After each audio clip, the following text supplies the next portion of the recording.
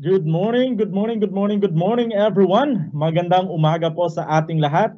Buenos dias nariyata mga bisinos aquí na Zamboanga del Sur Division. ¿Qué tal con ustedes ali? Assalamualaikum warahmatullahi wabarakatuh.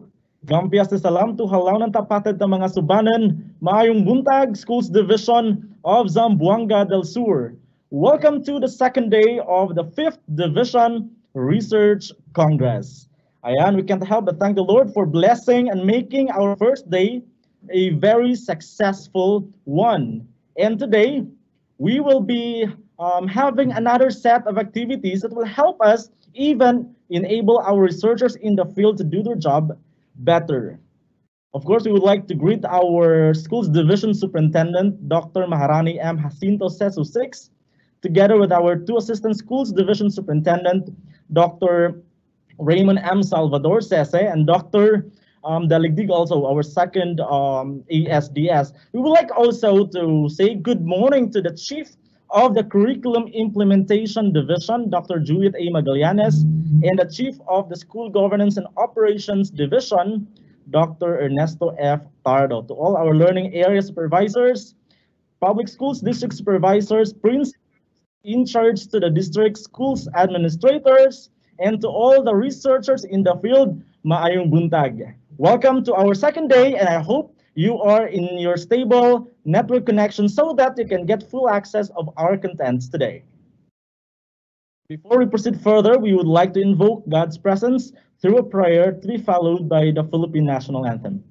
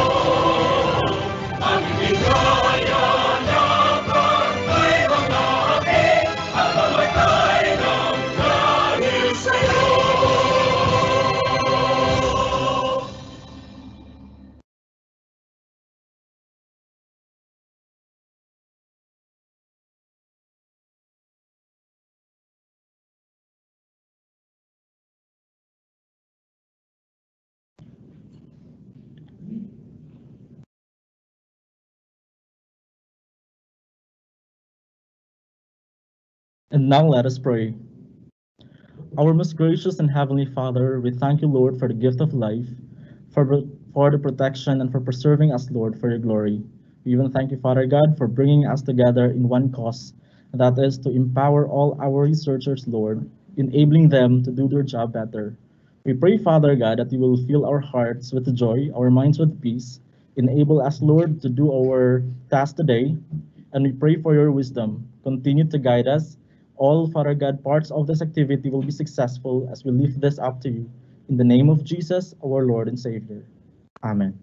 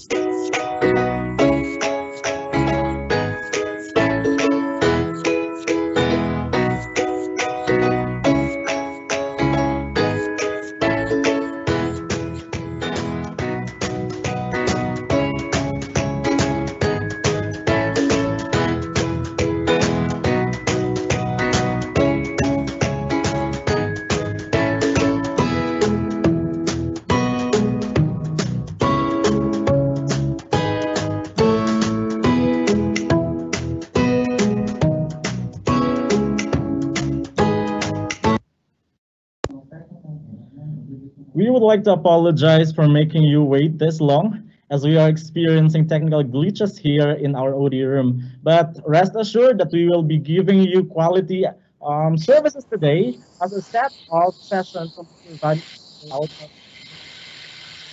Ladies and gentlemen, please welcome to continue his session our partner from USTP, the Research Director, Dr. Ismael Talili, sir.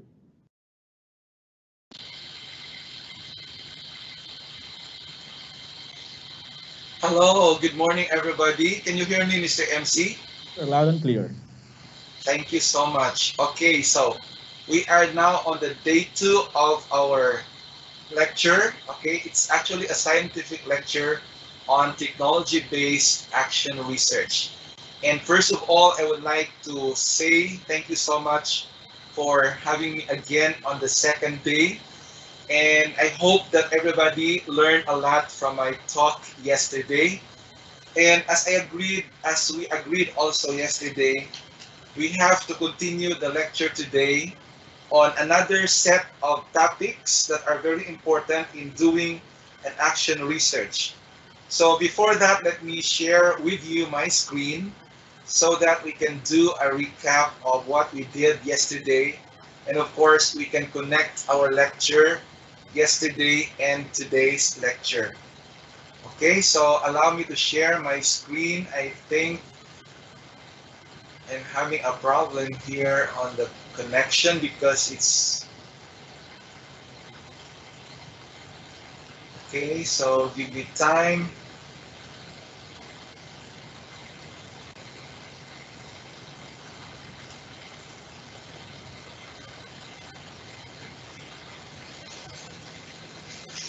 All right, so if I may recap what happened yesterday. So we started with overview of action research as a qualitative inquiry. Okay, I have to repeat this. Action research or AR is a qualitative inquiry. This is not more of quantitative that we do or test significant relationship or difference between variables. So we have to remember that all the time. And then we also had this action research yesterday, sample of my own action research for you to do a clear understanding of what an action research is. Unfortunately, as what I have heard from the MC yesterday, many of you were not able to download the action research that was published in a journal. I have no idea. I think I need to contact the editor-in-chief of the journal if they filtered the articles for downloading, because as far as I know, it's actually an open access journal that anyone can download, anyone can access articles all the time. I do not know if they're having a problem, so I will give you some update through Dr. Bahian very soon. Okay, so yesterday also we discussed the different models of action research. I hope everybody remembers the different models of action research because these are very important to remember, especially when you start, crafting your methodology in planning out your action research. And aside from that, also we talk about the steps in conducting action research yesterday, and it was very clear. I hope that in doing an action research, we really have to follow some steps because this process really is systematic in nature. You cannot actually skip from one step of the process. For example, you skip number 2 and proceed to number 3. No, you really have to go through the process of doing action research.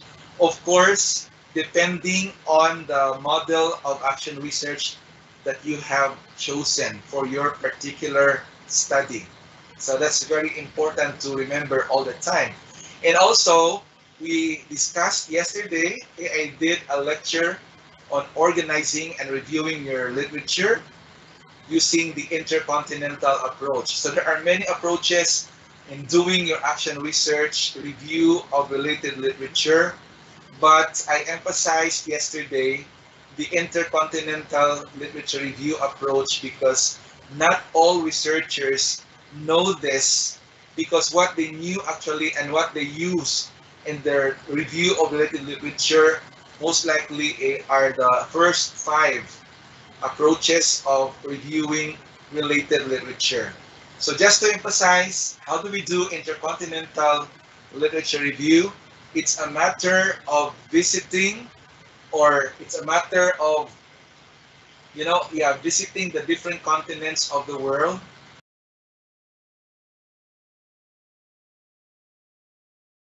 Okay, we can do that one using Google Scholar. So if you remember yesterday, I told you when you reach Google Scholar, in the search box, just have to type the topic, okay?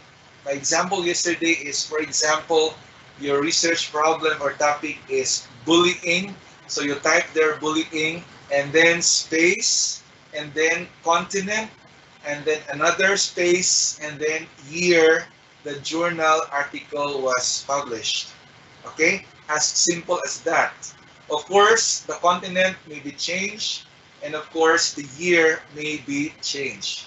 So that is how Google Scholar facilitates our intercontinental review of related literature. So I hope, again, you can attend the training that I have conducted, or you can also attend the training that I have that I will conduct probably in the future, because there are many concerns in writing the review of related literature, especially that not everyone is having a good working knowledge or skill in writing. Okay, I know that and you agree with me that many people, maybe your colleagues, or I don't know, including yourself, that when you ask these people to write a review of related literature or even the entire research paper, they always say, I don't like to write. I'm tired writing. No, I don't have patience in writing. That might be the kind of response that we can get from these people. But if you start doing the writing, the one I told you yesterday, the importance of preparing an outline before you write in order to make ideas coherent in a substantive, effective review of related literature. And not only in the RRL section of your paper, this process also may be applied or should be applied in all paragraphs of your action research paper.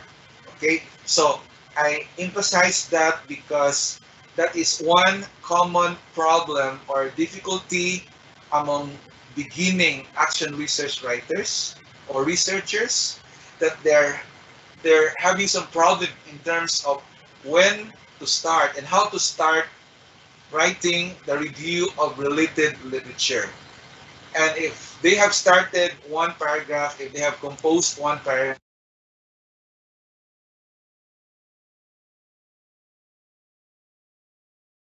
review of related literature composition. So that is one basic problem, that is one common problem among researchers or those neophytes in research, in writing. Okay? So I do not know if you can still see my slide. There is happening wrong here on my screen, Mr. MC. Let me know if you can still see my slide on screen. Yes, sir. We can see your slide, sir. Yeah, but I cannot see my slide anymore on my screen. I don't know what's wrong. You're flashing on the screen day 1, sir, and all the activities. Yeah, but on my screen, I cannot see it anymore. I do not know what is going on here. It's hard for me to proceed to the next.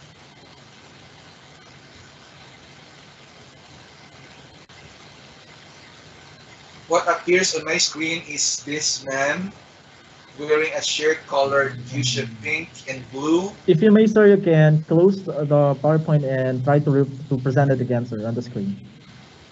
But I cannot see my slides on my own screen. That's a problem. How can you do that? I Okay, am so having I problem here, personal so perspective. I hope the technical staff can address my concern.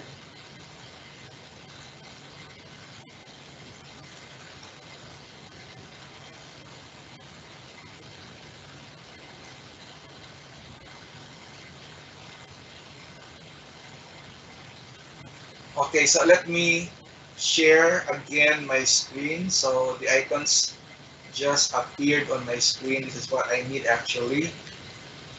Go ahead. I do not know if I'm having a problem here with my internet connection.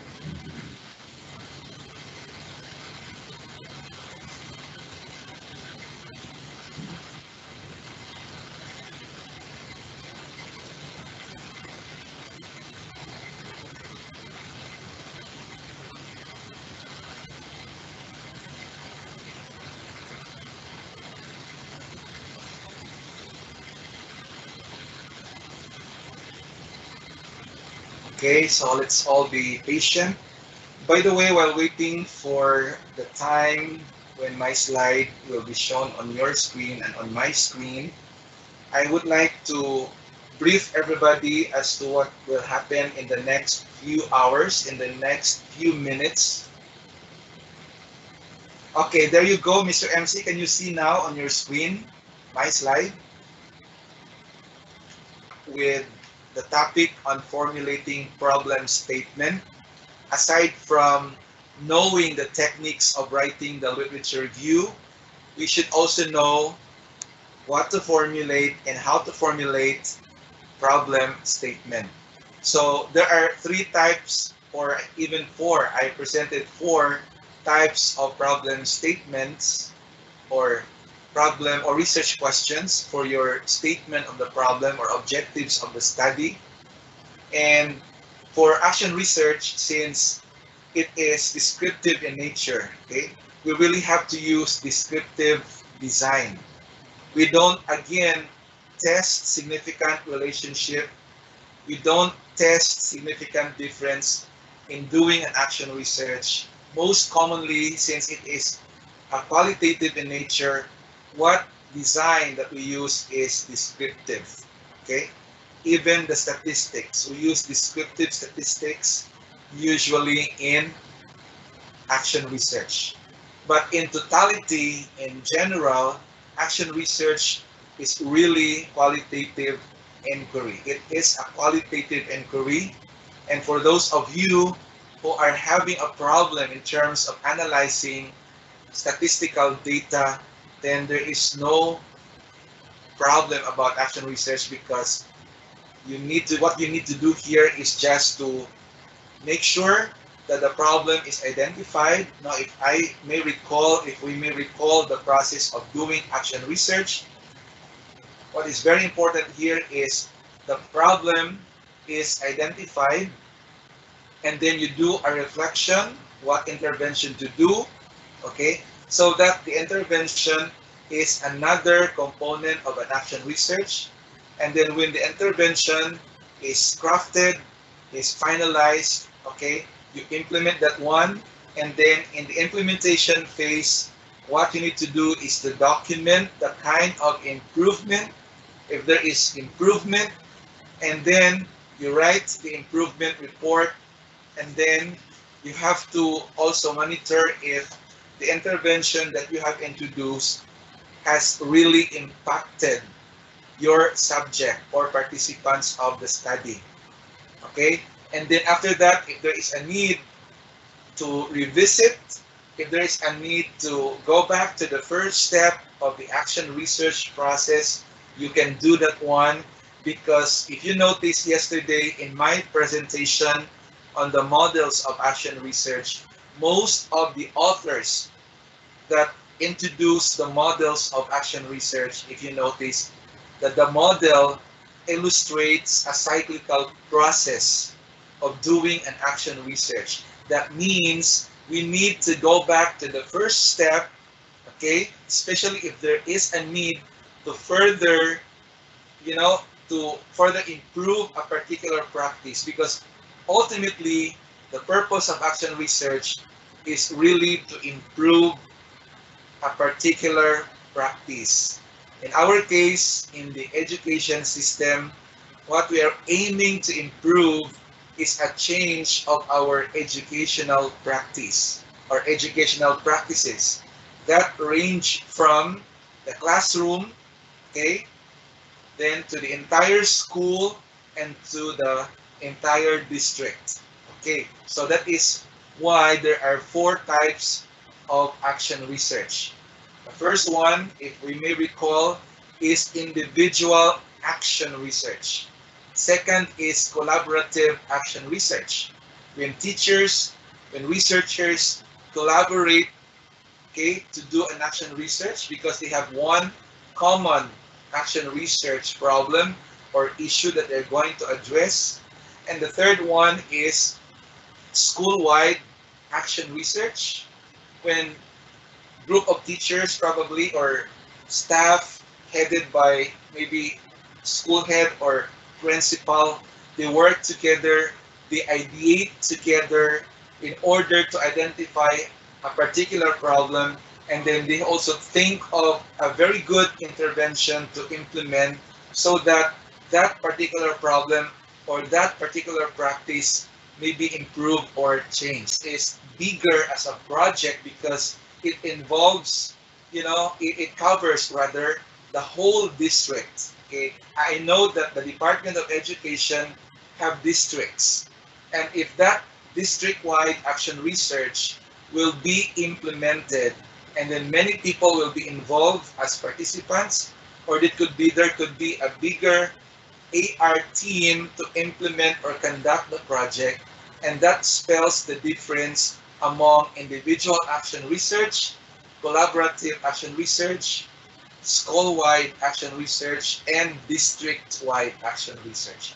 So I hope these things are clear. And again, we ended up our lecture yesterday with a topic on how to formulate problem statement or objective of the study. Now today, we're going to start our lecture, our discussion on the methods of instrumentation. This is very important, okay? So methods, these are ways, okay, the means how to implement your project, your action research project. We start with design, we start with the method, we start with the participants or respondents of the study, the sampling procedure, and the sampling technique to use, and all other subparts of the methodology section. Okay? Now, don't you worry about the format of an action research because there is no such fixed format of an action research. Meaning to say, there is no one perfect format of an action research because the format or the template of an action research differs from institution to institution or from journal to journal. So that if the Department of Education has prescribed an AR format, then if you submit your paper for international journal publication, then you have to follow the prescribed format of the journal. Otherwise, your paper will go to the trash bin. Okay? Remember that one all the time. Don't argue with the editor-in-chief.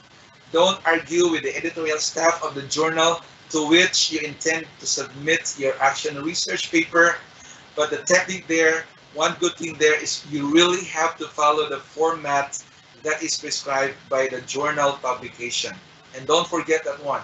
Now, Dr. Bahian and USTP, or the Department of Education, Zamboanga del Sur, okay, division, through the leadership, project leadership of Dr. Bahian and me from the University of Science and Technology of Southern Philippines, we're actually doing a project, okay, in which our intention is, number one, to increase the number of teachers in DepEd to do action research. Of course, we need to capacitate them.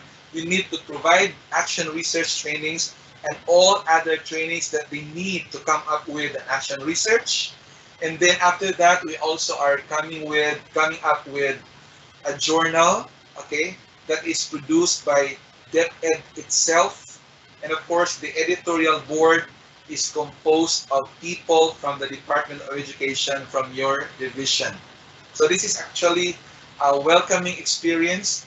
This is actually a very nice experience for you guys to pioneer the publication of journal, okay, the publication of research journal in your area.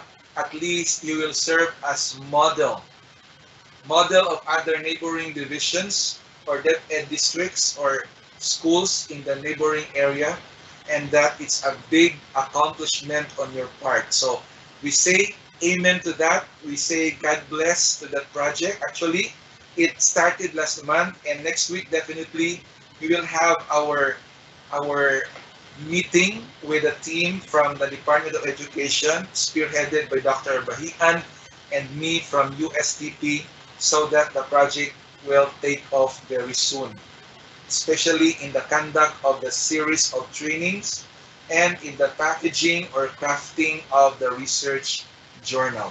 So that will be our mission, that will be our objective starting next week. And I know everybody is excited to see that journal, and I hope also everybody is so excited and proud for coming up with such journal to be to be produced and to be maintained by the Department of Education. Okay, and then after methods of instrumentation, I will discuss with you, okay, very quickly, qualitative data analysis. Yesterday when we did your responses through menti.com, if you remember, I think majority would like to know how to interpret data, okay, how to analyze and how to interpret data. So data analysis actually in qualitative research is different from data analysis in quantitative research.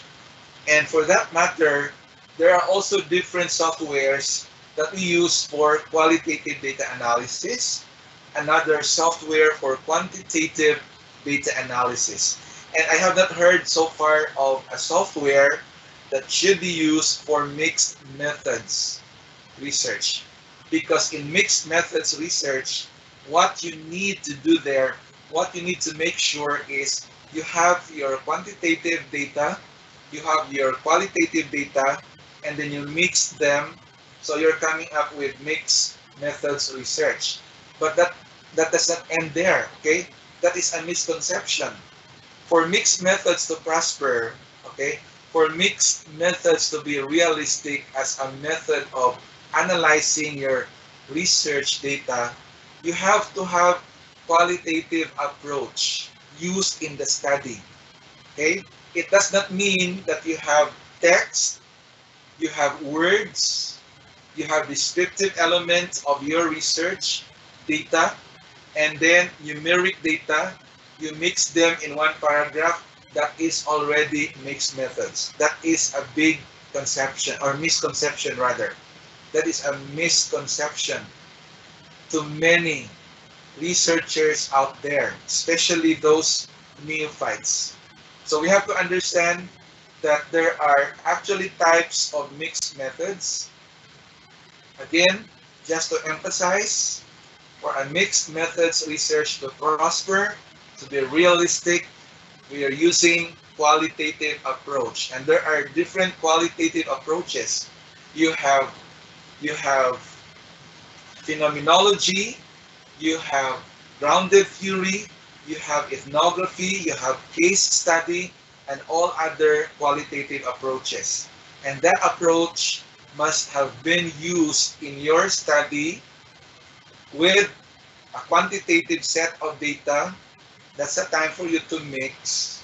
You're coming up then with mixed methods research. And mixed methods research is another training that you should attend, because you need to know bit by bit, okay, in full details, how to fully implement the mixed methods research. Because the problem that I can see among many researchers these days, I'm sorry to say this, especially in the Department of Education, there are a lot of misconceptions existing among researchers, and our role is to enlighten them. That is why I'm so thankful and so grateful for having been invited to give a lecture on action research, because the kind of caveat I would like to share is that an action research is not totally quantitative in nature. This is qualitative in nature. It is more of describing the problem, the intervention, the kind of impact or improvement on the part of your respondents or participants of the study. That's it. That is already an action research. It is never experimental research, whether it's field or laboratory experimental study, never is an action research be like that, because an action research is again largely qualitative in nature. I will no longer talk about APA writing format and style, because tomorrow 2 to 3 in the afternoon, if you're looking at your schedule, I hope I get it right, Dr. Bahian will talk about this.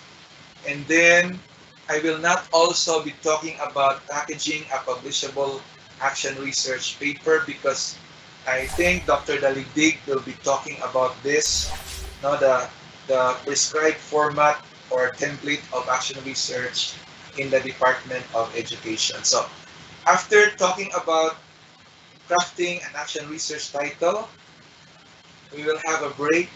We'll have a short break probably, and then we'll accommodate 5 presenters of their action research plan, your assignment that you did overnight. And I got update from Dr. Bahian last night that I think it was 9 or past 9 or past 10 in the evening. There were already 3 or 5 who submitted action research plan, and that was very overwhelming. It's very amazing because of the kind of response that you gave to the assignment I gave you yesterday. So thank you so much, and I hope we will be learning a lot today. Feel free to ask questions, okay? Feel free also to share what you have learned, what you know about doing action research, because not only action research, for everything that we do, we need to be updated all the time. Okay? Do not say you are already a full-fledged doctorate degree holder. Okay, that's a very common problem. That if a person earns a degree in doctorate, whatever doctorate degree he or she has earned, things change. To them, that's the end of their journey as a student in the graduate school. To them, that's the end of doing action research. To them, that's the start of bragging that I'm already a doctorate degree holder. You are not yet a doctor. You are only an ordinary person. So you need to listen to me. I am your boss. Okay, I need to decide all the things. You don't have the chance to decide because you are not yet a doctorate degree holder. So I hope that kind of mentality will, be minimized, if not be expunged, because that is not actually good for a researcher like us. In research, there is no superior. There is no inferior in research. I tell you that. So that when you publish your paper, so that when you present your paper in conferences, your title, being a doctor, should not be included as attached to your name, okay? Or coming in with your name. Because in research, there is always equal footing. It does not mean that the doctorate holders are a lot better than those non-doctorate holders in doing research. It does not mean that those master's degree holders are a lot better than those non-master's degree holders. Okay? We should stop thinking about that. We should now erase that one in our mindset, because that is not the real score in the world of research. What is very important, what is one sure thing that we should always remember is there is always equal footing in doing research, and that when you become a researcher, when all of us become researchers, we claim to be contributors to knowledge creation. And that is one thing you have to be proud of. The world needs researchers. The world needs discoverers. The world needs innovators. So that when we come together, okay, when we come together, ideate and talk about solution to problem, then I believe our world will become a lot better. So in research, there are many, there are many things that we need to maintain. There are many things that we need to possess, especially attitude-wise. Okay, we need to be open-minded in research. We need to be critical thinker in research. We need to be proactive in research. Okay, that is one of the things that I want you to consider the moment you decide to start, plunging into action research, or not only in action research, but all other types of research out there. Okay, so that will be our schedule for today up to 12 o'clock noon. I hope we can finish at 1 before noontime. Okay, to start with, now I will discuss the methods of instrumentation, because instrumentation is actually important in doing research, not only in action research. Before you collect data, instrumentation as a process is very important to mind by the researcher. Yesterday, I said to many researchers, coming up with an instrument may be easy. What they did or what they do usually is they copy ready to use instrument that they can find from the internet or from physical thesis books or dissertation books out there or any other sources. Yes, that is acceptable, provided that you seek permission or consent from the author. Otherwise, you will be charged of plagiarism. So again, here we are with plagiarism. Let's be careful with plagiarism. Let's be mindful all the time. Let's give credence. Let's give premium to academic integrity all the time. What does it mean? We mean we have to be responsible in everything that we do, especially in the act of borrowing other people's work. Okay? You know, there is nothing wrong with copying other people's work. What is very important is you attribute that work to the person. And that is where we need to have a citation in our own text, in our own work. So don't forget that one. That is one thing that Dr. Bahian will be discussing tomorrow from 2 to 3, the APA format and APA format for citation and referencing style. So watch out for that lecture by Dr. Bahian tomorrow, I think from 2 to 3 in the afternoon.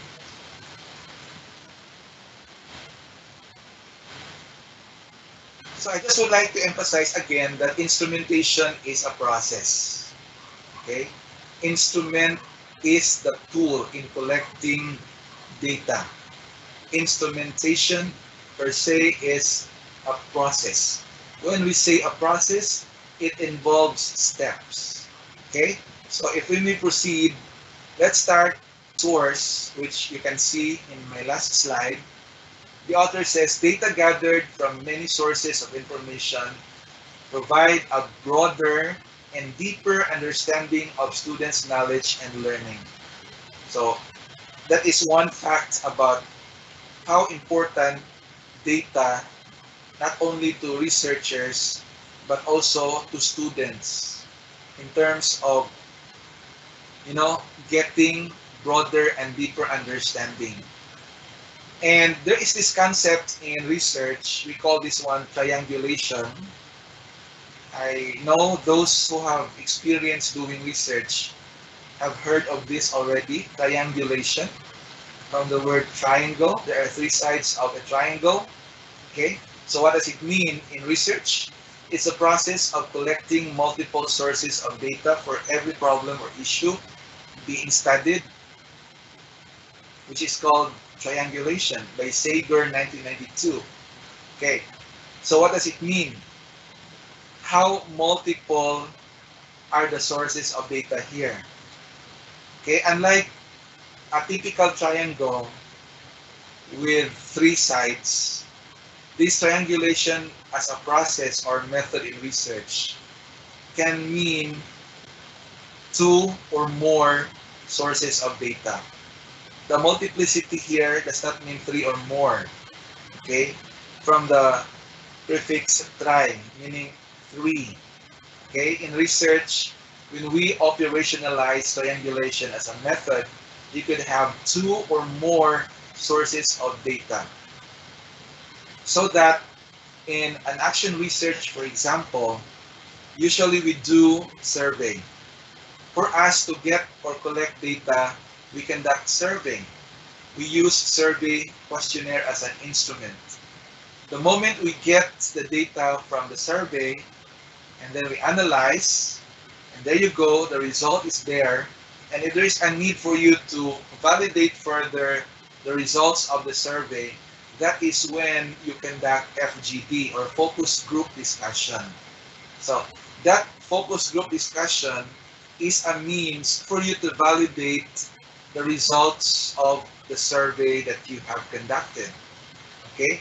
So when you use that particular technique of collecting data, we call survey, and then the results are validated by the interview data, that already is a triangulation technique or method. So it could be two or more. So if you think there is a need to conduct one-on-one interview, aside from the focus group discussion or FGD, then do that.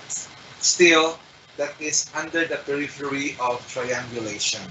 So I hope this is clear. So you could use observations also, where you use checklists, anecdotal records, charts, grids. You could also use interviews and dialogues or conversations, formal or informal or structured or unstructured. You could also use student work, grades, report cards, cumulative records, and tests. Now, proceeding to the collection tools. So, as mentioned earlier, we have here the common data collection tools. First, we have the questionnaire, we have the interview guide, we have document schedule or data sheet, field diaries and notes, and observation schedule. So we get to know each of them, okay, one at a time, so that we will be able to know how is questionnaire differed from a schedule. When do we say schedule? When do we say questionnaire? Okay, we'll find that out as we continue with our discussion today or this morning.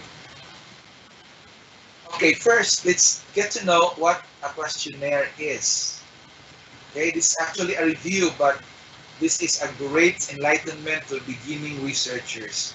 The questionnaire, first of all, provides baseline data. So what are baseline data? Usually, okay, it could be profile. It could be students' attitudes.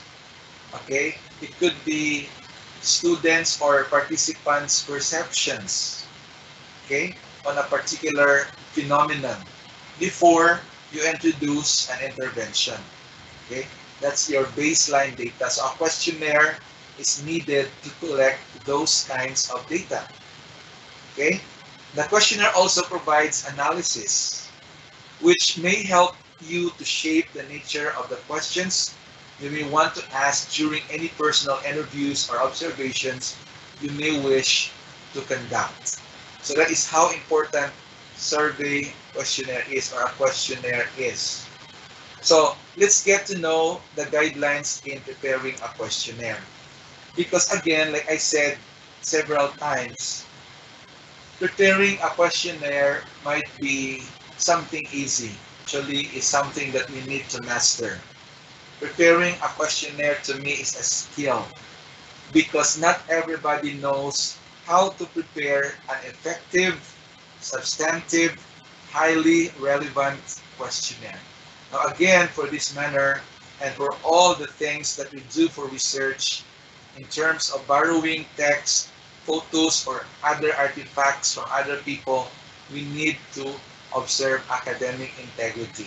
We need to get rid of academic plagiarism. And how to get rid of that? Again, there's only one solution.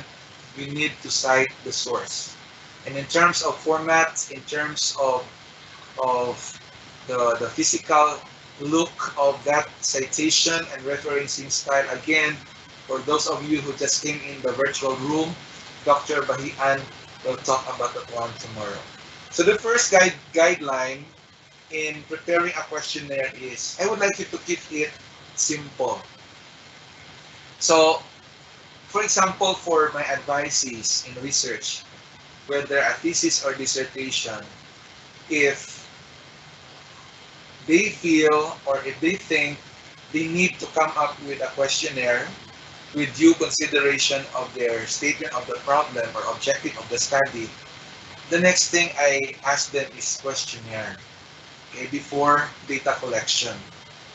And questionnaire or any instrument that we need to prepare prior to data collection must be given preferential attention. Okay? We must be careful about this. So to me, as advisor of research, as a research mentor, I go for a questionnaire that is simple. So simple to many may not be simple to others. Simple to others may be complicated to many. Okay? So what do we mean here by simplicity? What do we mean here by simple? So I go for simple. Let us start with font style. Simple font style. Okay? I don't go for cursive font style. Okay? Arial is okay, Times New Roman is okay, Tahoma is okay. Okay? Don't complicate the looks of your questionnaire. Simple and readable. Okay? So we will know later what do we mean by simple questionnaire. Something that is not crowded. Something that is not text heavy. Something that is not, conducive to reading. Something that is conducive to reading, sorry. Something that is conducive to reading. There are actually questionnaires I read, I saw, in which the text or the font style is very small, which is not friendly to people who are farsighted, who are having problem with their eyesight. So you have to mind that one all the time. Number two is consider how you may analyze the responses to the questions at time of design. So there are actually types of research questions in your questionnaire. Okay, there are many types of questions. Later on, I will show you the types of questions for your survey questionnaire. And for this example that I'm giving you, for questionnaires with discrete responses, now there are many responses. There are many options, multiple options like a lot, not at all, sometimes, okay? Or even on Likert scale, okay? There are many options. So these are questions that would elicit discrete responses from your respondents. So part of your planning phase on coming up or crafting a questionnaire, you have to consider that one all the time. How to analyze the responses to questions, especially if the responses are discrete. Okay? So you have to consider that one. Number three, I want you to start with questions about information required.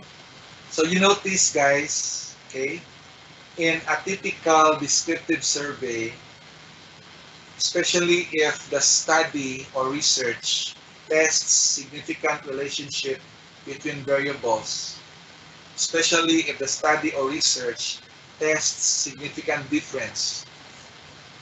Your first research question for your statement of the problem should be about demographic profile of your respondents. Now, if the study or research, such as action research, that does not measure or test significant relationship between variables, nor test significant difference, then you don't have to include there as your number one research question on your respondents' profile. Yes, you can collect profile of the respondents.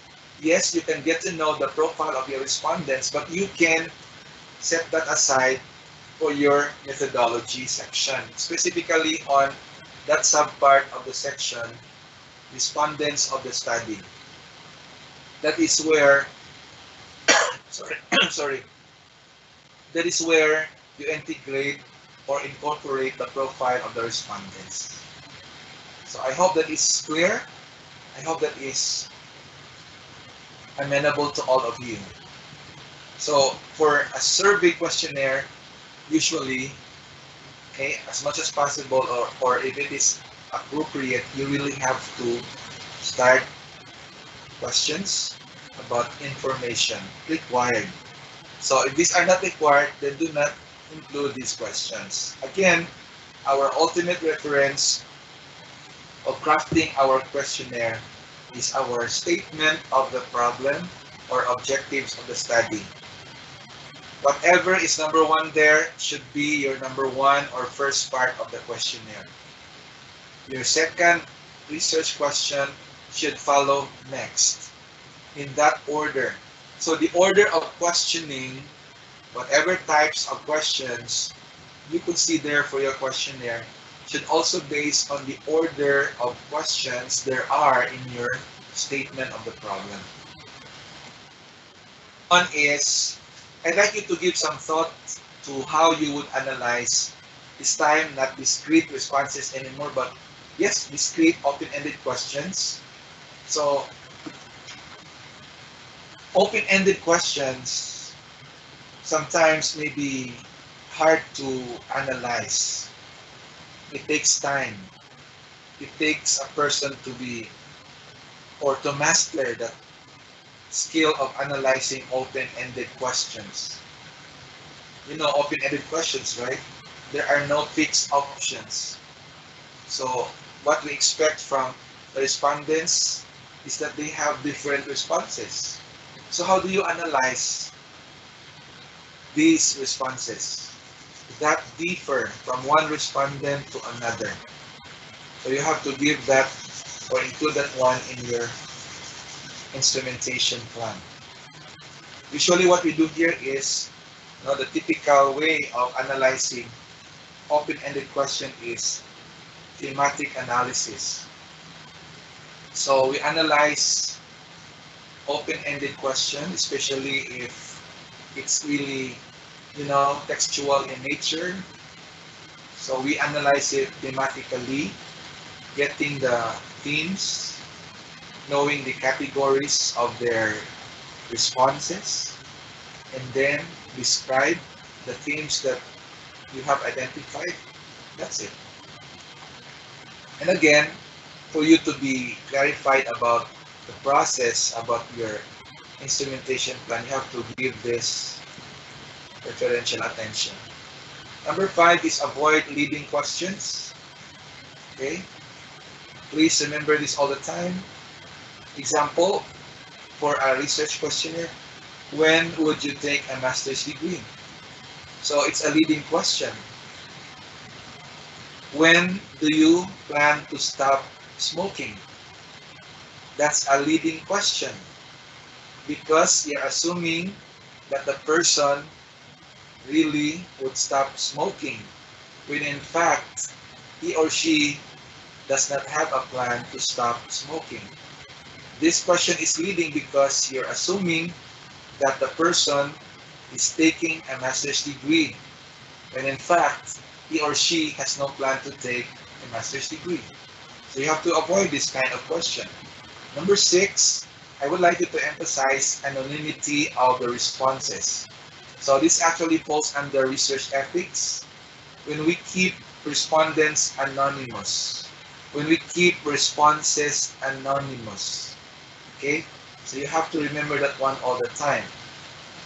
Next, number 7, I want you to do a pilot run or pilot test of the questionnaire that you have crafted or prepared so that you will be able to further clarify vague questions, vague to your respondents. That is why from the pilot test results, we will be able to know which part of the questionnaire, which question needs to be improved or needs to be rephrased because it's not clear to the majority of your respondents during the pilot run. Or maybe your instructions, maybe the directions are not clear. Remember that all the time. You know, it's clear to you sometimes. No, it happened, right? It happened to us sometimes, if not all the time. It may be clear to us, but from the lens of others, it's not clear.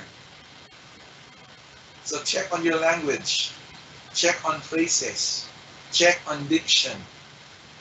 This is one thing I would like you to work on when you start planning for your instrument or instrumentation phase. Number 8, remember that questions do not always have to use words. So this is what I always suggest, especially if the respondents are children or young people, or not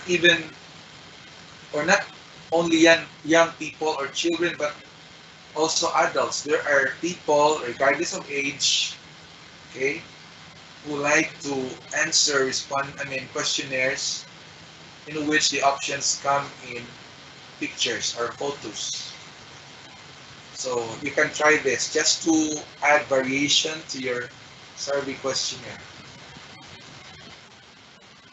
Now we come to differentiate schedule from questionnaire. Because we are researchers, we dipped our shoes in research, we should know terminologies, okay? So first 3 lines here actually analogize schedule and questionnaire. And the 4th row or the 4th line differentiates the two. Now let's start first with the analogy. It says both of them contain a set of questions logically related to a problem under study. Okay, that's clear. Second, both aim at eliciting responses from the respondents. It's very clear. Third, in both cases, the content, response structure, the wordings of questions, question sequence are the same for all respondents. Okay? And then the only difference here is that schedule is used as a tool for interviewing. That is why we call the instrument interview schedule. While questionnaire is used for mailing or for personal administration. So a questionnaire can be administered or can be floated. I hope that's clear. So do not use the two terms interchangeably. If you intend to send the instrument via email or through personal administration, then the instrument, that tool is a questionnaire. But if you use that one for interview or actually survey is a form of interview. Okay? Survey itself is a form of interview. It's just that you administer or you let the interviewee, the survey respondents accomplish the questionnaire. But a survey is a form of interview. It's just like you're interviewing the person. The only difference there is you let him or her complete the questionnaire or accomplish the questionnaire. But all of these things are actually types of interviews. They differ perhaps in the way they are administered or conducted. So I hope this is clear. Schedule is usually used for gathering data through interview, questionnaire for mailing or personal administration of the instrument. Now okay, before we proceed to the process of construction, Mr. MC, is there any question on the chat box?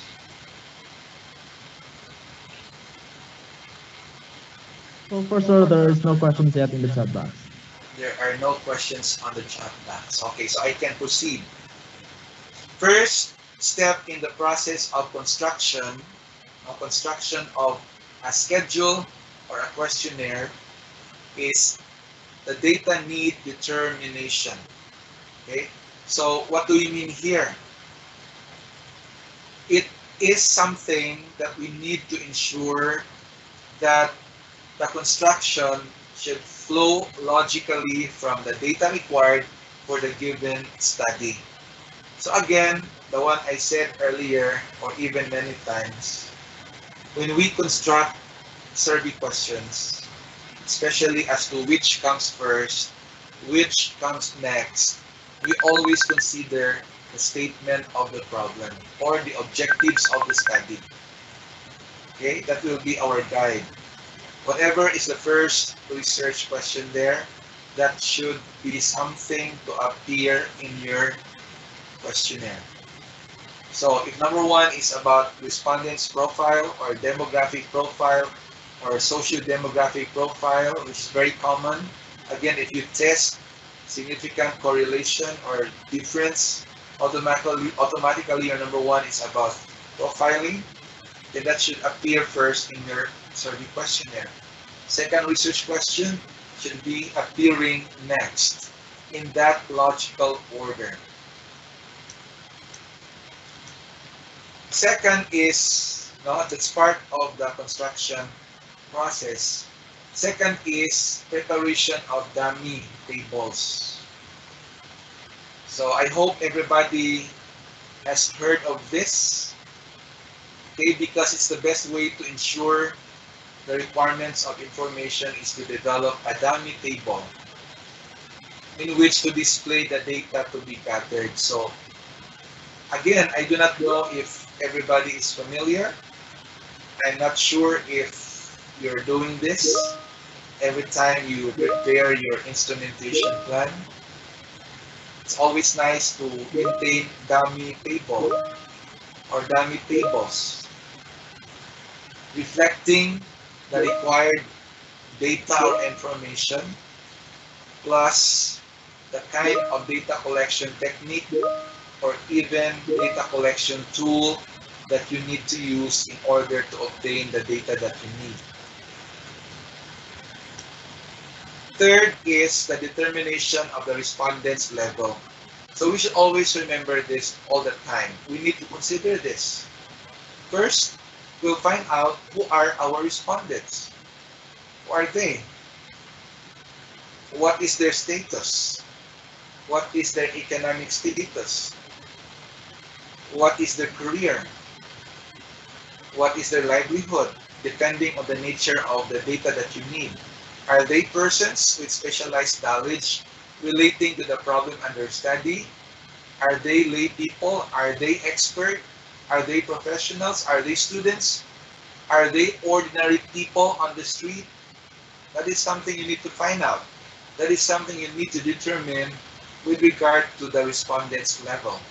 So questions like, what is their level of knowledge and understanding?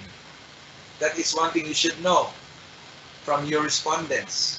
So the choice of words and concepts depends upon the level of the respondent's knowledge. This is what I said earlier.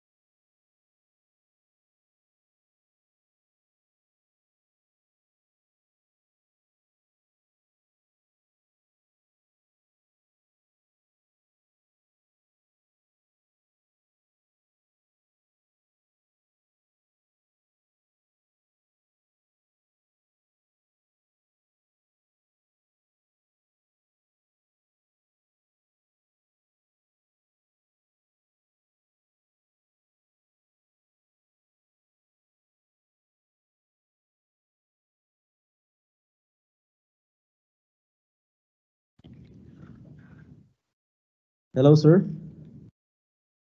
Are you still on the other side, sir?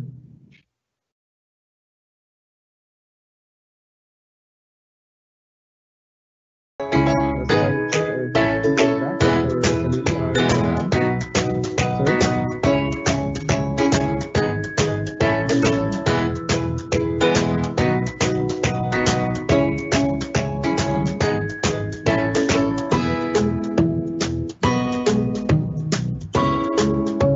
All right, while reconnecting, well, our speaker, Dr. Tismel and Kalili, is still reconnecting for this session. We will have first the shout outs from our YouTube channel. Alright, we would like to remind you again, if you have queries, and type it in our chat box, and we will prompt our speaker for your concerns. Right there. That's Sir Andrea Navarrete. Good morning, everyone watching from Somali National High School, Tambul 2 District, in the school's division of Zamboanga del Sur. Also, Ramshan Sarita, good morning. Rapson S. Magdalene Wow, yes, Pichongo District. And also, Leslie Habiliana, good morning, watching from Bayug District. Jane Ella Montes says, good morning, watching from Somalig National High School, Tambulig District. And, all right, so we have actually here two questions. And before that, we would like to read this one. Good morning, Dr. Talili, sir. I am so grateful for this opportunity to attend your lecture once again. I was so inspired by your action research, and I even used your behavior modification tool in my practical research subjects. I also tried to develop my own tools and templates for my students. Yesterday, sir, you were very explicit, just like you were in Coresco in 2017. That AR is basically primarily and exclusively descriptive, qualitative, and never experimental. And if my understanding serves me right, that there should be no inferential questions included in the SOP. My humble questions, sir, are number one, what if I want to know how effective or ineffective my intervention is? I usually do it using a pre-test, post-test design. How will I achieve this objective in an action research model? And number two, what will be the fate of those AR using quantitative method during the defense on Friday? Thank you for your time, sir. Is Dr. Talili now connected? We will try to lobby the questions to Dr. Talili when he is back. And these questions are coming from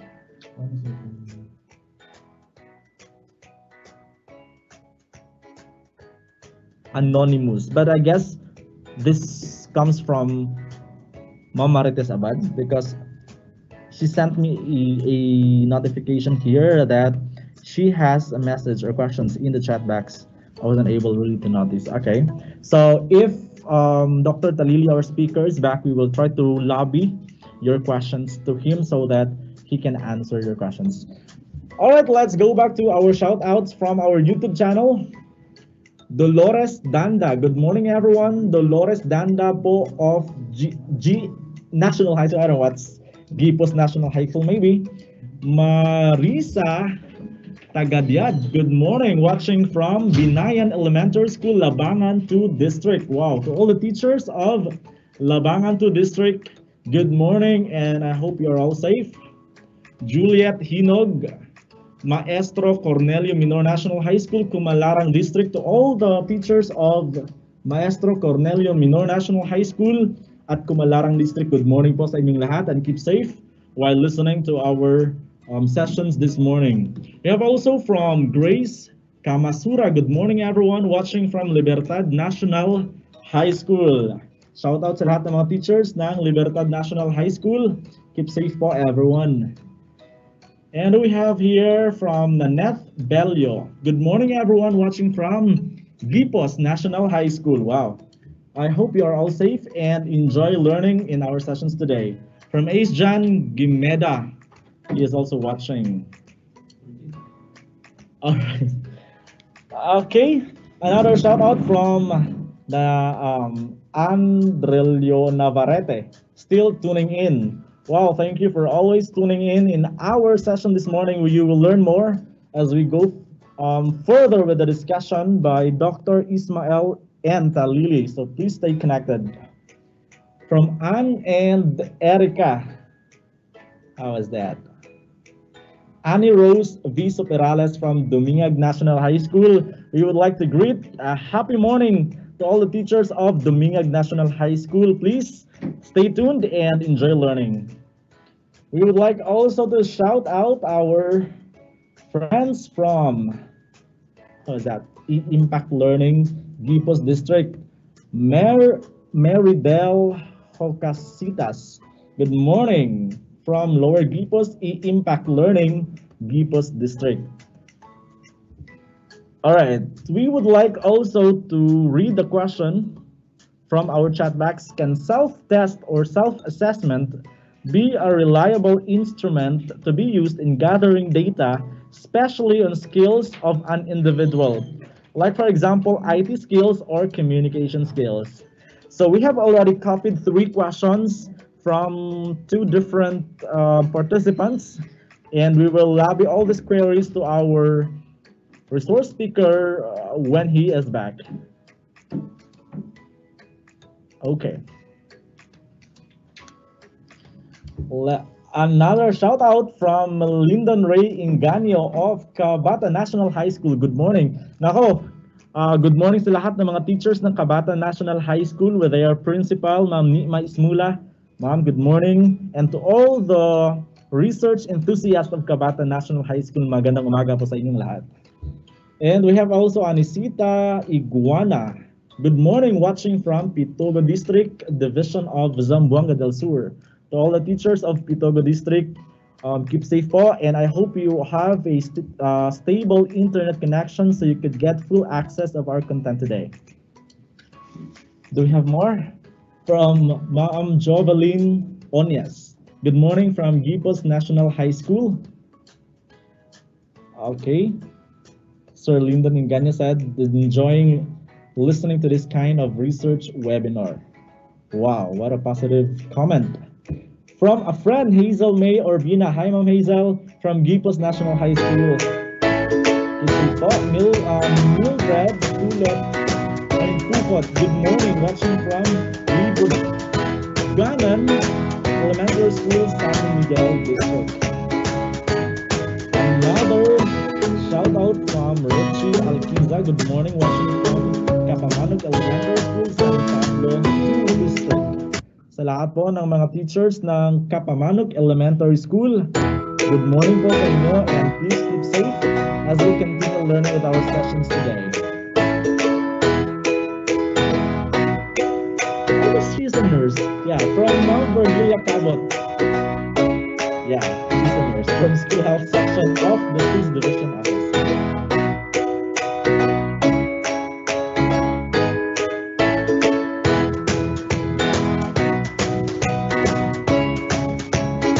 Our speaker, Dr. Ismael Antalini, for he is experiencing technical glitches, we will play a video.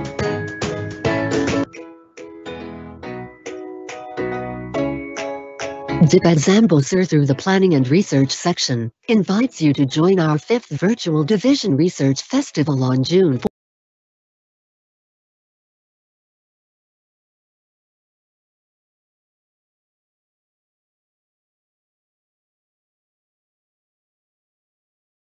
SDS Maharani Jacinto, that aims to identify at least one recipient barangay in the district, especially the least fortunate families and individuals, dubbed as the poorest of the poor, who lost their economic opportunity to work during this pandemic time. With the marching order from SDS Maharani Jacinto, through ASDS Visminta Q. Valdi, and SGOD Chief Ernesto Tardo, the 32 district supervisors responded the order by calling their respective school heads and teachers to share their financial resources on a voluntary basis, through cash or goods. Surprisingly, the school districts positively responded to the Bayanihan call. Donations came in cash and in kinds. Procurement started from the cash donations, volunteers started packing, while maintaining social distancing and observing health protocols. The spirit of Bayanihan among Zamboangans is indeed very evident, and this is where the highlights of the project, the simultaneous distribution of relief goods of the schools to their identified recipient barangays. This is the beauty of giving, truly, an act of loving our co-Zamboangans. Such indescribable faces, the moment they received their shares out of our generosity, that only the heart can understand. Distance and the danger traversing the destination are not within our vocabularies, in its truest essence of helping and reaching out to those who need it the most. Isn't this an amazing gesture we can truly be proud of, Zamboangans? From the data of the Planning and Research section, the school's division office has generated total resources, both cash and goods, amounting to 4,924,484 and 25 centavos, with the school districts having the largest resources generated amounting to 4,847,944 and 25 centavos. A total of 116 recipient barangays, a total relief packs distributed to 10,994 recipient families. Thanks to the 1,805 volunteers for making this possible.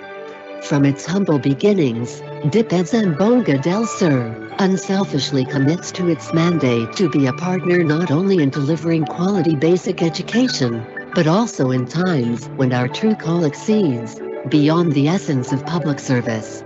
To all who have extended and shared their resources, thank you for making this project possible. Keep safe and cheers to this wonderful accomplishment. Truly, a heart that cares is a heart that shares.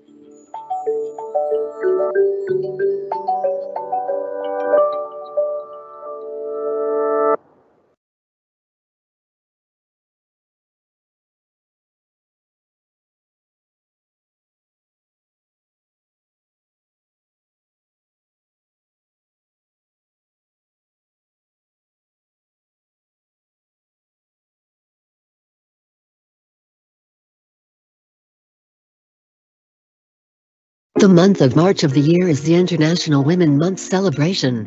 In the Philippines, the following issuances serve as legal basis for the annual national campaign. Proclamation number 224 series of 1988 declaring the first week of March each year as Women's Week and March 8th as Women's Rights and International Peace Day. Proclamation number 227 series of 1988 providing for the observance of the month of March as Women's Role in History Month. And Republic Act 6949 series of 1990 declaring March 8th of every year as National Women's Day. This year's theme is focus on Buena Laban sa Pandemia, Kaya. Serves as a tribute, a platform, and a call to action that highlights the extraordinary roles of ordinary Juanas in society as trailblazers and harbingers of change. The Juanas of DepEd Zamboanga shares its commitment to spearhead in the coastal cleanup drive in Paniquian Island in the municipality of Patogo, as a culminating activity led by women and supported by men. And this is our story. A story worth sharing and worth emulating. Our first stop and meeting point is Patogo Central Elementary School with superb and hospitable accommodation while waiting the others to arrive. Checking of members of each functional division came next, and all are excited for the cleanup drive. Fishboard is our second stop. An orientation before heading to Paniquian Island was made by the market supervisor, including the do's and don'ts. Paniquian Island, we have a short orientation regarding the protocol. The island is not, we are not promoting the island as tourism, actually a temporary close. But thank you for the teachers of the Zamboanga del Sur, especially the superintendent, the staff, for coming here to clean up the island. First protocol is don't need to have a picture to post. Ang lang na nato dito, clean up drive ka. Kinahanglan magdala kita garbage bag. Punta dito mag picture from neighbors na nato i-post. Dili na ta mag-picture sa dagat actually. Kay amo din ang ipangambot sa pitugo ng lugar. Ganahan dyan lang mabalik. I hope na ma-enjoy mo sa island. I hope na mo sunod mo sa protocol. Libre pa lang daan. Pinanglan, nagsakay na to sa bangka. Magsakay pa tagbuti dito sa bangka. Dahil tapos, magkuhan lang ta. Mag-operate lang ta sa operator sa bangka. Pinatakin namin sa mag-selfie-selfie dito sa kuhan. May isod kayo ang kuhan. Is na ko, pinakadugay nga ulit ninyo is 3 PM. Ma'am, thank you for coming. I hope ka ma-enjoy ang tanan.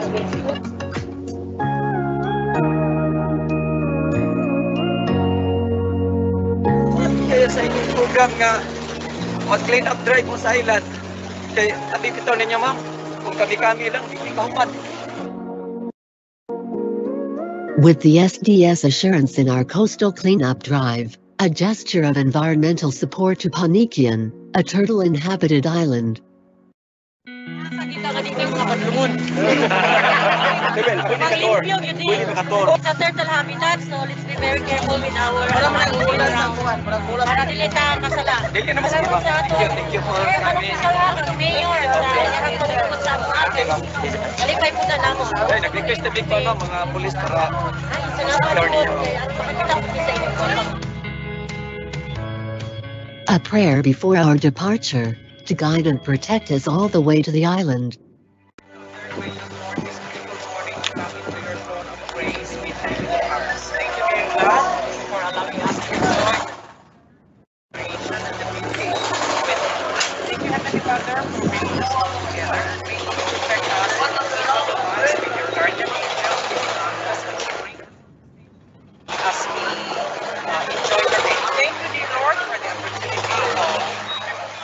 Gathering together and fellowship with each other. In your glory we pray. Our transit preparation as we onboard ourselves in the booty heading to the main hired boat.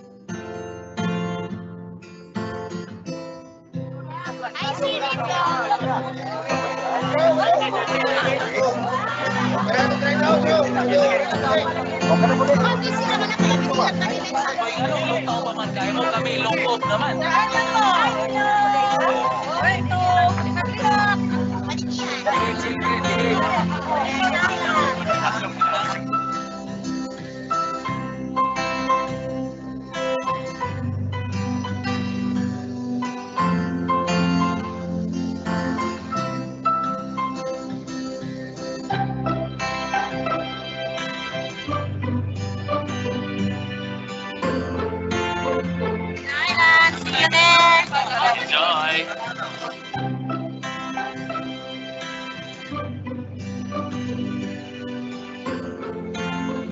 Our on-site destination to Panikian Island is 1 hour and 20 minutes estimated time of arrival, depending on the water and weather conditions.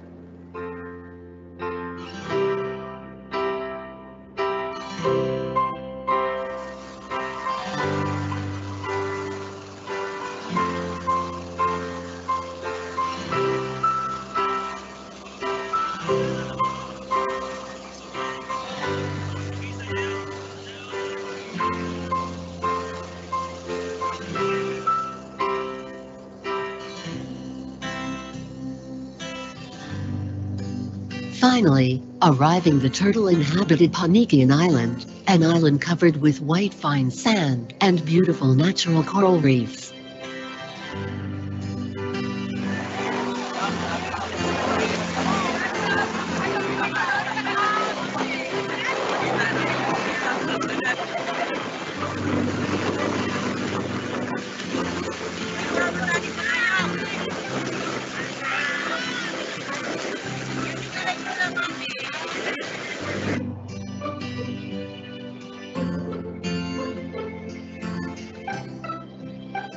A short program follows before the coastal cleanup, hosted by the good people of Patogo District 1 and 2.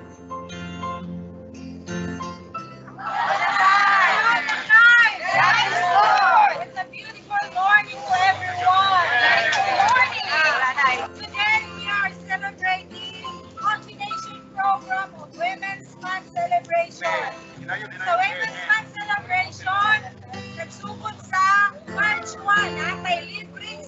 Iguala, ba? From the division office to downtown division office na sana i-approve this DS na hindi lang Women's Month celebration. Enjoy na! For today, meron tayong clean up. Hostile clean up. Dahil mahal natin ang Mother Earth, hindi lang para mga kababaihan yung nagmamahal sa Mother Earth, kundi tayong lahat, men and women, and lead by women. I-erase po natin sa ating isipan na ang Women's Month celebration ay para lang po sa mga babae at kayang mga lalaki. Ang aming mga babae ay katuwang po sa development ng ating country at ng ating institusyon. No? Katuwang po kami mga babae. So ngayon, we are leading them. Thank you for the support from everyone. To the top management, thank you po talaga sa support niyo. Wow! Handa-handa na sila, oh!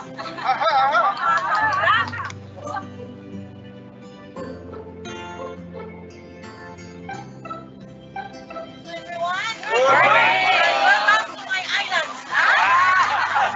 Oh, now this is mine. Because this is the object of our coming, the cleaning of my island.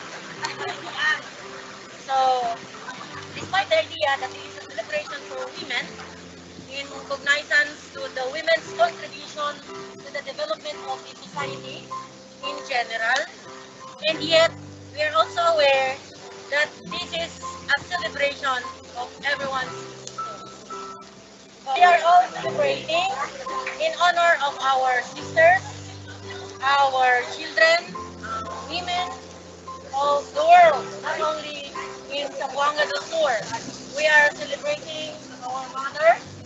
Of course, the most is our Mother Mary, being the representation of all women and the love of God of the people. So today, we are culminating the month celebration with this cleanup drive, which is also one of the priorities which our local government and our nation give premium to sustain our ecosystem, and one of which is to maintain the cleanliness of our environment. Since this is a place where the municipality of Togo is proud of, well then it's fitting for us to contribute to the effort of the Togo municipality to sustain the cleanliness of its island. And we are happy and grateful to the Togo local government, especially the Sangguniang Bayan, led by our Mayor James, for allowing us, of course, to capture this island in few hours. This island for today belongs to us. So therefore, it is under our care. And since our coming is to implement this cleanup drive, it is expected that all of us will be doing the same. So it is also expected that we, as the movers of this cleanup drive, will also observe the cleanliness of our surroundings, observe Clayco. Clean and go. I'm thanking everyone as well for being here and supporting this activity despite the distance of this place from our respective residents and schools and stations, and also the difficulty of coming. Traverse a sea, which is not safe all the time. That is why we have a limited time of stay, and yet we want all to maximize our stay. And thankful to all the PSDCs who contributed to the success of this activity, to the school principals and other teachers and staff of this municipality. Guards who supported us for coming. Yung mga booth natin, no? Mga mandos. Maraming salamat sa lahat dahil hindi naman ito palagi. It might be that my entire stay of Sabusor, my first of coming, and maybe the last also.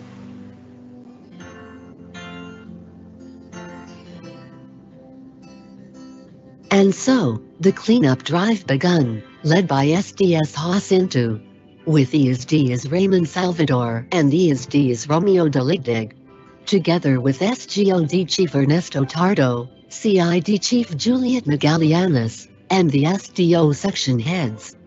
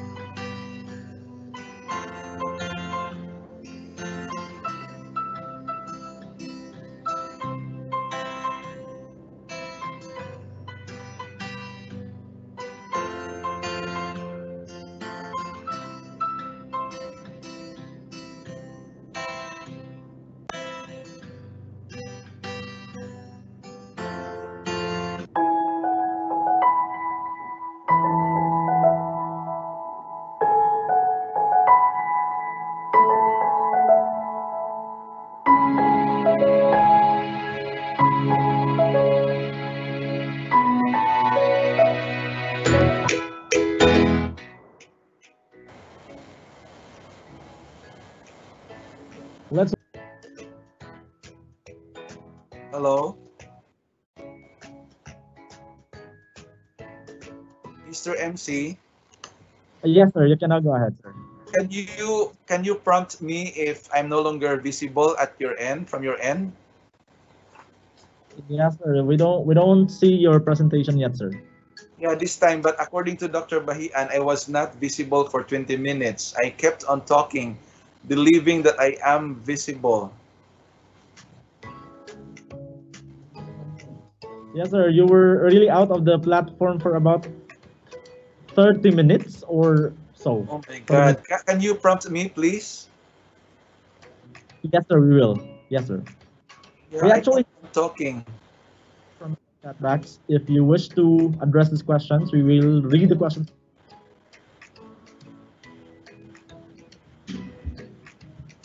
We have received 3 questions from our viewers, sir. If you want to address these questions, we will share the questions to you, sir. Go ahead. Right. So this is coming from one of our viewers. Good morning, Dr. Talili, sir. I am so grateful for this opportunity to attend your lecture once again. I was so inspired by your AR, and I even used your behavior modification tool in my practical research subjects. I also tried to develop my own tools and templates for my students. Yesterday, sir, you were very explicit, just like you were in Coresco in 2017. That basically, primarily and exclusively descriptive, qualitative, and never experimental. And if my understanding serves me right, that there should be no inferential questions included in the SOP. My humble questions, sir, are: number one, what if I want to know how effective or ineffective my intervention is? I usually do it using a pre-test, post-test design. How will I achieve this objective in an action research model? And the number two question is, what will be the fate of those action researches using quantitative method during the defense on Friday? Thank you for your time, sir. Okay, so thank you for those questions. Yeah, that is actually a misconception to many. Again, well, I do not know if they were oriented very clearly by people who know very well how to conduct action research. Yes, I've been invited to be one of the judges or panel members of action research presentation in the Department of Education from other divisions. And that is one thing I always tell them, that action research is never experimental in nature because it is descriptive in nature.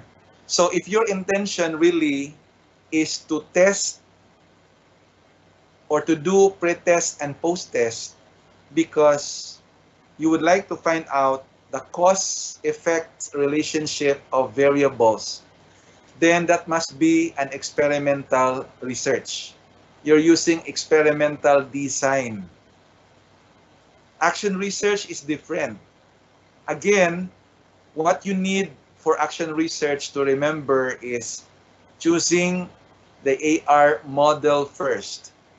So the AR models presented yesterday have very common components.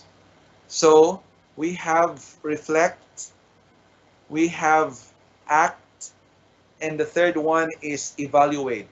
I repeat, reflect, act, evaluate. So if you try to look back, if you try to revisit the models I presented yesterday, the bottom line there is the models presented one common denominator, that action research is conducted in cyclical manner, meaning we can always go back to the first step if we think there is a need to go back to the first step. So what we always make sure in action research is problem is identified, okay? The next is you reflect on what should be the best thing to do to address the problem, to improve practices, or to change malpractice. And next is to craft or create or plan out an intervention that you will implement. And that intervention, usually intervention strategy, is intended to improve a practice. So once it is implemented, you document the kind of improvement, just like what I did for my own action research. The intervention I introduced is reference-driven assignment template. The second one is the use of plagiarism detection software. So for 4 months' time, I documented the kind of improvement in their assignment outputs by using the plagiarism detection software. So that on the second month, on the third month, and on the fourth month, I notice or I observe that no one from my 39 student respondents plagiarized text. So there is a great improvement, there is a great impact on their practices with regard to borrowing text or works of others. So in my action research, I did not do pre-test and post-test. That is clearly experimental research. That AR is never experimental. Okay, so I hope that is clear. Now, for this Thursdays and Fridays presentation of action research, I know you will worry about the kind of output you will present because you might be, or I might be, suspecting that those are not typical action research because what the authors or researchers did probably is experimentation, the conduct of pre-test and post-test to see the causality, the cause and effect relationship of variables. Okay, that should not be done in action research. So let's see on Thursday and Friday, don't you worry. There is always silver lining behind, according to Dr. Daligdig. What we need to embrace for ourselves is the reality of accepting our weaknesses by being open-minded and by being updated of what is going on in the world of research. So I hope I have answered the questions right. Thank you, Mr. MC. All right. Thank you so much, Dr. We still have one question left. If you may, we would like to lobby this to you before you proceed to your session, sir. Go ahead. Okay. The last question is, can self-test or self-assessment be a reliable instrument to be used in gathering data, especially on skills of an individual, example, IT skills or communication skills? Self-assessment self-test? Yes po, sir. Can self-test or self-assessment be a reliable instrument to be used in gathering data, especially on skills of an individual? Yes, the answer is yes. But if the results of the test indicate something that need to be validated, then a validation survey may be conducted afterward. Okay, sir. There you have it. I hope it is clear to all the owners of these questions that the AR is never a experimental in nature, or is not using experimental design, but descriptive in nature. Also, we have a new question from Jurley Ranky, one of our viewers in YouTube. Which research provides more reliable results? Quantitative, qualitative, or mixed methods, sir? Okay, so that the point there, the concern there is on reliability. Yes, sir. You know, whether you use qualitative, quantitative, or mixed methods, the ultimate goal of the researcher is to make sure that the results are reliable. So from the very start, from instrumentation itself, we do test on reliability. And the more on the results of our research, something reliable. So whether you use quantitative or qualitative or mixed methods, my answer to that question is, again, there is one common goal for conducting research, that means coming up with reliable results. But on the choice of whether you use quali or quanti or mixed methods, that has got to do with your objectives of the study or statement of the problem. So Okay. I cannot say that qualitative research is much reliable or will be getting a reliable result compared with quantitative research method, or quantitative research method is getting a more reliable result than using mixed methods. So it has got to do with the objectives of the study or statement of the problem. All right. So I hope Ma'am Jorly or Sir Jorly Ranky, I hope it is clear to you the answer of our speaker that um, among the types, it doesn't really matter as long as you are making sure that in every step of conducting your action research, your process is reliable. All right, so I guess it's about time to continue to the session of Dr. Ismael and Talili. Sir, please take your time. Yes, again, I'd like to reiterate my request, Mr. MC. Please prompt me, tell me if I am no longer visible to the participants so I can stop talking. Thank you. Sir, that is noted. Okay. Okay, so let's continue with the third step in the process of construction, process of constructing your research instrument. The third step is determining of the respondents level. So we need to give importance to this, knowing the level of our respondents. Are they professionals? Are they students? Are they lay people? And that what is their level of knowledge and understanding, so that we can decide on the best choice of words or diction or even concepts depending on their level of knowledge or understanding. So do not be afraid to provide a definition of a concept in your instrument, in your survey instrument, if you feel necessary. I know in the instruments that you have probably seen, there are no definitions of terms provided, but don't be afraid to do that.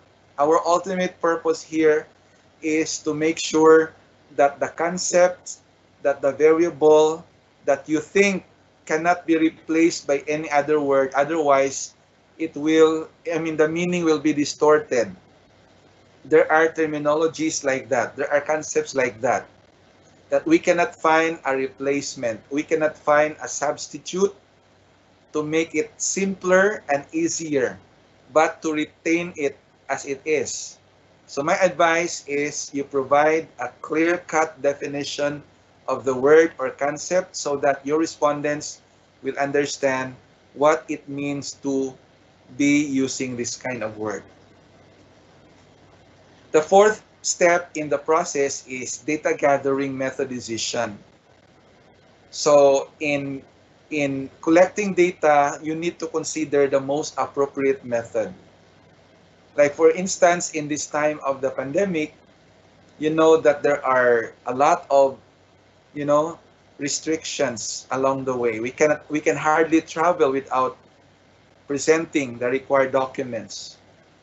We can hardly interview a person face to face because of several protocol or travel restrictions.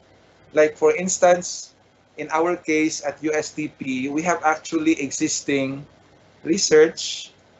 We wanted to find out, no, that was actually last year. No, it started last year.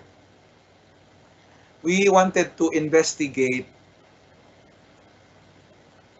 the out-of-field teachers in the Department of Education. I know you agree with me, ladies and gentlemen, that there are many out-of-field teachers in the Department of Education. So who are these out-of-field teachers?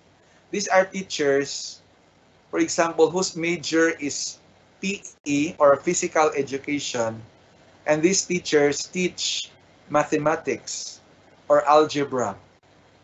I don't know if you have heard of the Peter effect, which says you cannot give what you don't have. This is not to undermine those out-of-field teachers in terms of their ability to teach the subject. This is a reality, not only in the Department of Education, not only in the Philippines, but also in other schools abroad. Out-of-field teaching is existing. Out-of-field teaching is always a problem. But studies show that there are always solutions to the problem. So what other schools or universities do to these out-of-field teachers is they send them to trainings. They train these out-of-field teachers in the discipline that they are into at the moment or currently. So if they teach or if they are meant to teach mathematics and they're majoring music, then they will be sent to trainings on mathematics until they are getting a lot of knowledge, until they are mastering the strategies, the techniques of teaching mathematics. The fifth step in the process of constructing your survey questionnaire is drafting. So I've been saying this many times that an outline is one of the useful instruments or one of the best ways to do in order to make sure that your instrument or questionnaire is in order, the sequence is in place, and the ideas presented are all logical. So you have to mind this before you start creating or preparing your instrument.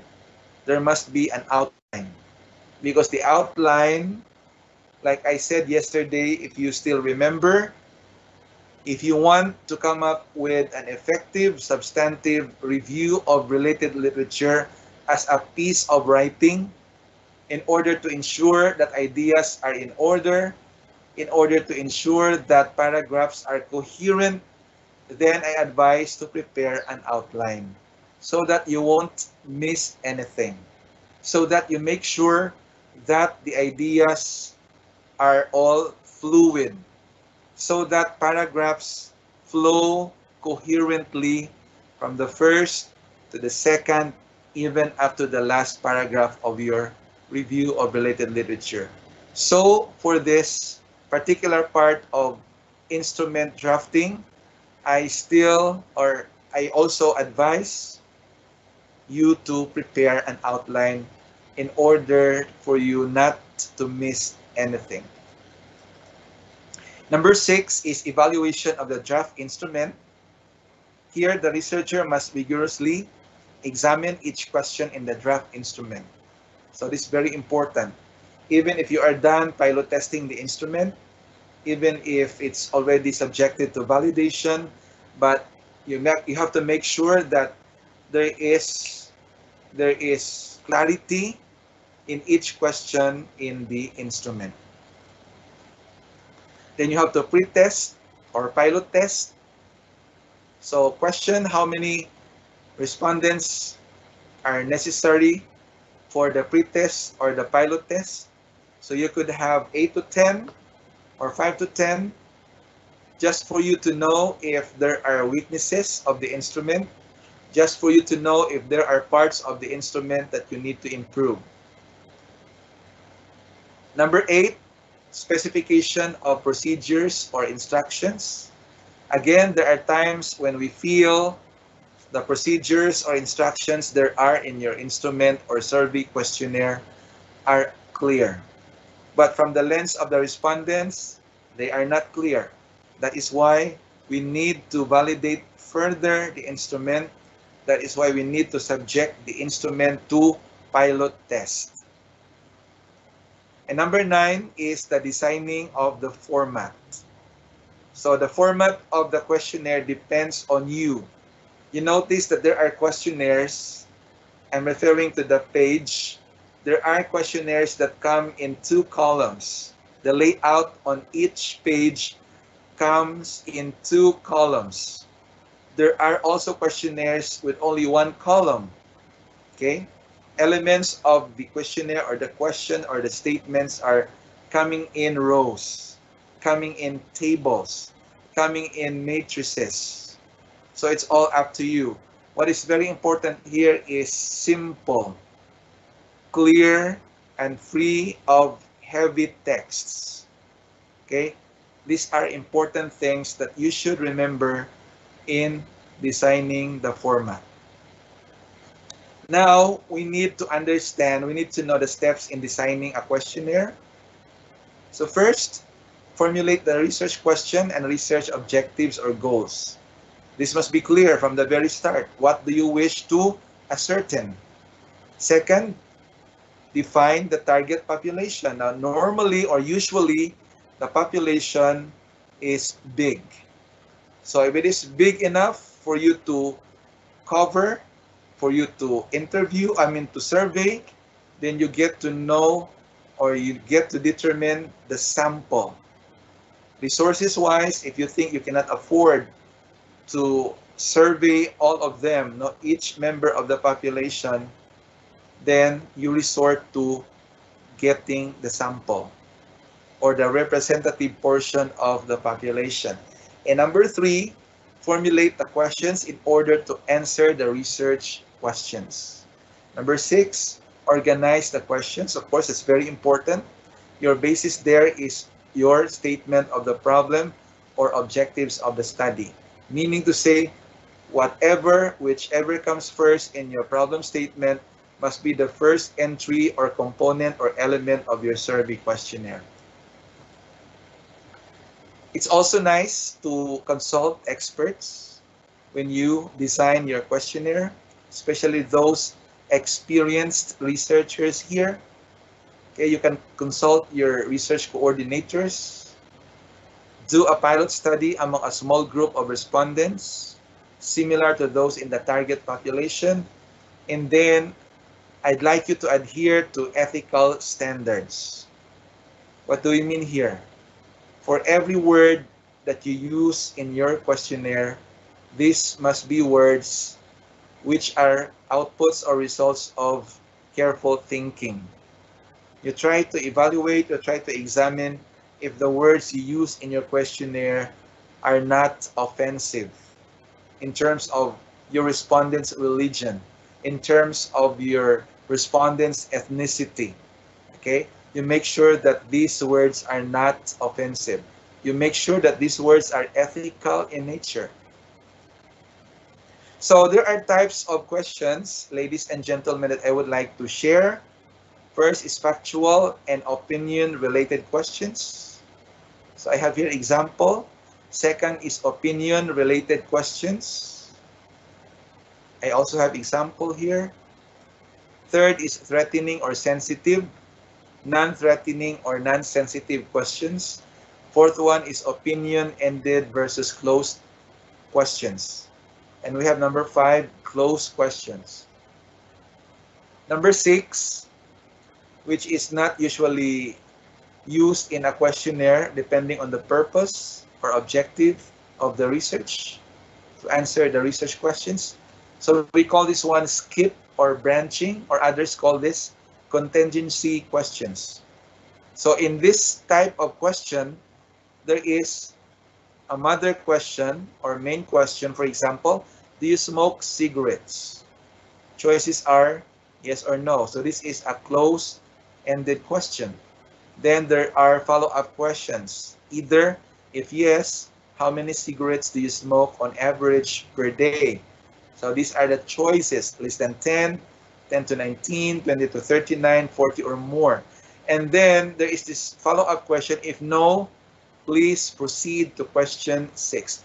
Assuming that this is number 5, so the question, the follow-up question in blue is what we call skip, branching, or contingency questions. Let's get to know the way or the means we word questions. So questions, ladies and gentlemen, should be short, simple, and to the point. Should be clear, should have clear instructions, and that question should not contain double negatives.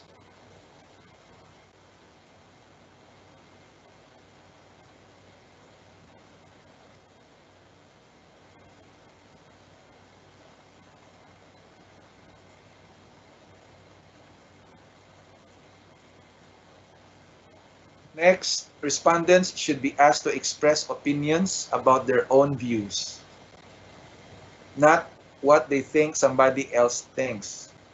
So for instance, if your respondents are mothers, and since the mothers or that mother is busy the moment you come to their house for a survey, then you ask the husband to answer the questionnaire or to accomplish the questionnaire. That should be a big no-no. You should not do that, okay? Because in a survey, it's not that somebody is accomplishing the questionnaire or somebody is answering the questions for you. That's a big no-no. You, as one of the respondents, should be the one to express your own opinion or your views on the questions raised in the questionnaire. So these are all self-explanatory. The questions should not make the respondent feel guilty. There must be no bias or biases. And as much as possible, the questions should accommodate all possible answers. And then the alternative responses should be mutually exclusive. Remember this, the question should not make assumptions. The question should not ask about hypothetical situations. Otherwise, it will be getting varied answers or responses from your respondents. The question should be asked on the highest level of measurement. Yes, you can do that, but still it makes sense. Any questions so far from the chat box, Mr. MC, before we proceed? All right, so I guess there are no more questions in the chat box aside from the 3 that we have allowed to user. Okay, so we can continue. Yes, sir. All right, so we have differentiated schedule and questionnaire earlier. Now the next instrument that we are getting to know is interview guide. I don't think I need to expound this because these are all self-explanatory. Okay, the one you're using during interview is an interview guide. So this is only a review. You know, conducting an interview is not an easy thing. It's not an easy activity, especially if you gather data, qualitative data through interview, especially if you're handling sensitive matter, sensitive issues. So interview is not so easy. In general, I want you to select comfortable surroundings for the interview. Make sure that the interviews are not too long. Maybe the longest is maybe 30 minutes to 45 minutes. Beyond that, your interviewees will feel bored. Have some idea about what you want to ask. Of course, you have your notes. If you intend to ask factual questions, start with them. Then start with a simple question. Explain the purpose of the interview. Don't forget this, it's very important. Before you start throwing the first question, you have to prime your interviewee, what's the purpose of the interview, and then you make sure that anonymity is warranted. Then you have to avoid leading double-barreled questions. Always review responses, and then use open-ended questions. So these are all self-explanatory. So I highlighted here number 14 that you need to indicate understanding, not agreement.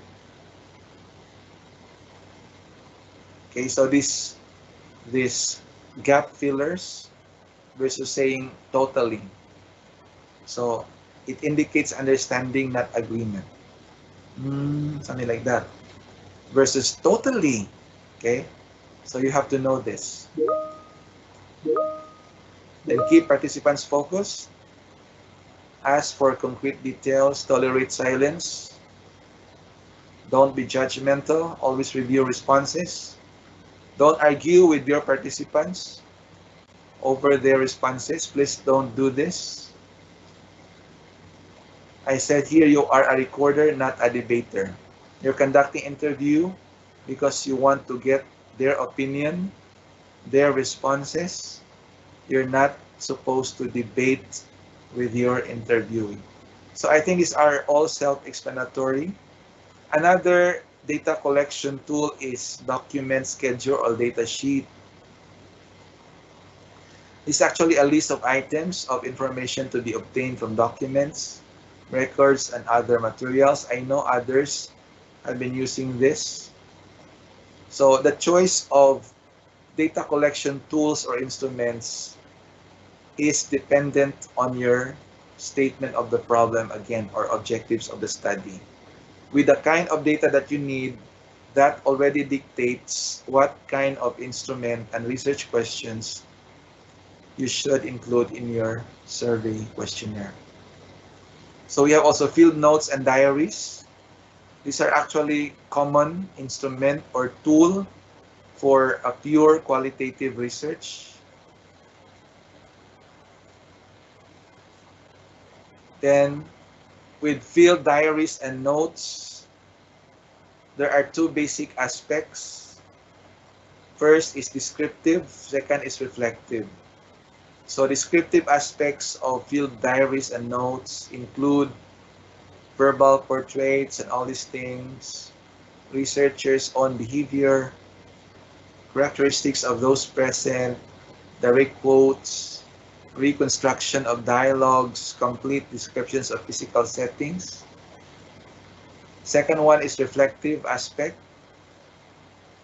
That includes speculation. So when you do notes, when you do field diaries, you should know the kind of data that you have in your notes or diaries.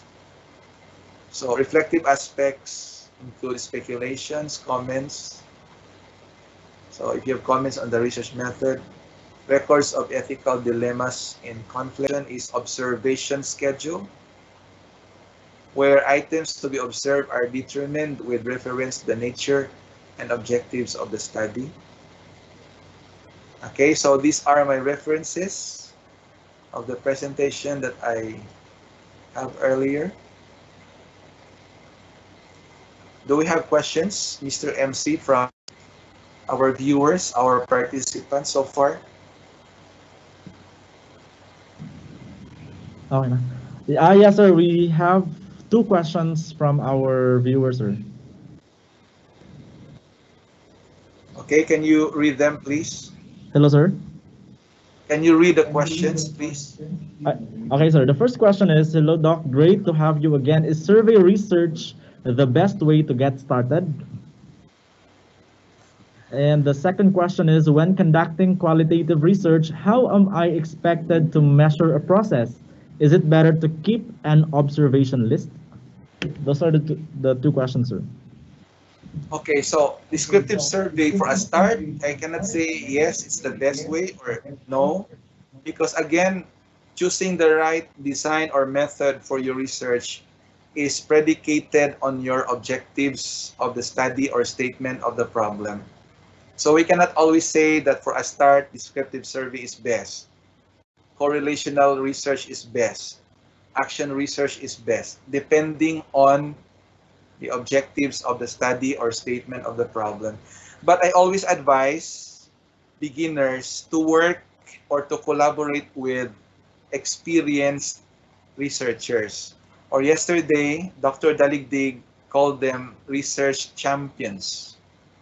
So for beginners present in this platform, I always advise you, I always advise others out there who just started in research to work or collaborate with experienced researchers so that along the way they will learn or in fact master the technique or strategies of conducting research. The second question is, what is that again, Mr. MC? The second question is, when conducting qualitative research, how am I expected to measure a process? Is it better to keep an observation list, sir? Well, the observation list may be participant observation or non-participant observation. So again, it's always dictated on your statement of the problem or objectives of the study. So we cannot always say that one is inferior over the other or one is superior over the other.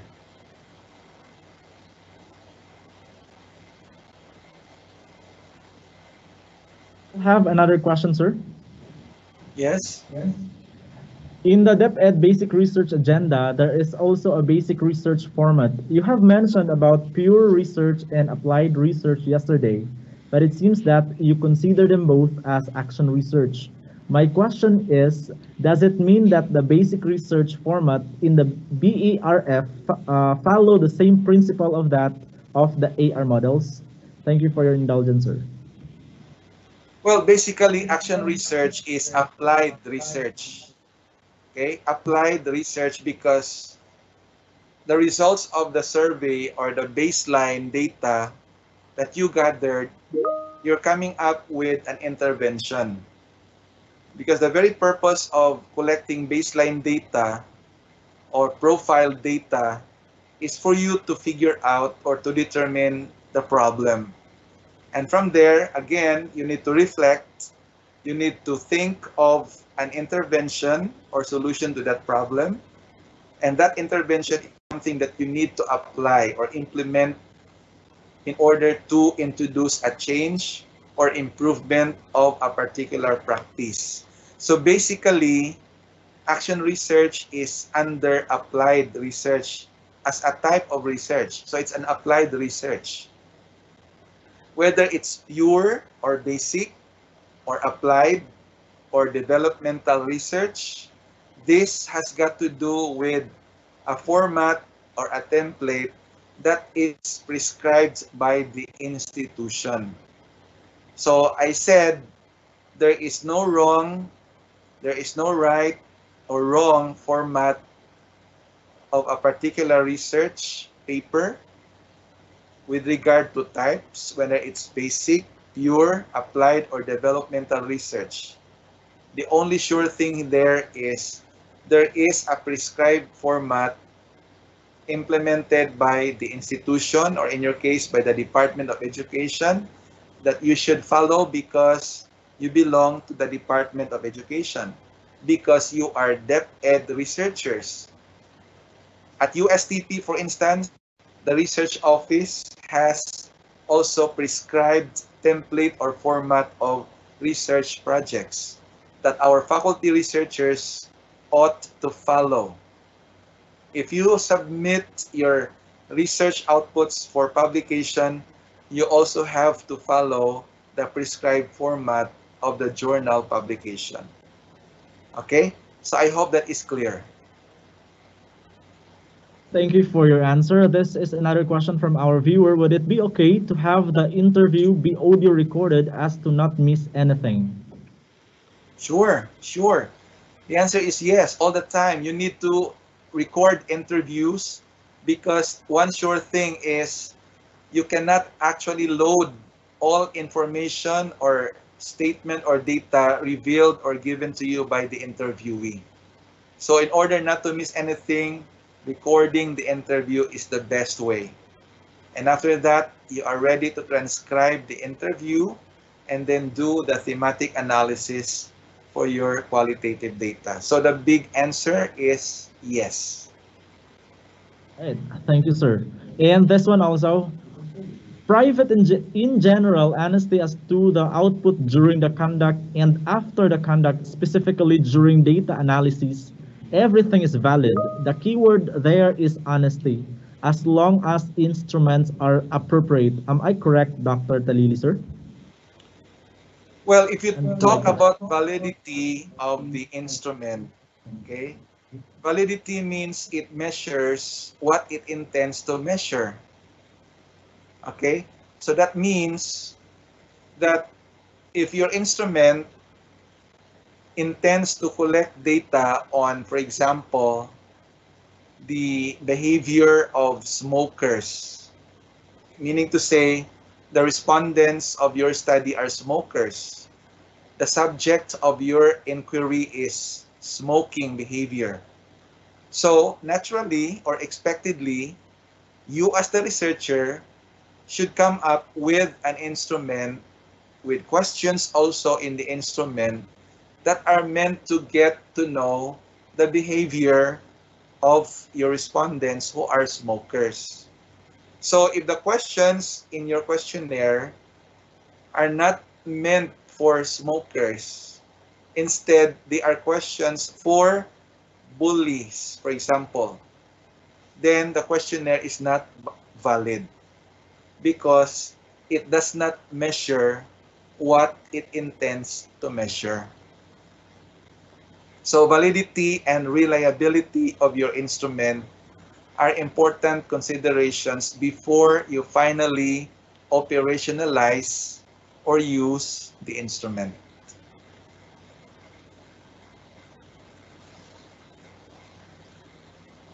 Next story. Do we have other questions, Mr. MC? Yes, sir. The last question here is, can we ask the difference between research participants and research respondents, sir? Very good. That's a very good question. The generic term actually is research participant. That's the generic term. Now, if you're conducting experimental research, you call them subjects. Those people or individual involved in your experimental study, whether they are in control group or experimental group, you call them subjects. For descriptive survey research, individuals or people involved in that study are what we call respondents. For qualitative research, you call them informants. The common denominator or the generic term is participants of the study. I repeat, for experimental research, we call them subjects. For descriptive survey, we call them respondents. For qualitative research, We call them informants, and the generic term is participants of the study. Thank you so much, Dr. Talili, for clarifying the terms, especially that Welcome. our participants are actually very particular with the use of these terms. And Yeah. I guess there are no more questions in the lobby. We would like to give you now time for the session, sir. Can we proceed, Mr. MC? Yes, sir. Please go ahead. All right. So I think we're down to the last topic for today. So I will be sharing to you the wait. I want to share with you how to craft action research title. Crafting an action research title. I want to share.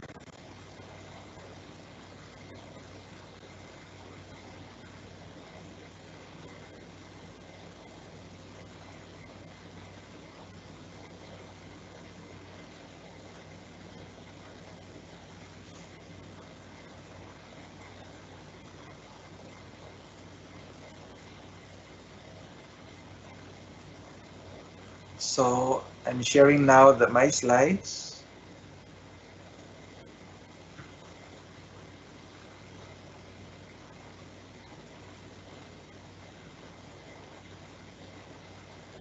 My apologies for the inconvenience because I think I'm having a problem here with my internet connection.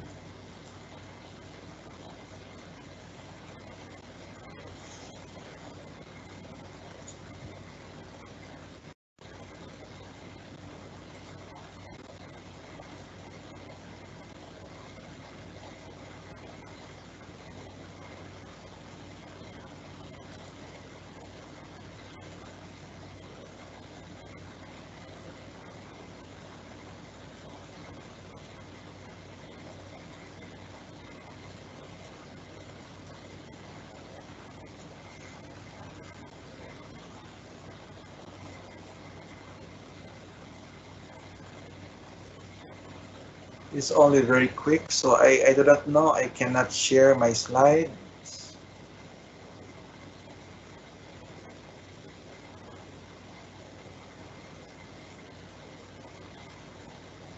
Can the technical staff assist me, Mr. MC? First presentation, you can just get ready with your PowerPoint and then select, sir, presentation when you laid it up in the platform. Well, nothing appears on my screen with what I clicked on yesterday.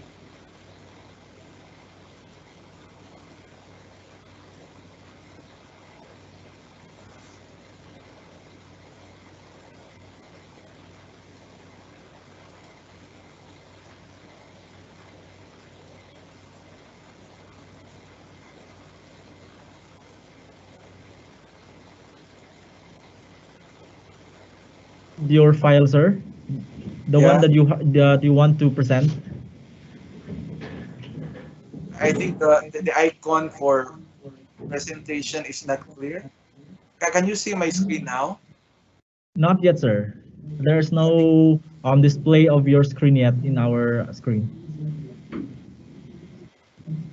Yeah, because I cannot share. I do not know. This one is supposed to work.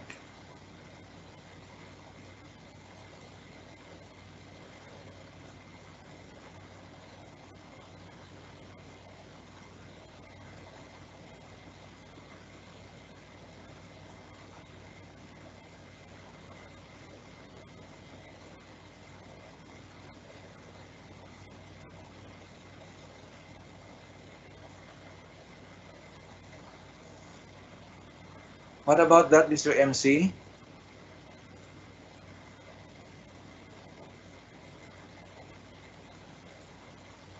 Hello? So you are now presenting, sir. Okay, so I'm sharing with you how to craft an action research title.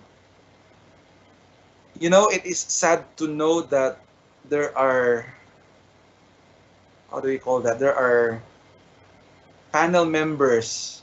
Now, if you talk about research defense or presentation of research proposal or even presentation of research outputs, or from the start, now before the proposal is implemented, there are members of the panel who require the proponent to fix or finalize the title.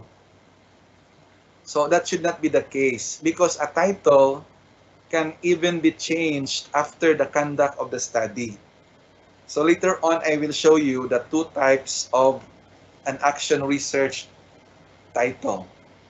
So I repeat, we cannot fix or we cannot finalize the title before the conduct of the research because a title can be changed even after the study. Okay, so I hope that's clear. You can come up with a tentative title, but never can you finalize it before the implementation of the proposal.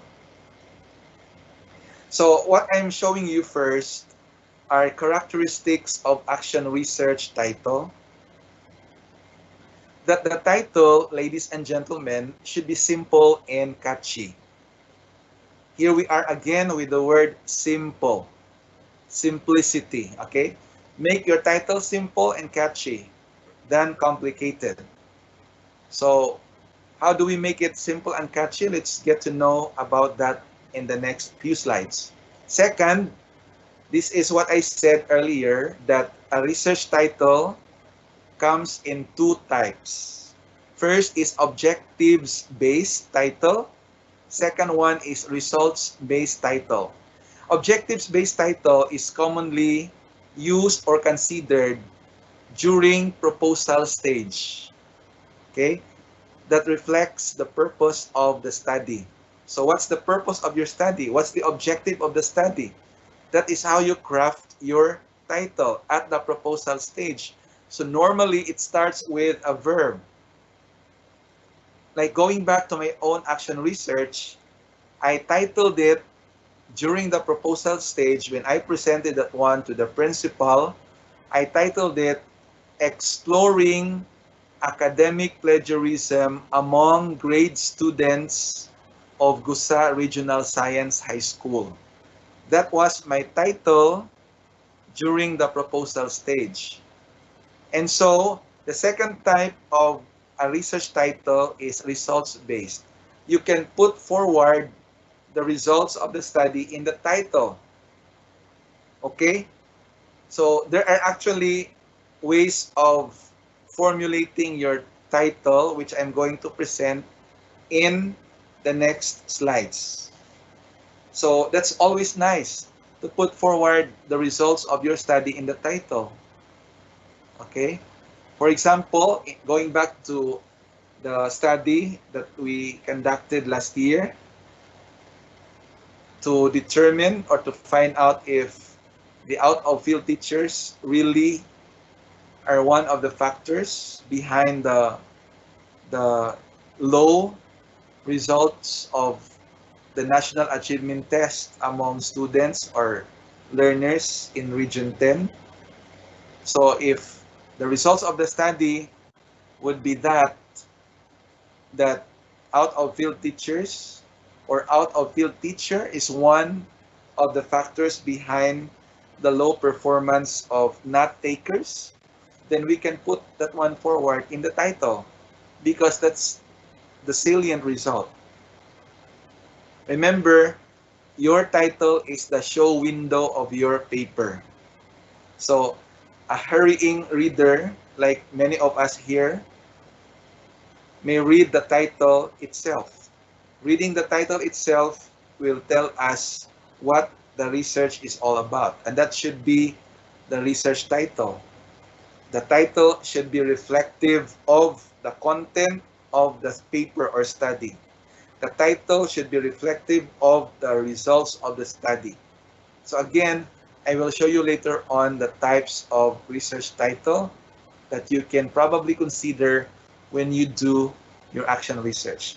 The third characteristic of an action research title is something that is relevant to international audience. So this is actually one consideration, especially if you plan to publish your action research in international research journal. So as much as possible, you use a terminology or term that is universally understandable by your audience. Number 4, the title should indicate the topic of the study, of course. Important concepts, important variables should be there in the title. The title also indicates the scope of the study, and the language is universally understandable. So these are suggested action research title formats, ladies and gentlemen, that I would like you to consider. So the first is problem, solution, general, specific, topic, method, major, issue or topic or problem to minor. And when you formulate a title using this format, you can separate the two using a colon. Okay, so everybody knows what a colon is. So with problem, put colon after that, then the solution. With a general topic or problem, put colon, then the specific one. So here are examples. For problem, solution, type of action research title, example, underperforming students in the STEM track of the senior high school students of USTP, then colon, the role of schema in their academic performance. So this is the problem, underperforming students.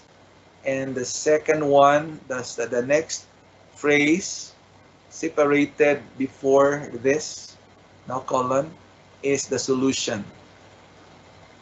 Okay, problem, solution. That could be one of the ways to formulate or craft your title. Second way is from general to specific. Example, environmental sanitation of canteen concessionaires, then colon, an intervention strategy to improve their hygienic practices. So very clearly, this is a title of an action research. So the general idea is put forward here, followed by a colon, and then the specific. The third format is topic, method. Example, exploring academic theft among college students. Then colon, a school-wide action research. So this is now the method. Remember, there are 4 types of action research, and one of them is school-wide action research. So I hope this is clear. The study talks about academic theft or academic plagiarism, which refers to the topic, and what follows after the colon is the method. Okay, so I hope that helps. I repeat, we have here problem, solution, general, specific, topic, method. So that quick is my presentation for crafting your research title. Do we have questions from the audience, Mr. MC? All right, we will try to see our, we will try to ask our operator if there are questions, sir. From our viewers in YouTube. Oh, wait. There's one. Wala. Ano siya? That one. Okay, we will just try to read this one if this is a question or just a comment. She said, thank you, Dr. Lily, for new learnings, but sir, our main problem in the field focuses on improving pupils' performance on a certain competency. Can you help us, sir, on how to make a qualitative AR on improving pupils' performance on a certain competency through using a teaching technique or intervention material? We had been doing ARs using one group pre-test, post-test, quasi-experimental design, and now we don't know what will be the right thing to do on our next plan. Actually, there are still he. Yeah, this is what I said. No, thank you, Mr. MC. This is what I said. An important consideration before deciding on what particular type of research you're going to do. Okay?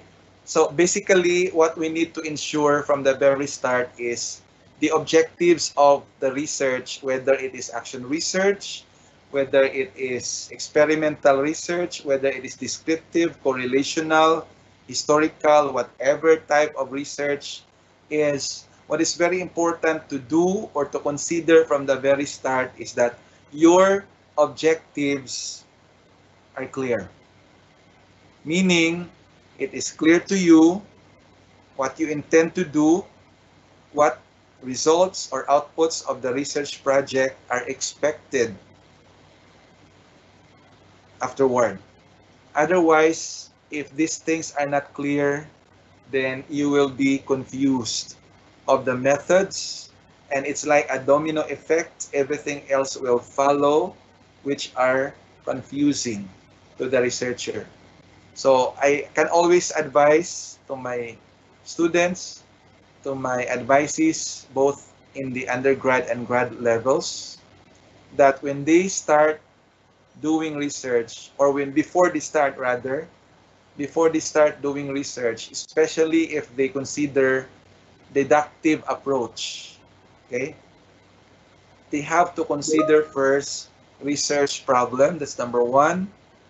Okay, number two is they consider a theory, scholarly theory, from which their investigation will be anchored, will be premised.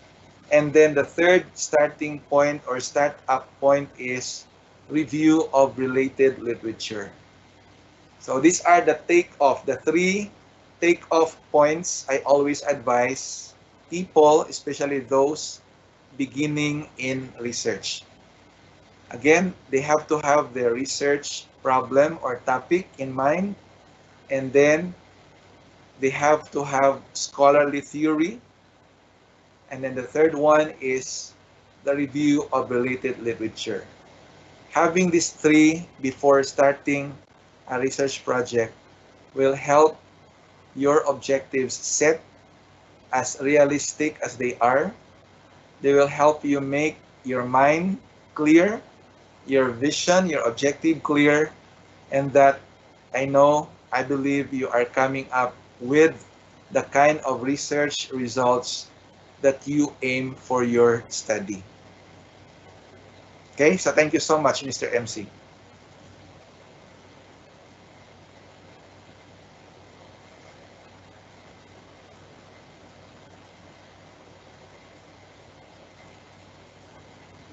Mr. MC?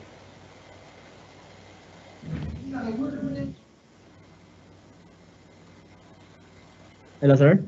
Yes? Do we have other questions? Okay. So operator, can you check our YouTube channel? All right. So far, so there are no more questions Okay. on the chat box. Yes, sir. All right. So in my watch, Mr. MC, it's already 11:03. Correct. Can we request Dr. Bahia now to proceed to the research action plans that I think we have chosen 5 presenters for this morning.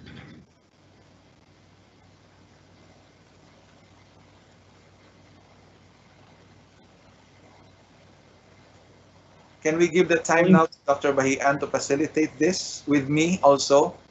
to Yes, sir. critique, Yes, sir. further improve the presentation, the action research plan? Yes, sir. All right. Sir Bahian is getting inside the audio room. Um, so we accommodating the 5%ers for this action research, sir. Is that you mean? For critiquing?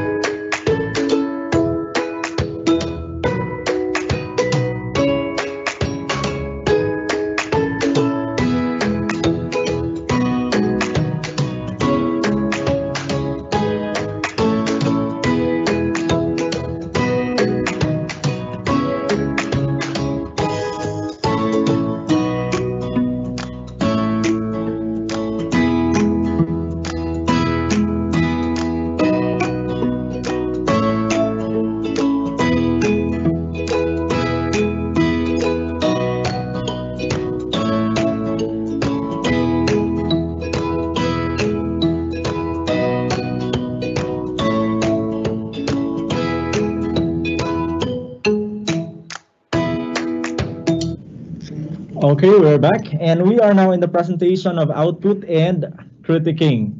And this will be handled by our SEPs in research, Dr. Lito Bahian, together with our partner from USTP, our research director, Dr. Ismael Talili. And we will be accommodating 10 presenters, 5 presenters coming from the different districts. And to start with, let us have the presenter coming from Labangan 2.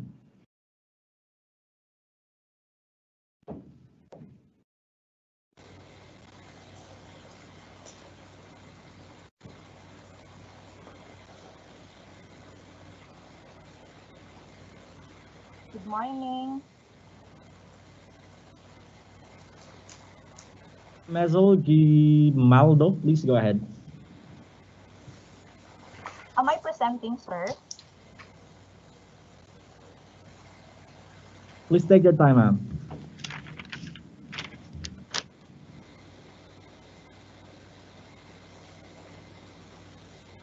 Am I presenting, sir?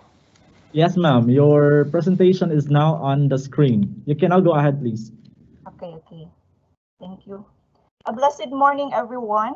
My respect to all the dignitaries who are here in this virtual platform, especially to our intelligence speaker, Dr. Talili. Sir, my salute.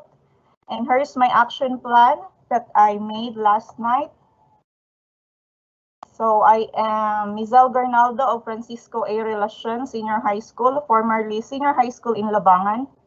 So the area of focus of my research is to evaluate the effectiveness of local radio-based instruction on the performance of Tabak National High School students. My proposed title is Assessment on Walkie-Talkie Learning Modality, Basis for Interactive Radio Instruction. The definition of variables. First, I have walkie-talkie. By the way, I define it based on operational. So walkie-talkie, it is the tool used for radio instruction in the distance learning modality during COVID-19 pandemic. Local radio-based instruction, it refers to distance learning modality used by the school to provide learning during COVID-19 pandemic, which uses walkie-talkies.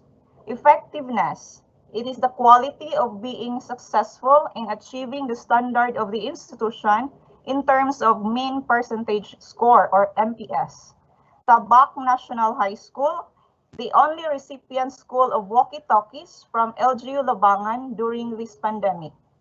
Interactive radio instruction, or IRI, is a distance education instruction that combines radio broadcasts through walkie-talkie with active learning modules to improve educational quality and teaching practices.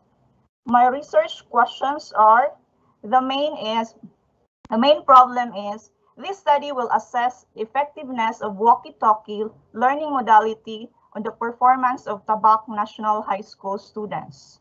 Specifically, this sought to answer the following questions. Number 1, what is the demographic profile of the students in terms of age, sex, and parents' educational status and occupation? Number 2, what impact interactive radio instruction have on students? Number 3, how effective is interactive radio instruction on learners? Number 4, what is the implication of this study to teaching and learning?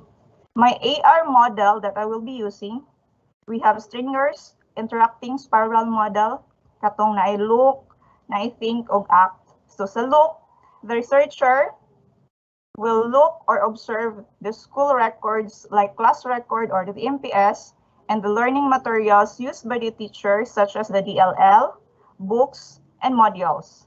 Think, the researcher will analyze the school records and learning materials through checklist. Act, in this stage, the researcher will evaluate the problem through survey questionnaires. For my timeline, this study will be conducted in school year 2021 to 2022. Activities, I have divided it into 5. A, planning and design. Drafting of proposal will happen in June 2021, actually, right now. Finalizing of proposal will be on August 2021.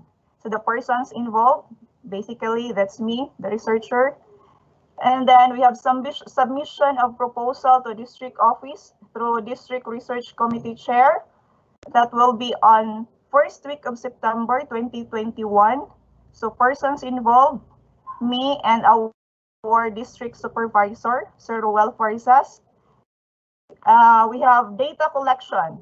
First, we have observation of school records such as the DLL of the teacher, the modules, and other LMs used, and as well as the school records.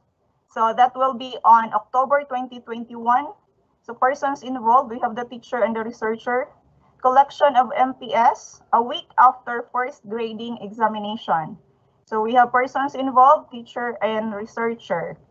C, implementation of intervention that will happen on January because I assume that our first grading will be on December. So right after that, I will implement the intervention. So the date will be on January to March of 2022. So letter D, distribution and retrieval of survey questionnaires. I divided into 2. Distribution will be on first week of April for 2022. So I have here persons involved, teacher, researcher, and parents. For the retrieval, the same person involved, we have teacher, researcher, and parents. That will happen on second week of April 2022. For the data analysis, this will be the last. Qualitative and quantitative analysis of data will happen on third week of April 2022. And the persons involved is me, and the translation and the transcribing of the data will be on fourth week of April 2022. So these are my resources. Regional Crisis, Educational Development Center. And we have here also Elliot, Volda, and Lashley Lidon of 2017. The work is entitled The Effectiveness of Interactive Radio Instruction Within Selected Primary Schools in Region Number 4, Social Science Learning Education journal. The means of data collection for my research are the instruments for the instruments for the collection of data are the checklist for school records and learning materials and the survey questionnaires with demographic questions. I guess that's all. I'm open to critiquing. Thank you for listening and good morning. All right. Thank you so much for your action research presentation, Ma'am Mizel Gernaldo of Labangan 2. We are now inviting um, our guest. We have Dr. Talili and Dr. Bahian for Dr. Talili for your comments, sir. Okay, so can I be heard, Mr. MC? Yes, sir. Loud and clear po. Thank you. So I would like to congratulate Mizel Garnaldo for coming up with this action research proposal. Hello. So I'd like to again congratulate Mamizel Garnaldo for coming up with this action research plan. Okay. Thank you, sir. How short was the time spent for this, and you were able to come up with this action research plan. So I am really impressed.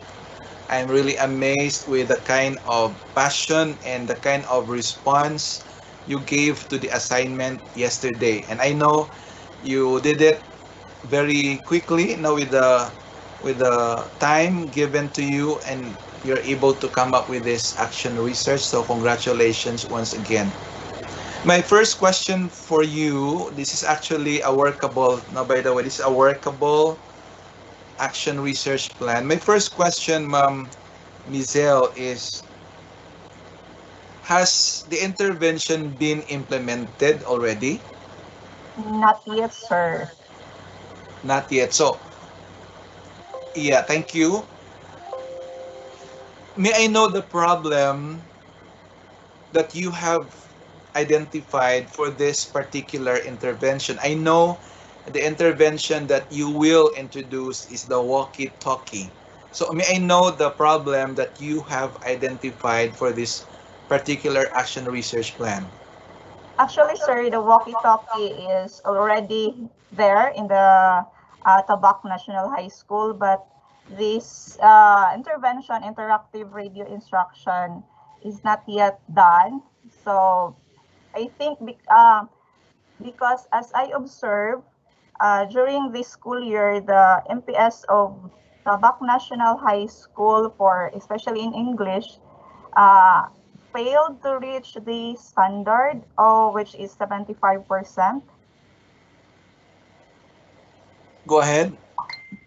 Yes, sir. So that's the problem that I've seen. So maybe I can conduct a research to assess what's the problem, what's the source of the problem, and then I can give an intervention in order to enhance the MPS or the performance of the students in Tabak National High School through this intervention, which is the IRI. Okay. So, by the way, you're using this intervention, no, the walkie-talkie, as a communication tool. You've been using this for English subject or English students? Actually, sir, in all subjects, actually, because it's national, it is grade 7. So all subjects, the teacher is using the walkie-talkie. The teacher is using the walkie-talkie? Yes, sir. And some of it are given to the parents as well, or I mean the students. So there are walkie-talkie units distributed Yes, sir. to... Yes, sir. Okay. Last year, the LGU Labangan has given 64 walkie-talkies to Tabak National High School. 64 only, and then how many students do you have? 54, sir. Grade 7. 54. 54. So you have 10 extra walkie-talkie units. Yes, sir. Okay. Yeah, very interesting to know, Ma'am Mizel. Can you tell us very quickly how the walkie-talkie as an intervention serves the purpose? How did the learning take place? If you can share to us, please. Actually, sir, walkie-talkie is a tool for our local radio-based instruction. So this is a learning tool. Yes, sir. Because the Tabak National High School has chosen the local RBI for their learning modality for the school year. Some are using print, modular print, but the Tabak National High School, since the LGU Labangan given 64 walkie-talkies, so they chose the learning modality, which is local radio-based instruction. So for most of your classes, you're using the walkie-talkie. Yes, sir. So were there interruptions or distortions along the way? I think there are interruptions, sir. Especially that is why in my survey questionnaires, I added the demographic question, which is the parents' occupation and the parents' educational the education attainment of the parents, because there are things that we all know that the parents are the teachers in our homes of the students. So there are, I think, some of the lessons that the students cannot understand, so the parents will be the one to teach. But that is one of the problem, I think, because of some of the parents only reach grade level and secondary level. Mm-hmm. So correct me if I'm wrong. When you teach the subject to students, you're merely using walkie-talkie. Yes, sir. With the No, walkie. right. No learning modules. No, there are.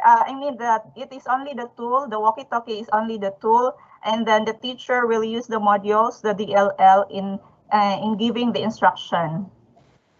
Yeah, but there is no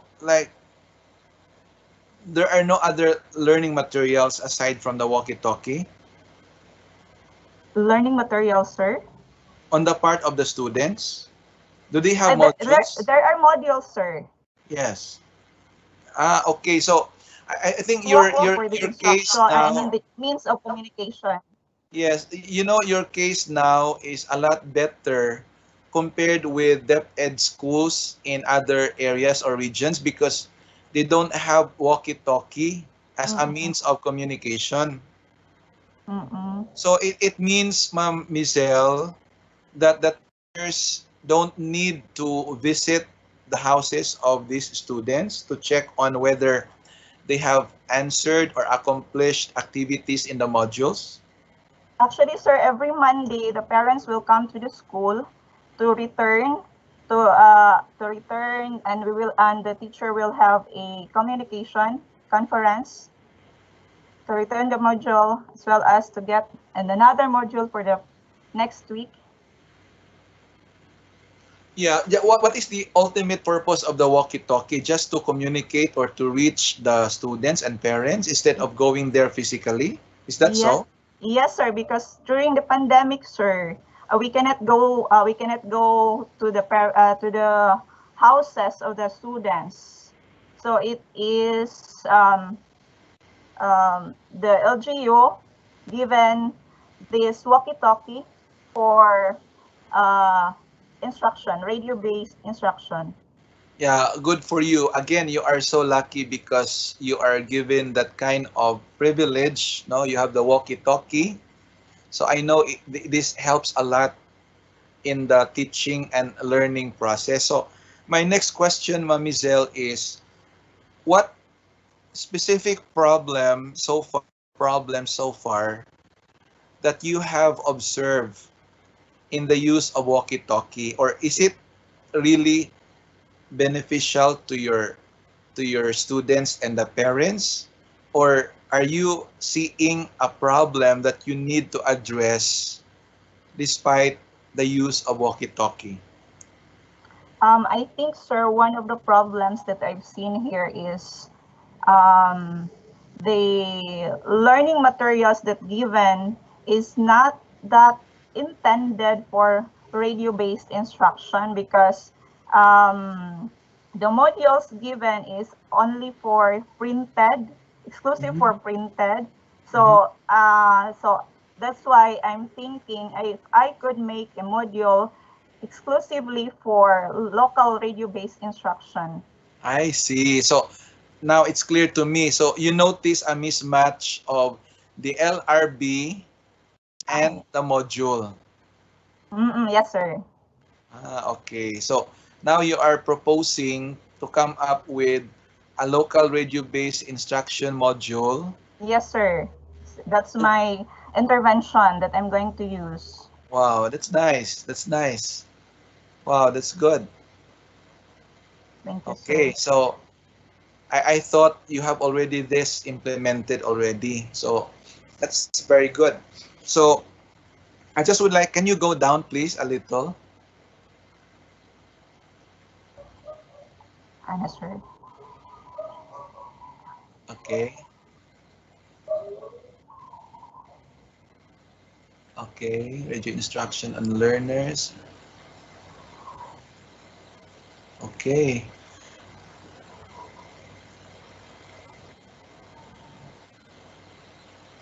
Maybe you can rephrase some of the questions here.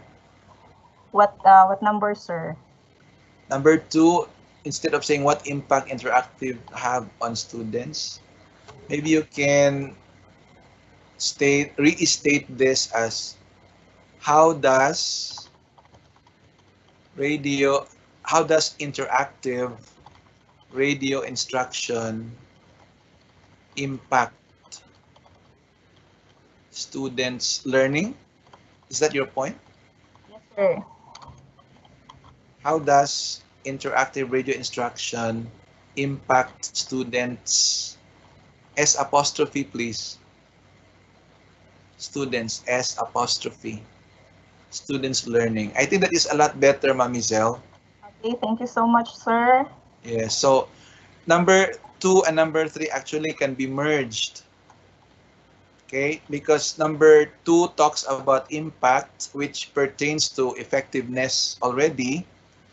So you decide which of the 2 questions, 2 and 3, would you drop, and which of the 2 questions would you retain? Okay, sir. Sige, how about effective? How effective is interactive radio instruction? Maybe you retain number 2, drop number 3. Okay, sir. Okay.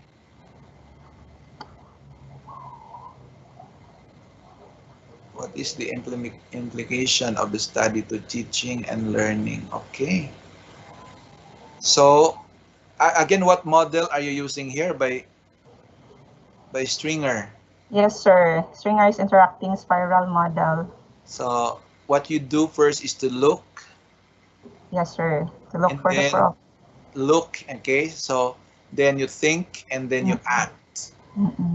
Please explain this thoroughly in your methodology section, Mamizelle. Yes, sir. Copy that. Yeah, you know, you came up with a very nice action research proposal already. At least now I'm happy. I'm very happy now that you're able to understand the workings of a typical action research. You see, looking at your problem statements here, you're not doing experimental research. You're not doing experimental research here. So at least it's very clear now because you have already decided on an AR model. This will guide you actually, Mamizelle, in operationalizing or implementing your action research. So this is a very good point. Okay, at least your objectives now are very clear. Thank you, sir. You're simply, you know, implementing an intervention which you think is effective for the kind of teaching and learning situation in your place with the use of walkie-talkie for radio instruction-based learning. Okay, sir. Another comment, Mamizelle. Yes, sir. Please remember this all the time, that I know that you're using mixed methods. Mm-mm. Okay, so I want you to revisit. There are many readings on Google. If you don't have it, I can give you slide presentations on mixed methods. Wow, thank you, Because sir. there are many types of mixed methods, Mamizel. Either you gather quantitative data first, and then after that, qualitative data, or Mm-mm. the other way around. You gather qualitative first, then quantitative. Because there are three types of mixed methods. The first one is concurrent mixed methods, meaning to say you will gather, Mamizel, quanti and qualitative data together at the same time. The second type is sequential mixed methods, meaning you gather quali first, then quanti, or quanti first, then quali. So in sequence. That is why it is called sequential mixed methods. And the third type of mixed methods is embedded mixed methods. That is too complicated for a beginner like you to use mixed methods. Don't attempt to use embedded. Okay, sir. Embedded EM. Embedded mixed methods. It's a spelling, right? EM. Automatic siya, sir. Yes. So maybe you can use, Mamizel, either concurrent or I think what is best for you is sequential mixed methods. Okay, sir. Sequential. Please read on sequential mixed methods because I understand you will do survey first to get the profile of your students as well as the parents. I do not know if you include the parents. And then after that one, you validate the quantitative data by conducting FGD, probably, or interview to validate the responses from the survey that you will conduct. So in other words, just to correct what you have written there, please remember that transcribing interview recording, Mamizel, comes first before analyzing qualitative data. Okay. Ay, oo. Nasa iyo po, Okay. sir. You transcribe first the recording and then do thematic analysis, meaning to say analysis does not come first before transcribing. It's the other way around. Transcribe first the recording, then analyze the qualitative data. Okay, sir. Thank you. Okay. Another thing here, for the resources, Mamizel, I didn't mean here sources, but resources. Okay. Sir. Resources and sources are two different things. Sources are like references, but I'm here saying resources, meaning to say, what do you think are the resources do you need in terms of budget, no? Financial resources. In terms of people, Mamizel, how many people, how many individuals, if it is a collaborative action research, how many are needed to be on board on this particular action research project? How much money do you need? Budget, how much time do you need? Okay, so I think you're just confused or you overlooked that difference between resources and sources. So I'm so excited, Mamizel, how it will turn out. No, I'm very excited to find it out. Please update me what will happen to your action research one day. Sure, sir. Sure. So if you have questions, there are confusions, you can contact Dr. Bahian. Dr. Bahian probably can relay your concern to me, or you can email me directly. I'll try my best to respond to your email, or you can call Dr. Bahian, or you can call me so that your questions or concerns will be addressed right there and then. Where can I contact you, sir? You can ask my number, my email address, my contact information from Dr. Bahian. Okay. Thank you so much, sir. Yes, please implement this, please. Okay, sure, sir. I'm the first one who is excited to find out the results of your action research. God bless Okay. you, Mamisel. Thank you so much, sir. God bless. Okay, can we hear from Dr. Bahian's comments, please?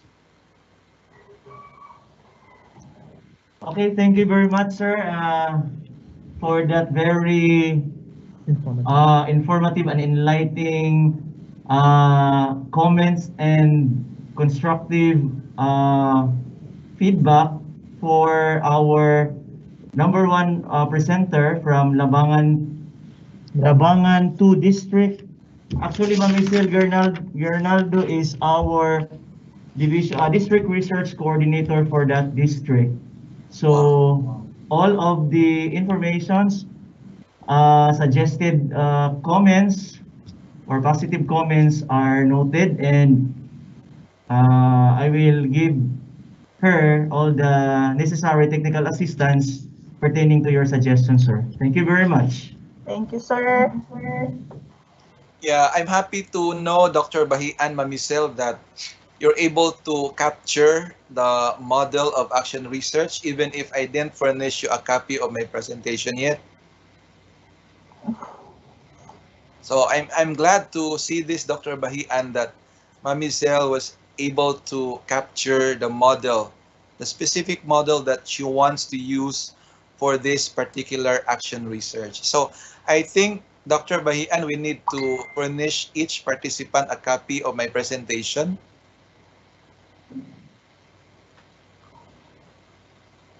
What do you think? Sure, yes, sir. In fact, they are the first, they are our frontliners when it comes to research, our district research coordinators, and whatever inputs that you have shared, and they will also be shared the same way, because I believe that we should complement each other when it comes to research. And I'd like to borrow your idea that there is no such thing as monopoly of knowledge. Thank you very much, sir. Okay.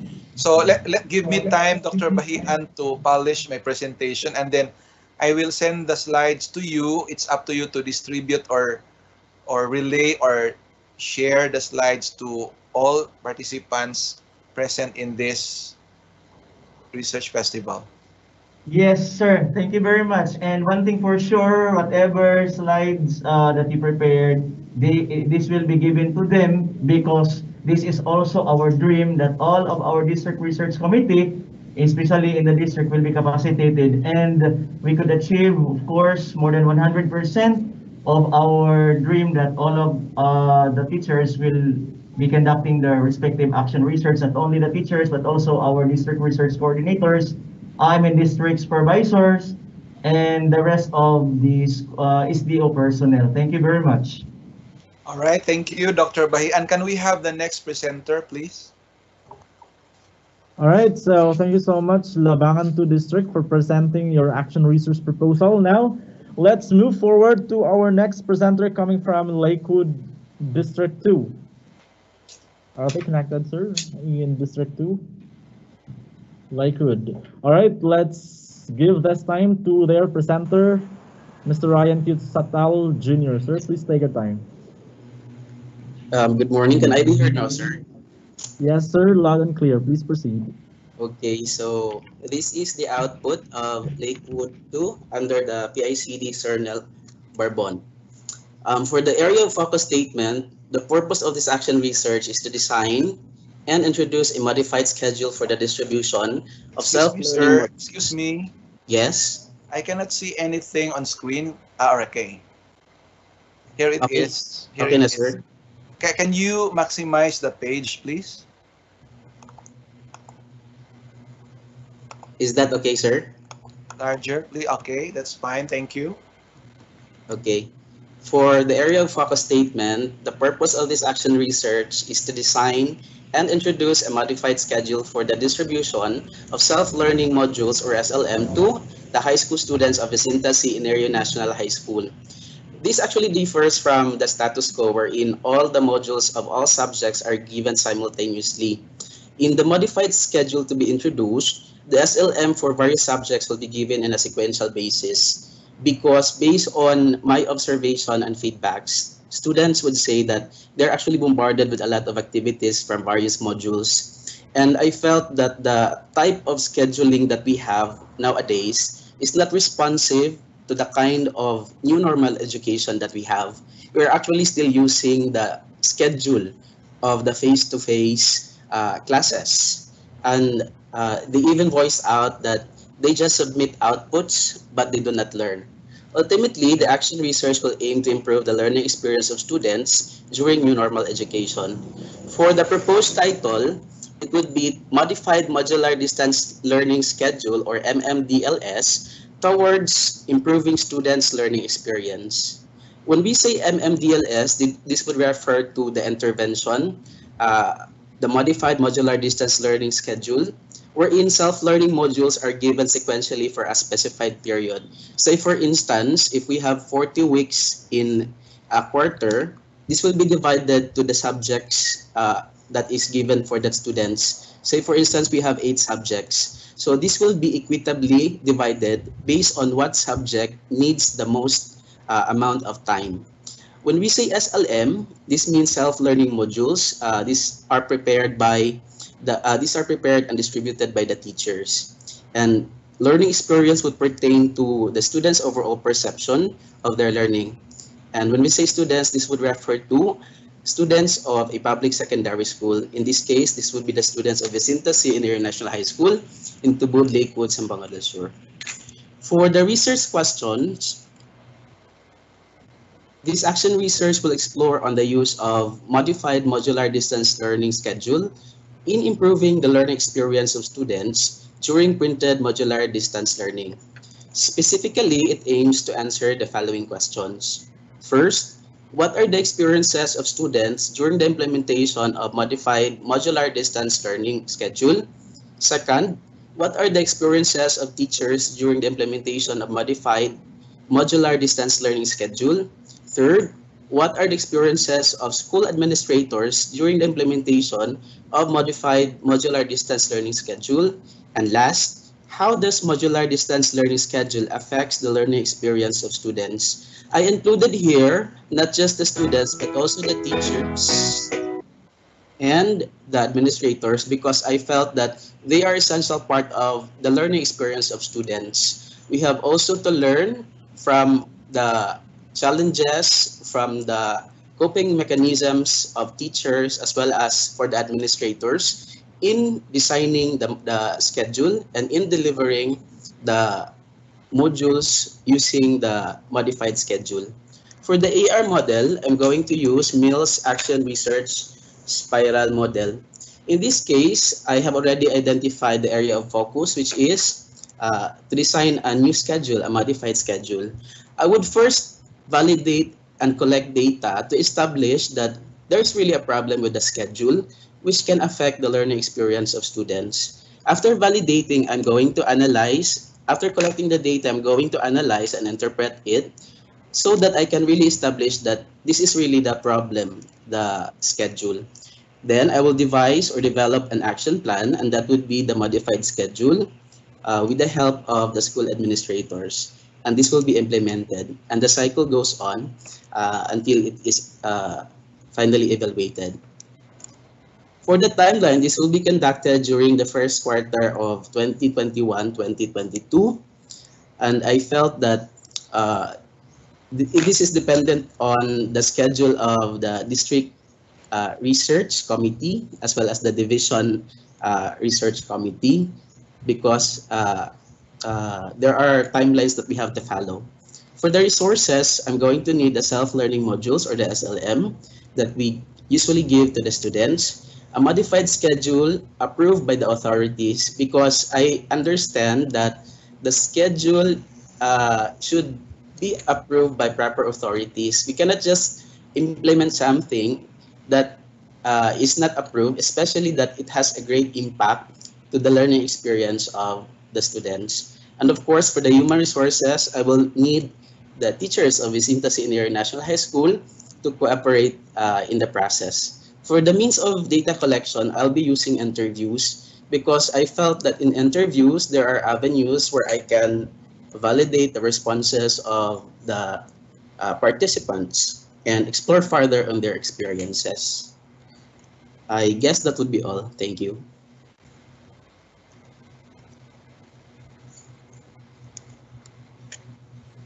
So thank you so much for your presentation, Sir Ryan Satal of Lakewood 2 District. We are now going to give time to our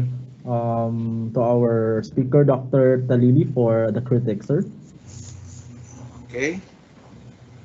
You know, this proposal, okay, this action research plan is highly relevant now to the time of the pandemic. So again, I would like to congratulate to this team or to this proponent, Sir Ryan Satal Jr., for coming up with this workable action research plan. Thank you, sir. If I may ask you this question, have you read related literature on the effectiveness of MMDLS? Is this existing in the literature in the previous studies? Actually, sir, I haven't read any literatures yet, but I actually based this on my own experience. I'm actually pursuing my postgraduate studies, and in my studies, it's very different because we are actually having also modular classes. But in the modular classes, we have one module or one subject for a specified period of time. And after finishing the competencies, we proceed to the next subject. So there's a specific period of time for every subject. And for me, that is actually good because I can focus on one subject. And there are actually good benefits out of it. So I felt that why not apply this to the high school students? If it is applicable for tertiary or postgraduate students, then possible that it can also be applied in other institutions. Okay. Yeah, I get your point. That's actually favorable to students, particularly in DepEd. I agree with you. No, I am with you for this particular argument that one of the reasons why our students in DepEd can hardly grapple with the challenges of answering all the modules because they're given to them at the same time. In fact, you know that the biggest problem here is on the time element, the time for them to finish the module. And you are right, Sir Ryan, that instead of the students work or answer the questions, they are the parents. They are the guardians who do the module assignments or answering the module questions. So I asked those questions, or specifically the first question, because I would like to know if this is an existing concept or intervention, or is it really coined by you yourself, the MMDLS, or is it something existing in the Department of Education? I think, sir, wala pa siya, sir, because the DepEd actually used the schedule lang gihapon sa face-to-face, which is all of the subjects, all of the modules for the subjects are actually given simultaneously. In the postdoc graduate school that you are in, is this also the term or concept used? I actually do not know their term, sir, but I coined na lang, sir, the MMDLS. But probably later on, when I'm going to finalize the proposal, I can find some appropriate word for that, sir. Yeah, so I'm impressed on what you did because you're so brave to coin a concept or term. That is what I like in a researcher. There is this confidence. There is this confidence. That is your big point today. Now I'm impressed on the way how you coined or formulate a concept or terminology, something new. Although you are not yet sure if this is really existing, but at least there is this originality on your part. Now, my concern here, although I got your point, your argument, or your thesis, Sir Ryan, is to address that kind of complexity among DepEd students in terms of answering questions in modules that are given to them at the same time with the rigidity of time to answer the questions. My question here is, will this really work given the fact that there are many subjects in the curriculum? I believe, sir, that it will work because when based on the current school year, there are actually subjects which have fewer modules, and I think the most which I have experienced is 8 modules per subject. So So, if all right. So how do you do the scheduling? Will that be depending on the the amount of time required for each subject as well as the rigor that the students should invest in a particular subject?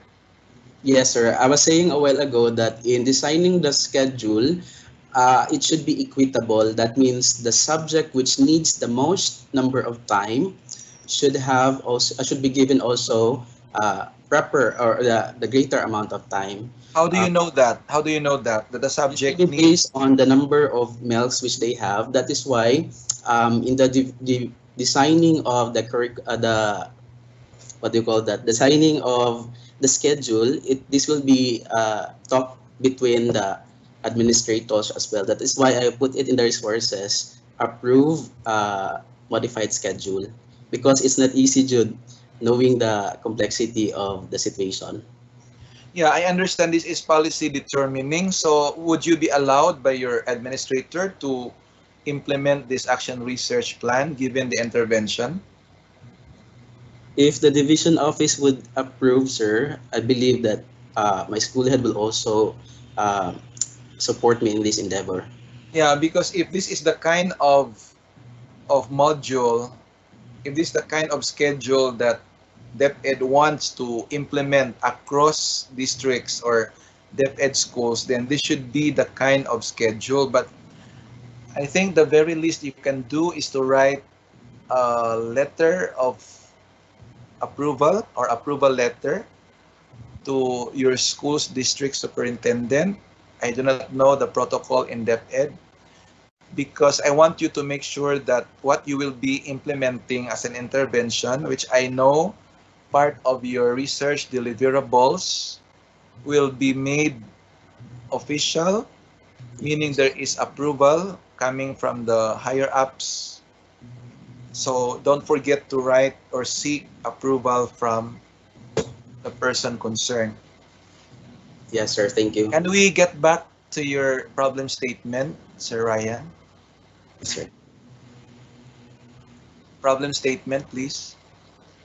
Statement of the problem. Yes, sir. All right, this is questions. By the way, how do you document? How do you know, or what kind of data would you get from the administrators? For the administrators, I included them because I want also to explore on their experiences on how they design the schedule, how they modify the schedule, what are their challenges that they have encountered in designing the modified schedule, what are the coping mechanisms which they have done, what are the things which they need to adjust in order to fit it to the current situation. Okay, okay. So assuming there is already approval from Yes, the sir. higher ups, okay. I noticed, Sir Ryan, there is no question here that explores on the impact or improvement on the students as well as on the teachers given the intervention. Actually, sir, I was thinking that last night, ako kang i-appeal diri ang iyang academic performance, no? But I am quite confused pa kung dapat appeal siya because of the, what they call that, the data na akong kwaon nun is only for the first quarter. I felt kasi that if it's only for the first quarter, would that be enough to paint a picture of the effect or the impacts of the MMDLS? If I would be Yeah. allowed, All right. You know, by the Yes. way, let us settle on terminologies here. There are terms in research that we need to get clear definition or that we need to understand. When we say impact, okay, that is actually longitudinal in nature. So if you measure an impact of a particular intervention, it requires or it needs 3 to 5 years, no, 3 to 4 years time for you to implement, observe, document, the intervention. So that's longitudinal in nature. When we say effect, that is shorter in terms of documenting the data or shorter in terms of implementing the intervention. So with, what is that, 4 or 6 months time? I think It's hard, for yes, it's hard for you to measure the impact, but maybe you settle on the effectiveness. and I have the academic performance, sir, or the first grading grade of the students as a measure for that, Only academic performance for that quarter. for that quarter. Yes. For that quarter, okay? For that Okay, sir. quarter only. So formative, right? Yes, sir. Yeah, Um, depending on your action research plan. What do you think? I felt that getting also the grade of the students for the first quarter will also strengthen my research, the action research on its claim on the result. Yes. I So I think I think Sir Ryan, one important consideration you should make is making clear or getting to know or determining what is really the real problem you're addressing. Is it the academic performance of the students, or is it the rigidity of time to complete or accomplish all modules given to them? at the onset said, sir, I want to address the rigidity of time, but ultimately I also want them to improve their academic performance. So pwede siya duha. So pwede siya na ako i-add, sir, ang katong academic performance as one of my SOP. All right. Okay. So again, please include a question there that measures effectiveness of the intervention that you will introduce.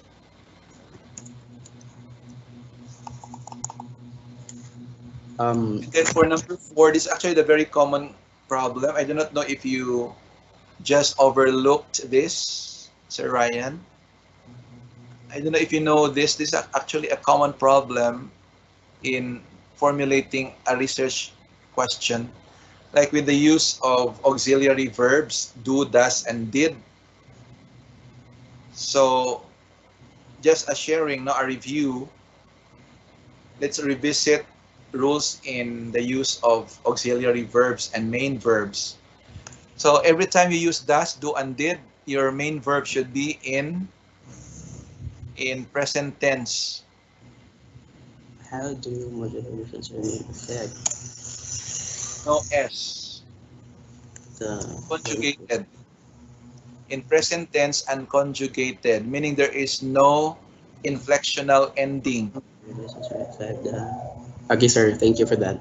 I repeat now for others here present, every time you use auxiliary verbs, do, does, and did, your main verb should be in present tense, unconjugated, or without inflectional ending, and either S, ed, or d.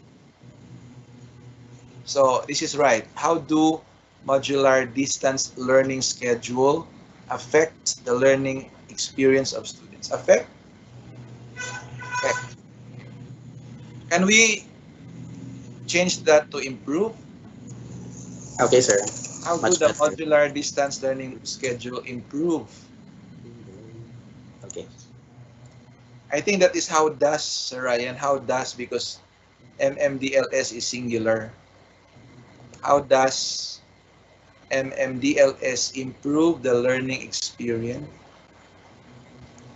of students? Okay, that's fine. So that is your concern. So if there is improvement, then MMDLS is effective. Yes, sir. Simple as that. As simple as that. Maybe you can ask a question, Sir Ryan, on the extent of improvement. Extend. Maybe you can ask a question on extent. So to what extent does MMDLS improve the learning of students? For the extent of improvement, sir, would that be needing a baseline data. Yes, definitely. So that means We document the improvement of learning of students through MMMDLS. That will be your basis to measure the extent. okay. So at the onset, I'm going to give probably a measure to test their level, and at the after the first quarter, I'm going to test again. So it's like that, sir. But remember, there is no pre-test, post-test here, Yes, sir. like what we do in experimental research. Yes, sir. Noted. Yeah. So Thank you. you have to plan out, you have to define how would you measure improvement here. Okay, sir. Remember, Sir Ryan, we're not measuring here causality Mm-mm. of the independent and dependent variable. Please remember that all the time. Yes, sir. Okay. So I'm looking forward to the day when you can further improve this. Again, you can contact Dr. Bahian or you can call me if I can answer your call. I can definitely take your call, but if I will miss your call, then I might be reached in the next time around, the following day or the following week, because my meetings usually are unpredictable. So normally I don't answer calls when I am in a meeting. So thank you so much, Sir Thank you, Ryan. sir.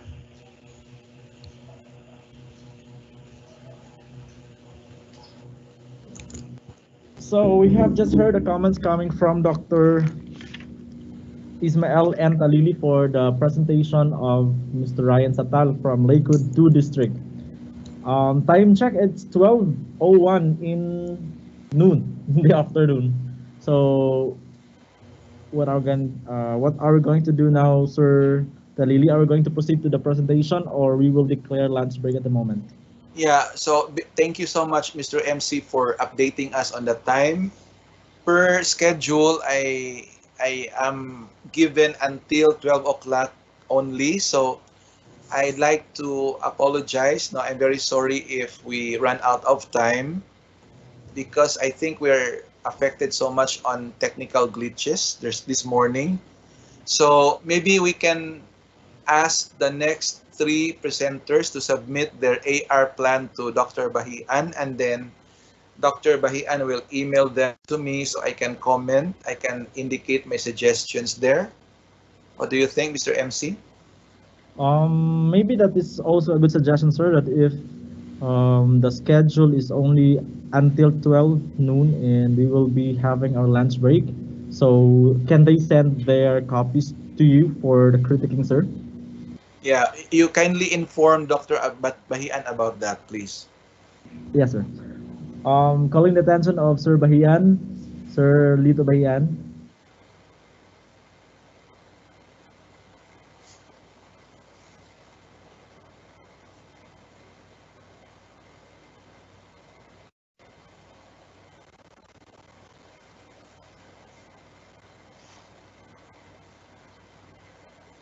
Dr. Bahian, please.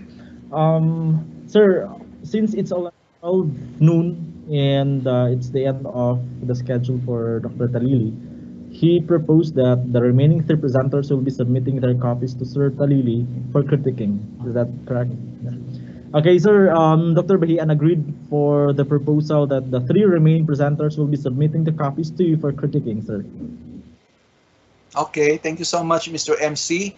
And before I finally go out of this virtual room, I would like to thank the Department of Education, Region 9, Zamboanga Peninsula for inviting me through Dr. Bahian. So it's a great privilege on my part to impart or share my knowledge of action research to all constituents of the Department of Education in Region 9.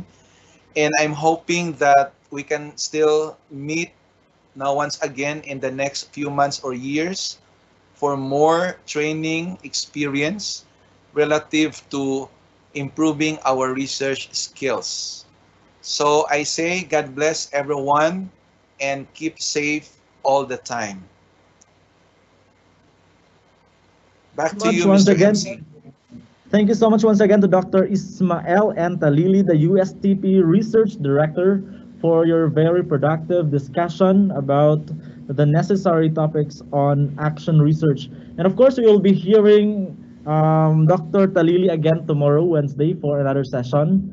And we will lobby the remaining questions reflected in our chat box to our speaker, Dr. Talili, anytime today, so that if he can provide us the answers, we will also forward the same to the owner of the question. Especially, these questions can also help our researchers in doing their action research well. Congratulations to our two presenters, and we would like to invite our three remaining presenters coming from Gipus 1 District to Kuran West and Josefina to submit the copy of your presentation or research proposal to Sir Lito Bahian, and the material will be forwarded to Dr. Ismael and Talili. All right, at the moment, we will be declaring lunch break. So I hope everyone, you have already your lunch. So please enjoy your lunch, and we will back at 1 o'clock in the afternoon. Half of the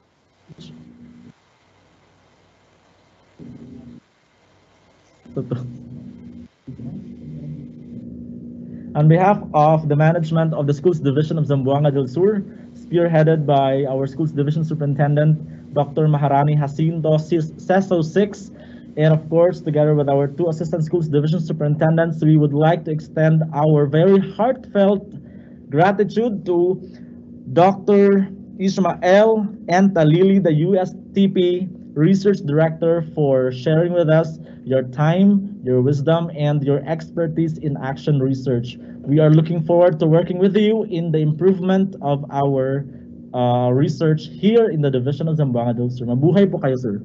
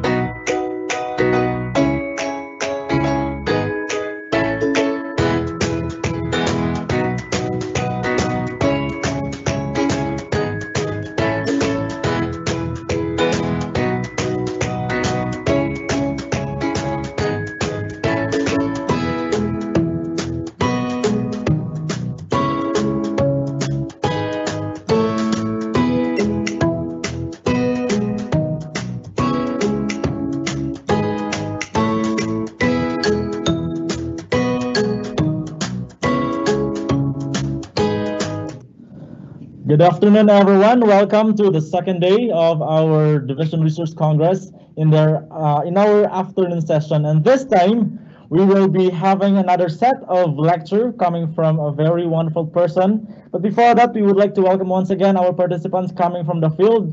I hope you are in your stable internet connection so you could get full access of our content this afternoon. To do the honor of presenting or introducing our guest speaker, we would like to give you our Administrative Officer 5 in the Division of Zamboanga del Sur, no less than Ma'am Zinaida Mago. Ma'am, please take your time.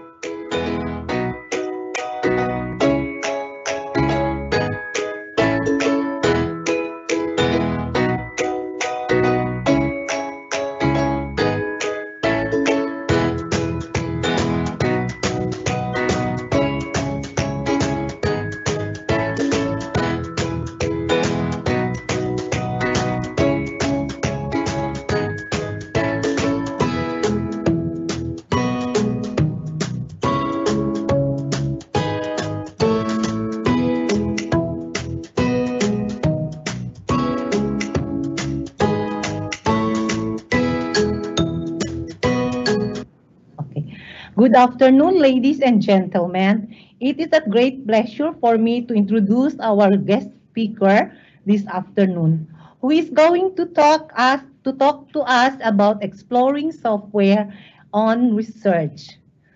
Our guest speaker is an experienced speaker in various seminars and conferences on statistics research and education. He is a graduate of Bachelor of Science Statistics, MS Statistics at MSU IIT, Iligan City. He is also a scholar of the DOS Accelerated Science and Technology Human Resource Development Program and a fellow of the Philippine Statistical Research and Training Institute, formerly Statistical Research and Training Center. He is a recipient of College Leadership Award in the College of Science Mathematics at MSU IIT in 2008. He was recognized as Best Paper Presenter during the first Statistics Research and Organizational Convention in Southern Philippines at Iligan City in November 2017. And Best Research Paper of the Mathematical Society of the Philippines Research Convention in Cebu City on December 2013. He is a licensed professional teacher and currently a special science teacher 4 of Philippine Science High School, Soxargen Region Campus. An ISO auditor for the ISO 9001-2015 in International Quality Audit, Root Cause and Analysis, and Risk Management.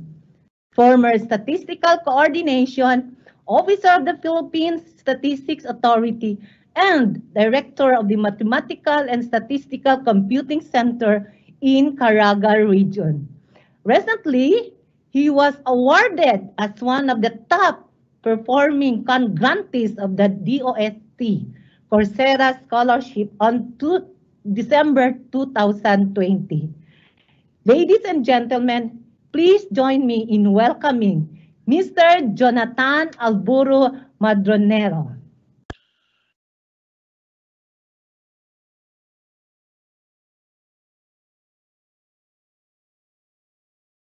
Good afternoon. Hello, can you hear me?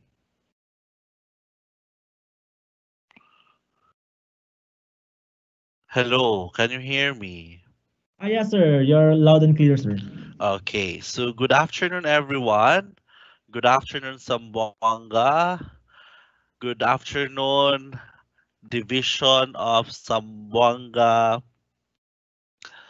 Schools Division of Zamboanga del Sur in Pagadian City. So I am Jonathan Madronero. So today I will be explaining or exploring Jamove. Jamove is a software, a statistical software used in research. What's with Jamove and why Jamove? But before that, allow me to introduce myself. I am Jonathan E. Madronero. So baka magulat kayo why Jamove and why I am introducing this one. This is not my software. It just so happened na same initials lang po kami ng Jamove. Okay, you may screenshot or copy the details of my information for future references and linkages or future, ano tawag dito, gusto nyo magpa-consult sa statistics, we may do that one through this information posted on your screen. I have here the Jamove. So if you have your cell phone with you, I encourage you to screenshot or scan the QR code for your reference po. When you screen that one, lalabas po, when you shot pala screen tuloy na sabi ko. When you shot or QR code po, lalabas po ang Jamove na software, then you can download that one for free. Wala pong bayad, wala pong ibang gagawin. You just have to download, and once you download it, automatic na po, nandyan na po yung Jamove. For free po, very friendly software. Now, why Jamove? Okay, allow me to, when you open the QR code po na gi-share ko, lalabas po yung, may lalabas po dyan na Jamove na link, di ba? So, ito po yung Jamove. Okay, allow me to share po. Okay. Nakikita po ba ang Jamove na website? So, if you are familiar with the website na dahil na-open nyo, I encourage you to download 1.6.23. Okay? Why? It is because yan po yung mostly recommended for us to use instead of the 1.8.4 na may latest features. It is because under ano pa siya, develop pa po yung 1.8.4. Maybe in due time, maybe 2 to 3 months from now, okay na tong latest features, then we can re-download po the current for the Windows. Okay, ma-download na natin siya. Okay, so ito po siya ang versions niya noon, pero ito po yung latest natin. Okay, Jamove, by the way, is a resource from R. So R is a programming language of statistics. However, hindi po lahat maganda ang background ng computing or ng coding or ng programming. So, okay.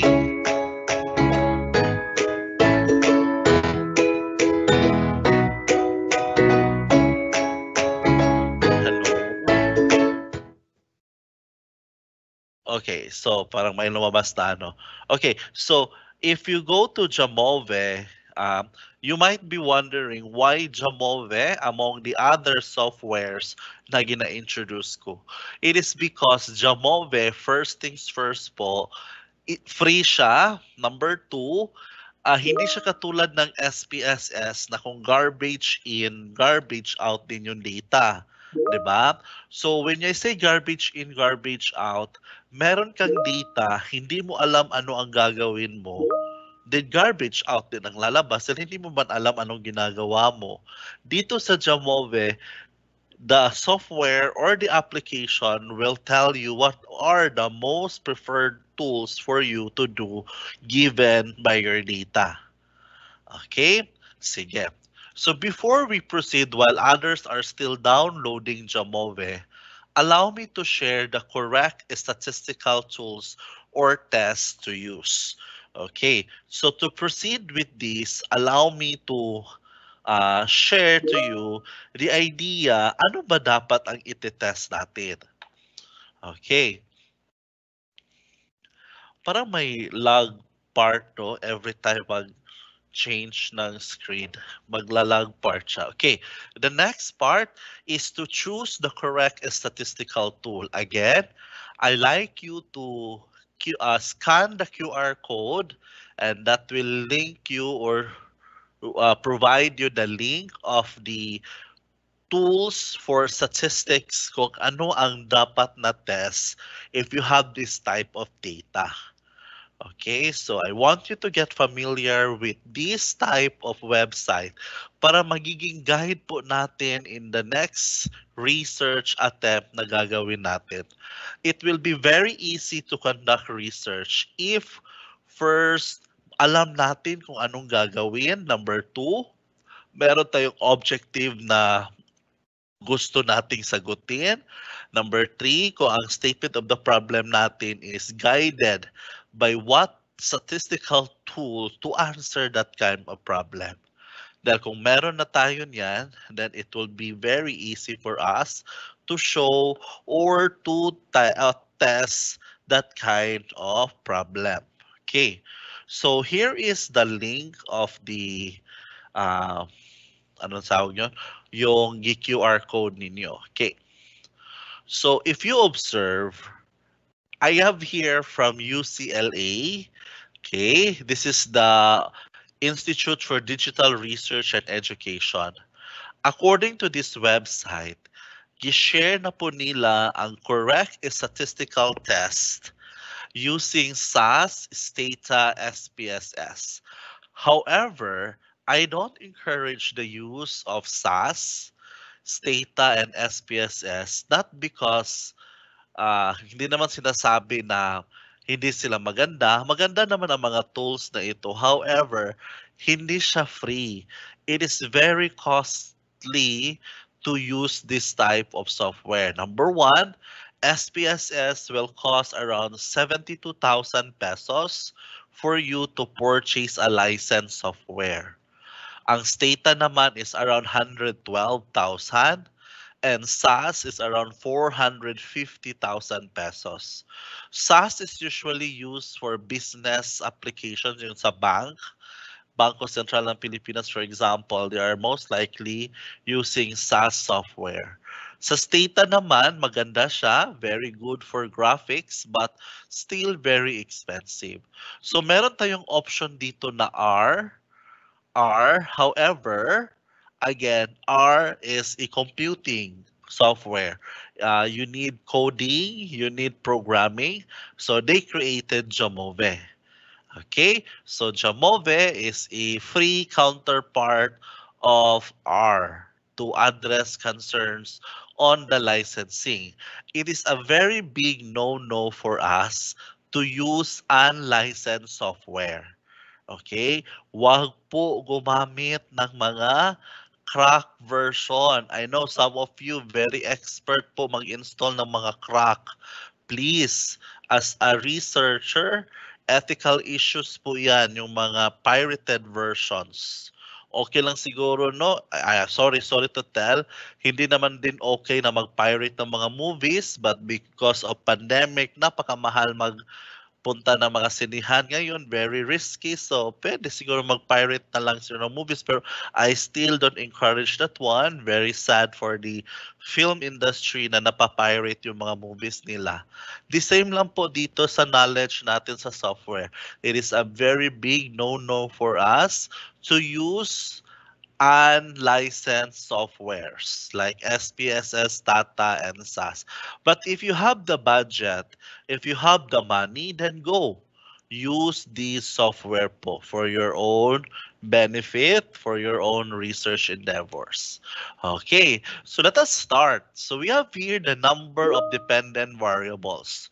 So kung meron ka daw isang dependent and number of independent, hala, ano yung independent and dependent? So meron ka na naman ganyan na tanong.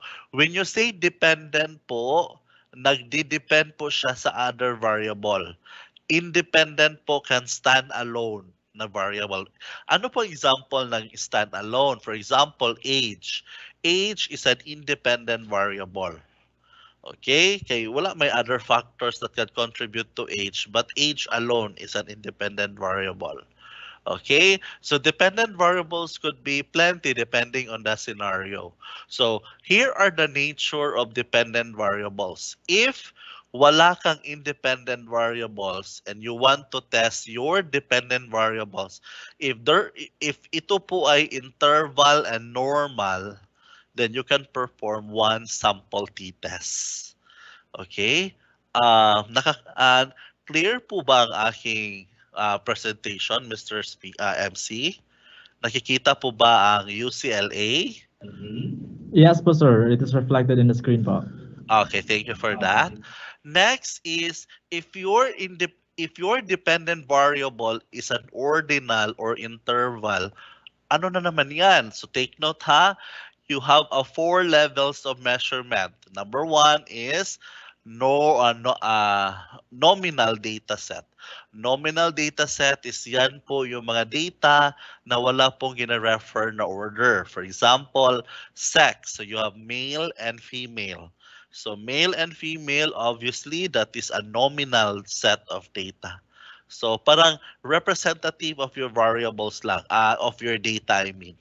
Next is ordinal. Ordinal po from the word order. Ordinal, so may rank.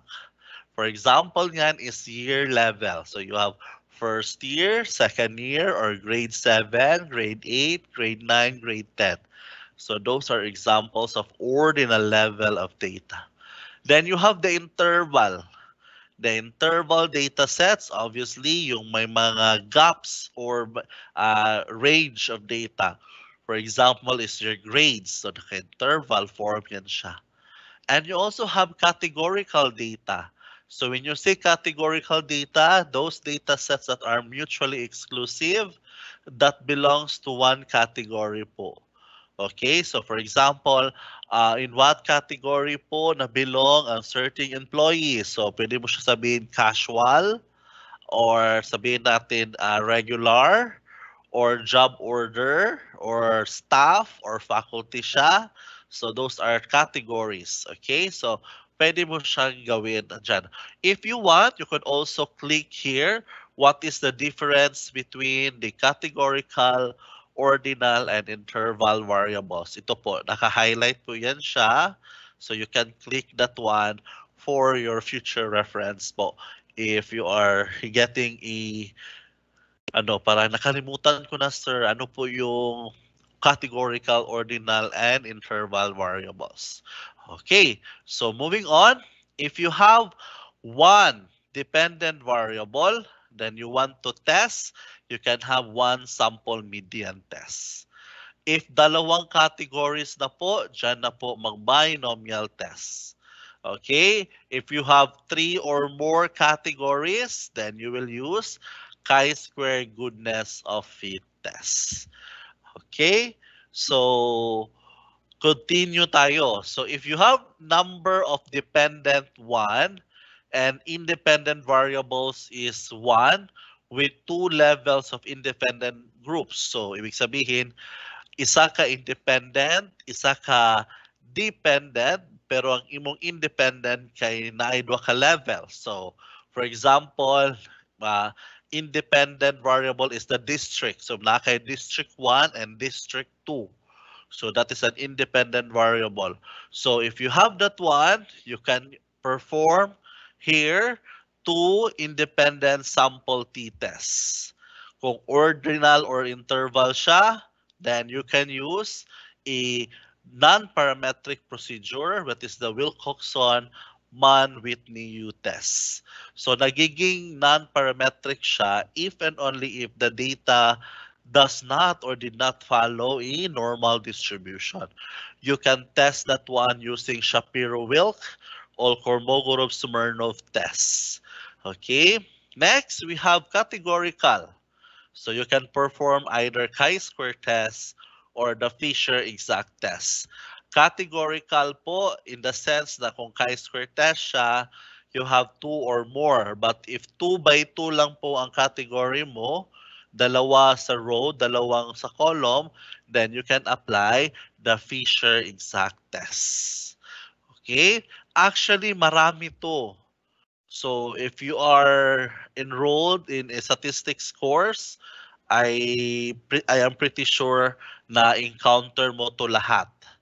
If not, then this is a very nice venue for us to recall or to review this type of tests. Okay, so lahat po halos po ng performing test nandito na po lahat, like ANOVA, logistic regression, kailan siya gagamitin? You can only use logistic regression if meron kang isang dependent, isang independent na may dalawa or more levels na kung saan dependent siya or either match groups. When you say dependent groups, so ibig sabihin one of the variable be dependent to the other. If sabihin mo namang match groups, those are scenarios na may mga before-after, may intervention na gisali. So those are type of data na may pwede gagamitan na logistic regression.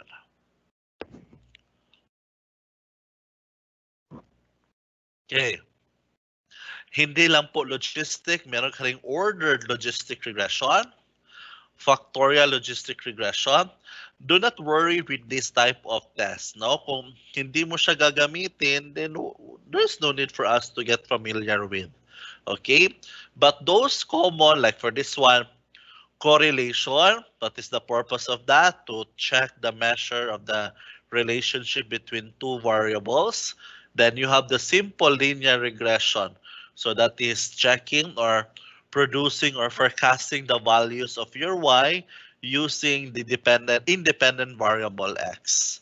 Okay, then if you have more than one independent variable, then you may apply multiple or the analysis of covariance or the discriminant analysis. So more of these can be discussed if you have more than two, okay? Pero kung you have two sets of independent variable with two sub-levels, then you can maybe apply here factor analysis, multiple linear regression, canonical correlation. So lahat ng ito po sila nandyan po sa R, SPSS, Theta, at SAS. So hindi po dapat tayo mag-worry because when you click that one, it will guide us how to use the software po. Okay? So before we proceed in doing analysis in R, allow me to share what are those other type of variables pala meron tayo. So with that, allow me to share another handouts. Okay, so I have here the variable types. Okay, so nakikita ba ang types of variables?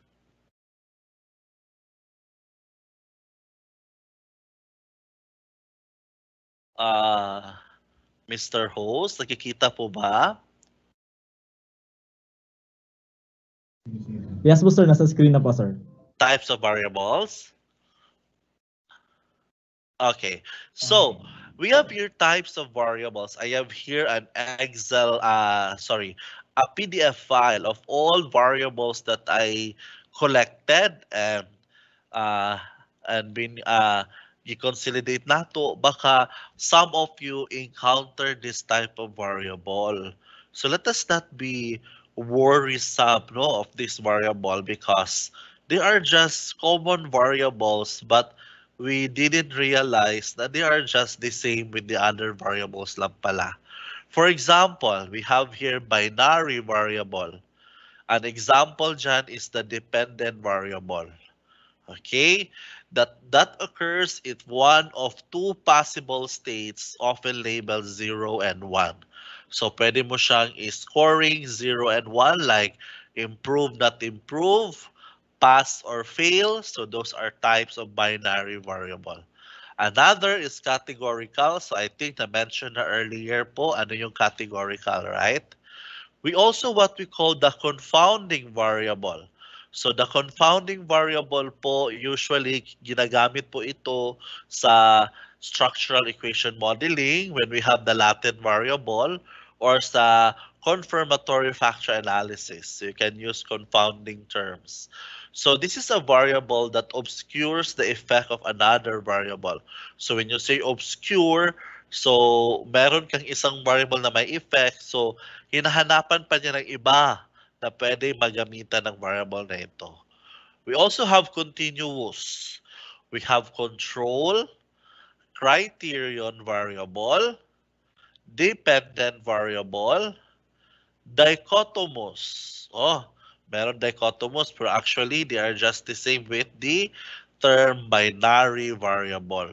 So do not be confused. They are just the same lang po. Then you have the discrete. So kaning discrete is very common. Those are variable that having only integer values. Okay, so ang opposite ng discrete is continuous. Okay, moving on. We have here dummy variables. This is very common in logistic regression or any form of regression. Nagagamitan po natin ng dummy for the purpose of creating one perfect model. We also have here endogenous and exogenous variable. So itong endogenous and exogenous is very common, especially when you do data reduction. Yung principal component analysis, or you have the principal component PCA. Yan po ang usual nagagamit po natin ang endogenous and exogenous or other type of test na ginagamitan po nito. When you say endogenous, those are variables po that inherent part of the system. So, nandyan na po siya part of the equation. Yung exogenous po is yung outside the system being studied. For example, let me give you a scenario. During summer, mataas ang benta ng ice cream, di ba? So, mataas ang benta, so malaki ang income. So, however, during summer also, marami ang na-drown sa dagat or yung, ang tawag dito, namamatay sa dagat dahil, anong tawag dito, drown or nalumos or sweater mana ka na, anong Tagalog ng nalumos? Naanod, I don't know what's the term for that. So if you want to include an outside of the system na variable, then you can put there the temperature. So if the ice cream sales increases, does the number of people getting drowned also increases? So that's an example of a non-casual interpretation. So it doesn't mean nakakain ng ice cream, may namamatay. So hindi naman magandang ganyang klaseng illustration. Okay? But it can be related, but you have to add another intervening or an exogenous variable. So that could be temperature. Okay, so you have your independent, then you have interval. So yung sinabi ko kanina, may range siya. So those are continuous variable also. Then you have the intervening. So intervening could also be intermediary or mediating variable. Okay? Then the latent variable, ito po is very common when you conduct structural equation modeling. So gagamit po, lalabas po yung mga latent variables dyan. Okay, we also have manifest variable. So manifest variable is very common, especially po, you assume to indicate the presence of a latent variable. So hindi mo siya na ibigyan pansin, but it will just manifest po, lalabas lang po siya sa equation. Then you have manipulated. So manipulated is just the same with independent variable. Then you have mediating, so same lang po sa intervening, moderating, nominal, ordinal, outcome, polycotomos, ito pong polycotomos are variables that have more than 2 possible values. So kung meron kang binary variable na 0, 1 lang, then kung more than 2 na po, then you have the polycotomos variable. Then you have the predictor, then you have the treatment variable. Okay, so why I am introducing this to you, because it is very common in research to understand or to appreciate anong klaseng variable meron ka para ma-address po fully when you perform the test. Kung ito pala mga variables ko are predictors. So, dapat kilala mo. Ikaw kasi yung nag-research, dapat alam mo din anong klaseng variable meron ka. Another for me to discuss is the Likert type response. Ito kasi ang pinaka-common error when we conduct research. These are the response anchors that I collected. Hindi ako nag-collect pala. I just use. Galing po ito kay Wade Bagyas in 2006. These are the Likert type scale response anchors. When you have a survey, tapos meron kang pasagutan na agree, disagree, hindi po yan siya basta-basta lang na 5 ka Likert or 6 or 4. Meron po yan siyang references or RRL kung ilan. For example, level of acceptability. So kung meron ka dyan, will you accept, not accept, you have to use a 7-point Likert scale for level of acceptability. Okay, hindi pwede 5 siya, hindi pwede 3 lang. Accept, not accept, acceptable. Okay, another, you have your level of appropriateness. So kung meron kang level of appropriateness, then I encourage you to use the 7-point Likert for checking the level of appropriateness. So meron kang absolutely inappropriate, inappropriate, is slightly inappropriate. Then you have the neutral. Okay? Most of the research nowadays na remove ang neutral. Hindi kasi natin pwede i-force ang tao nga maging appropriate or inappropriate. So dapat merong neutral ground siya. Then you have the appropriate, then absolutely appropriate. Hindi naman sa lahat ng pagkakataon po ay 7 siya. Meron namang mga surveys na kung saan ginagamitan ng 5. For example, level of concern. So, hindi pwedeng ako mag-level of how concerned are you? So, you can have here not at all, slightly, somewhat, moderately, and extremely concerned. This is very common, di ba? Especially in research and education. Yung mga Likert scale. I want us to be uniform this time. Hindi pwede na kahit ano, meron ako nakita, 5 Likert siya. Hindi po yan lahat the same. Depende po yan sa klase ng Likert. For this case, level of concern.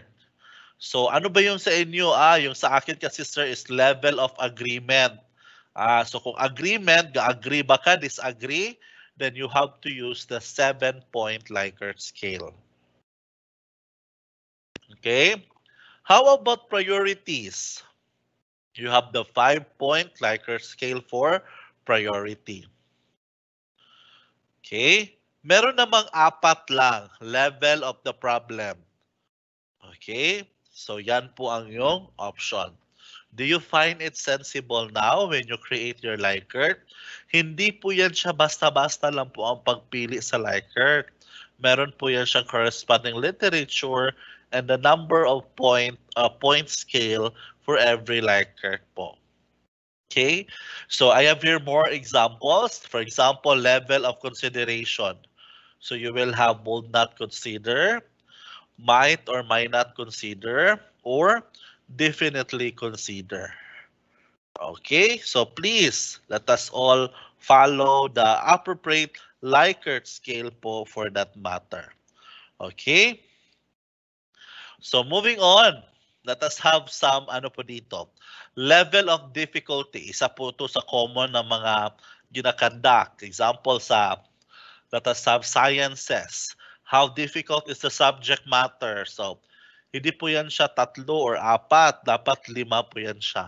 Level of difficulty, you have very difficult, difficult, neutral, easy, and very easy. Okay? You have here likelihood, level of detraction. So, may vacant po dito for you to add kung ano po yung gusto mong idagdag. Then you have the good or bad. What are the barriers? So not a barrier, somewhat of a barrier, moderate barrier, and extreme barrier. And we have the very common satisfaction survey. Okay? So sa mga ganyan, let us follow po ang 5-point scale Likert for satisfaction.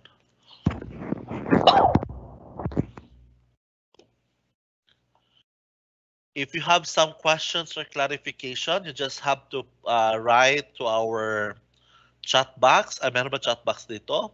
Or address your concern to our host.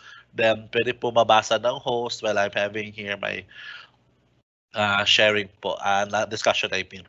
So again ha, hindi po all the time ang ating Likert is 5. Okay, magdidepende po yan kung anong klase pong Likert po ang ginagamit natin. So this is the Likert type scale response anchors po sa different type of Likert scale na ginagawa natin. Okay, so okay pa tayo dyan? Are we all following? Do we have any questions so far po ba, Mr. MC?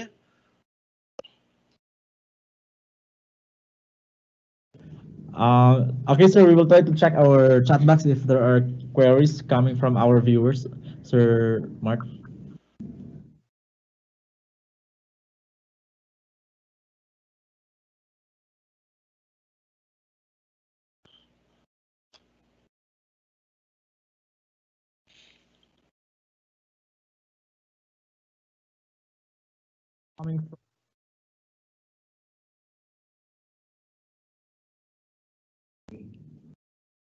That's coming from Jurley Ranky. Is it appropriate to include the tables generated from the statistical software in the results and discussion, sir?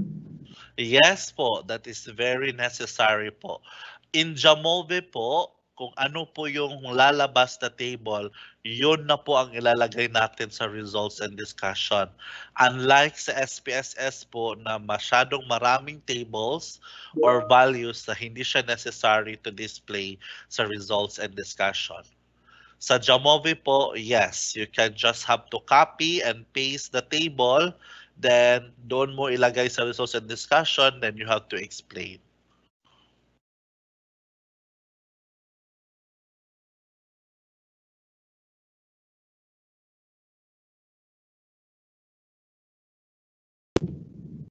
Okay, so question?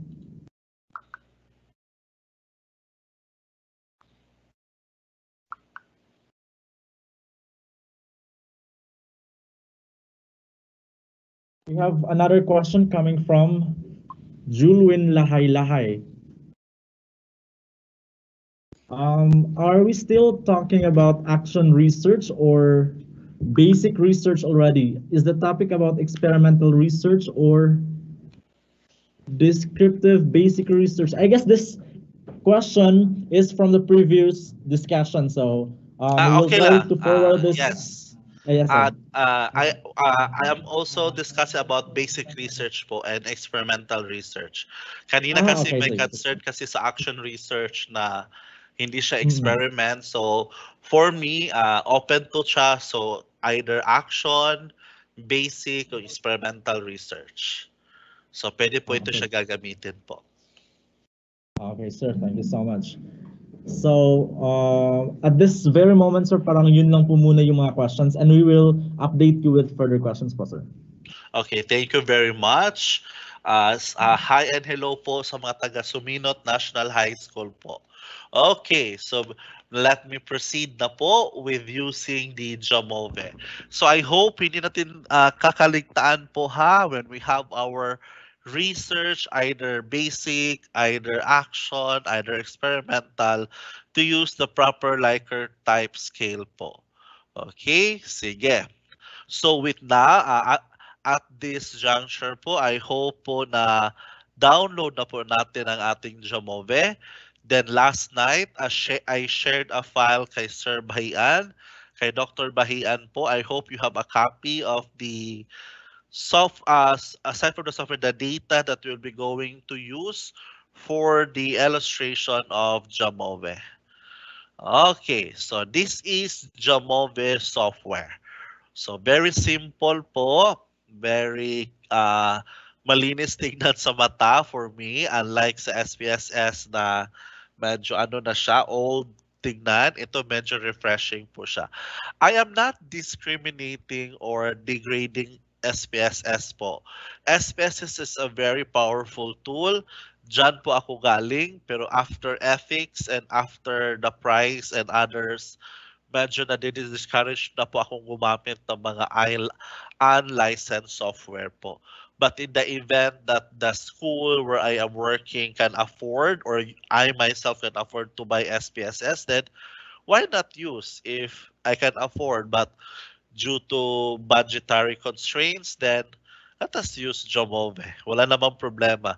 They have the same output lang man din. Okay? So for the purpose of illustration, I hope the majority of our participants able to install Jamove.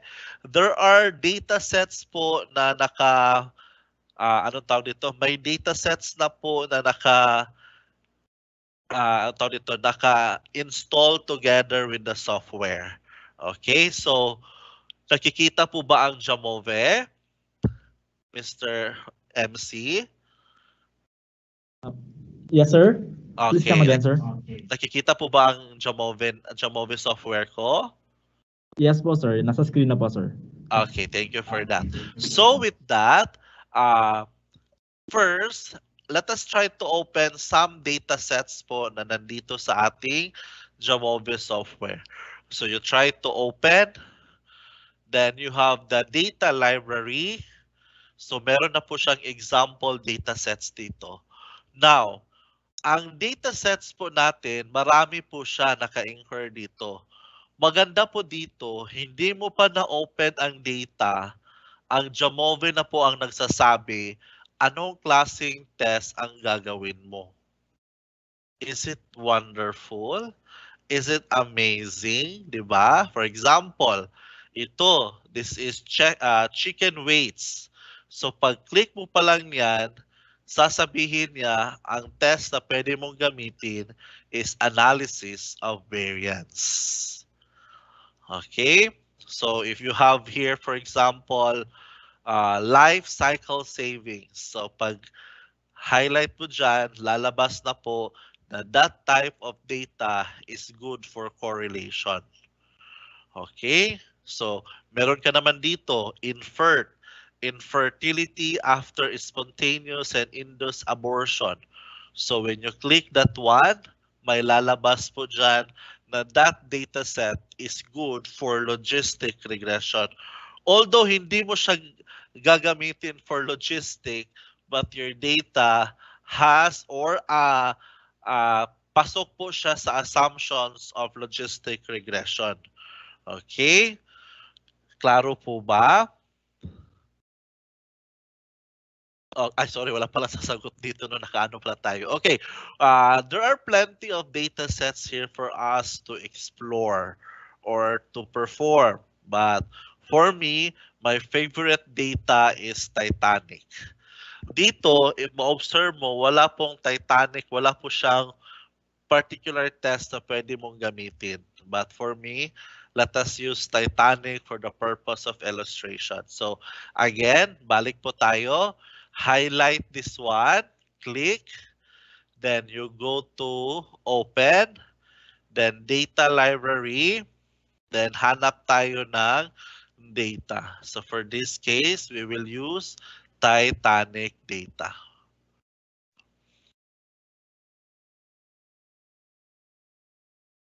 Okay, so lalabas po dyan ang Titanic data. So nakita po ba natin ang Jamove Titanic? May lalabas po na Jamove Titanic sa itaas. Dahan-dahan ko lang po siyang i-explain para yung iba maka-follow po.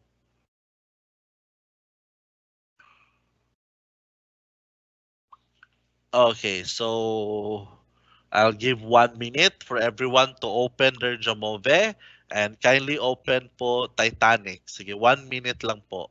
1 minute because it is very easy lang naman po.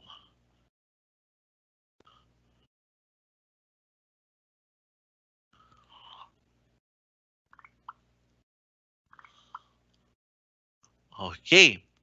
So, I think everyone no naka-open na. I think it is very important po for a workshop na ma-engage talaga tayo sa workshop because that's the purpose, maka hands-on experience ka. Because once maka hands-on experience po tayo, it will be very easy, it will be very simple na lang sa atin to get familiar with. Pero kung hindi ka talaga mag-explore, ayaw mo talagang i-engage ang self mo to do the workshop, then madi-defeat po ang purpose ng ating activity today. Okay? Pero sige lang, we cannot force if very busy talaga tayo. Okay, let us start with the data. So here, the data set class. So yung class po has the levels of first class, second class, third class, and accrue. So these are nominal type of data because wala man siya naka-order na dapat yung crew is last, yung crew is first. So wala naman ganun. So these are just representation of the type of passengers meron tayo. So that's a nominal set of data. Next is the sex. So, hindi na po masyado gumagamit ng gender po. Dapat sex na po ang ginagamit. Gender is iba na po. Parang meron na naman tayong issue sa LGBTQ dyan. But if you don't have any issues with LGBTQ, so might as well use the word sex. So you have female and male. Dito naman po sa age, so you have two groups of age, the adult and the child. The child here is below 18, then above 18 na po ang adult. Then you have here survive. Survive po denotes here if did they survive?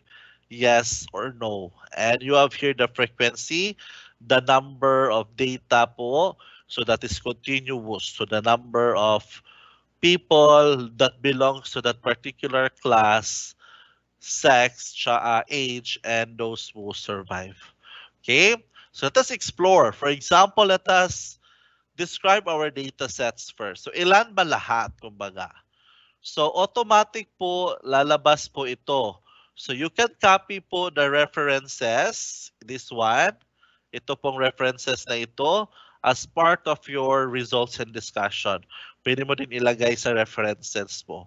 And isa po sa maganda dito, ang ma-generate po na output dito is ready na siya for publication. Okay?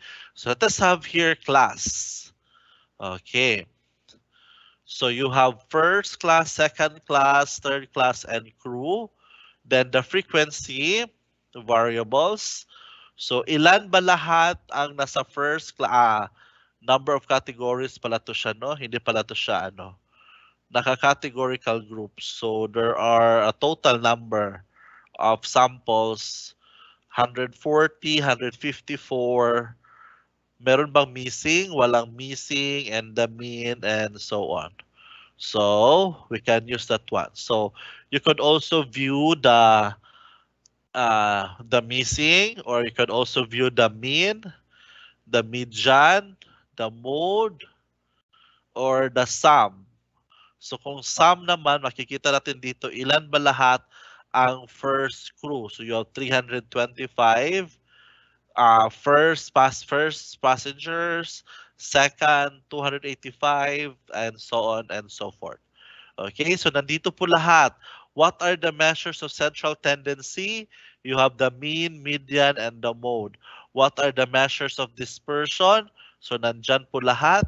Standard deviation, variance, range, interquartile range, the minimum and the maximum. And how was the distribution? Skewness and kurtosis po. And if you want to check the normality, then you can have the Shapiro-Wilk. Okay? So you just click. So kung hindi kailangan, pwede i-unclick nyo lang po siya. Kung ang gusto nyo and mean and standard deviation lang, then it will give you the mean and the standard deviation lang. So you just have to copy that one. Then yan na po ang lalabas sa table nyo doon sa results and discussion. So nakikita nyo, di ba, hindi masyado maraming line sa table. Meron ka lang pong dalawang line sa itaas and the line for the overall output. Okay, so yung nagtanong kanina nga, sir, necessary bang ilagay ang table sa stat? For me, for Jamovi output, yes. Yan na po siya. Wala na pong ibang cheche-boreche pa na mga data na hindi kailangan. Kung gusto mo mean lang ang ilagay, you can remove standard deviation. Then mean lang ang ilagay. Okay, but kung gusto mo skewness lang, wala ang mean, then you can put po the skewness lang po dyan.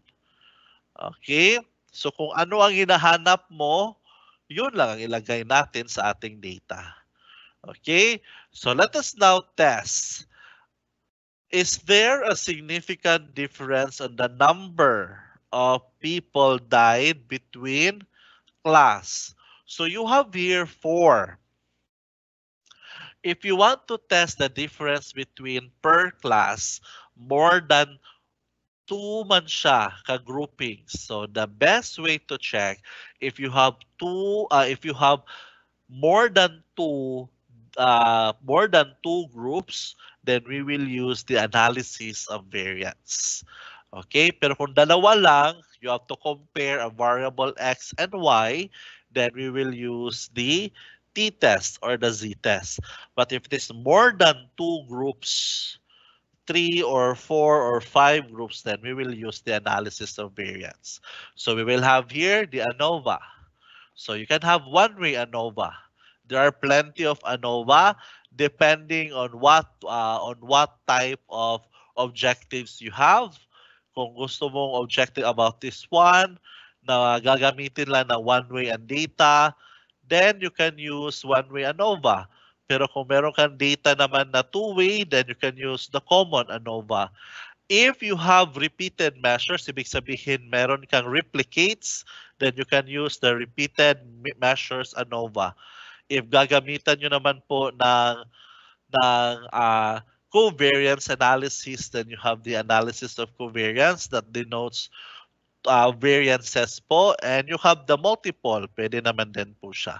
Okay, so you can also use in the event na hindi po na-satisfy ang normality natin, ready na po ang mga non-parametric procedure for this case.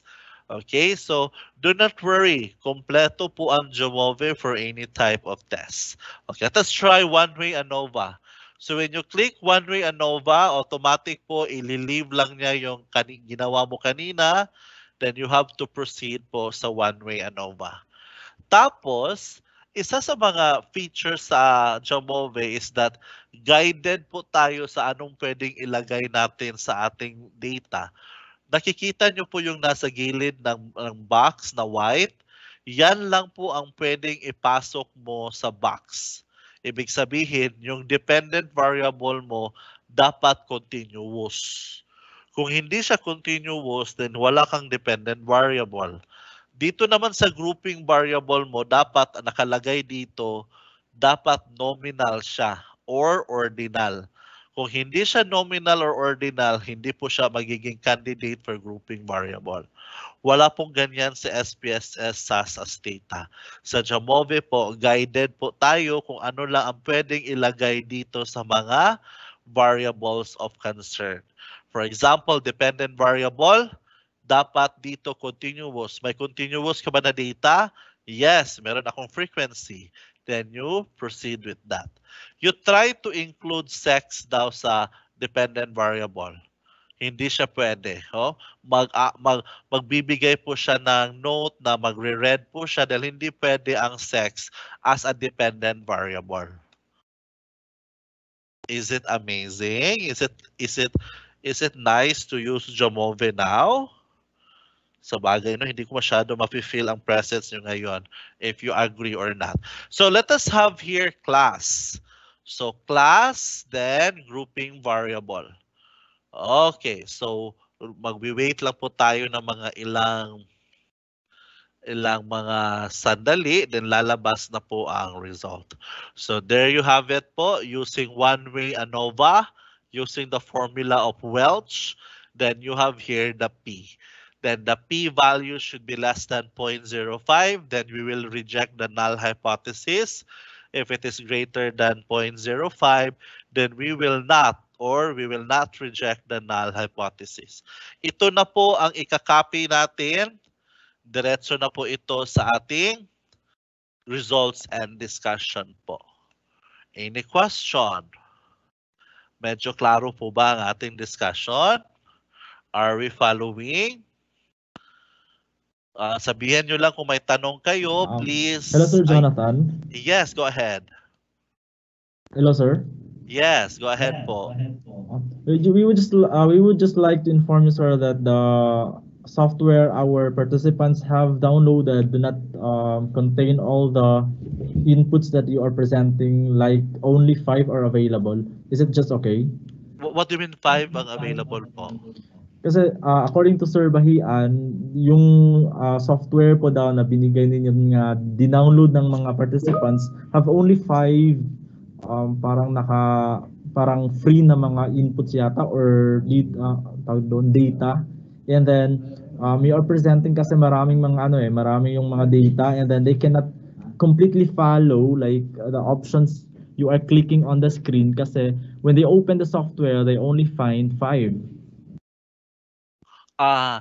Okay. Allow me to clarify lang po. When you install po the Jamove, nandito ito siya lahat, for example. Oo, pasok po to siya lahat. Oo, hindi po pwede na 5 lang sa kanila. Part na po to siya ng package ng Jamove. Baka there's something wrong when they install po. Hindi po kailangan ng internet po pag-install. Pag-download lang po ang kailangan ng internet, if I'm not mistaken. Sige po. Tapos 5 lang yung, di ko talaga makita yung 5 lang na ano. Sige lang, if there are other concerns pa po, meron pa po ba aside from that? On the data library yata po na feature ng Jamovie po, there are only 4. Data? Okay. Data library. Data library po. Ito po sa akin lahat, lumabas. Pag-install okay. Baka nagka-problema lang doon sa installation process. Yes, feeling ko. We will try to look into that. Yes, hindi po ako ang naglagay ng data nito, but once I installed po, lalabas po ito siya lahat. Okay, sir. Parang nagka-problema siguro. Part po to siya ng package po. Okay for po. your Sige own po. Sige. Thank you so much, sir. Okay, thank you po Mr. MC. Okay, so meron ka ng P. So, if you want to add more details of your data, you can also apply additional statistics like descriptive table. Okay, so meron kang mean, standard deviation, and standard error. If you don't like to show table, gusto mo ng plot, then you can have the descriptive plot. So mostly po ang descriptive plot nito ay naka box and whisker plot, if I'm not mistaken. Then mas madali kasi i-compare ang data pang may box and whisker plot ka. So makikita mo, is there a significant difference of your data or wala? Okay, then assumption checks, then you have the normality and the others. Then you have the very common post hoc test. Again, gagamitin lang po ang post hoc test if and only if you have a significant difference among the among the data na meron ka. But for our case, wala pong significant difference, so reject HO po. Then walang pagkakaiba po sa number of sa passengers between first, second, third, and the crew members. Okay, so let us try about sex, age, and survive. So for this case, since sex is dalawa lang, male and female, ang age is dalawa lang din, then ang survive is dalawa lang din. So that will be the concern of the t-test. Okay, so we will have independent sample t-test. So malilive lang po na yan ng Jamove, then you can proceed for the other tests. Okay, so very nice siya po, di ba? Okay. Dito naman po sa independent sample t-test, you have to choose po your dependent variables again. You have the frequency and you have the grouping variable. So for this case po sa grouping variable, dapat dalawa siya, independent. So for example, sex, so male and female, obviously po independent po sila, di ba? Dahil male does not depend on female or the other way around. So both data sets are very okay. Ito pa lang ibig sabihin. 5 lang na iwan. Okay, sige. So, grouping variable. So, let us have here sex. I don't know kung bakit 5 lang yung naiwan sa inyo, but for me, I just installed the usual install lang po. Sige lang, we'll check in that one later. Okay, so for example, you have here independent sample t-test. Then obviously, your hypothesis po shows na group 1 is the same with group 2, or you can say male is greater than female.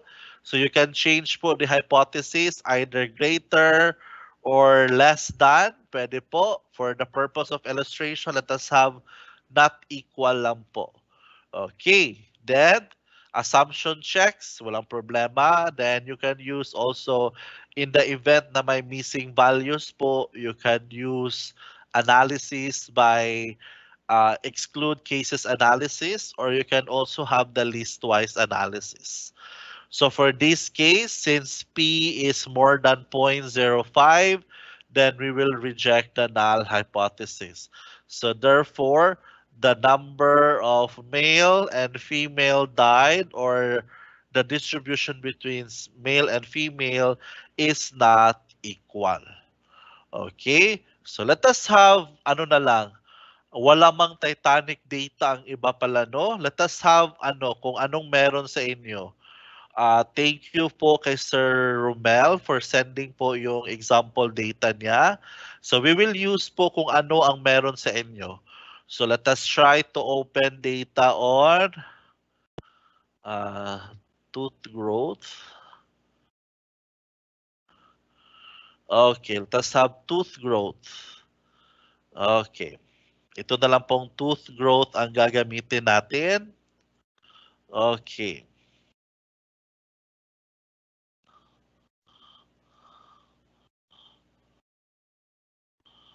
So we will use tooth growth.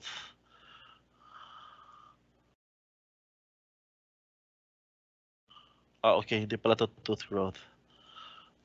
Let us open po tooth growth. Tooth growth, there you are. Okay, so I think everyone has tooth growth. Bakit kaya to siya, no? Bakit wala siyang ano?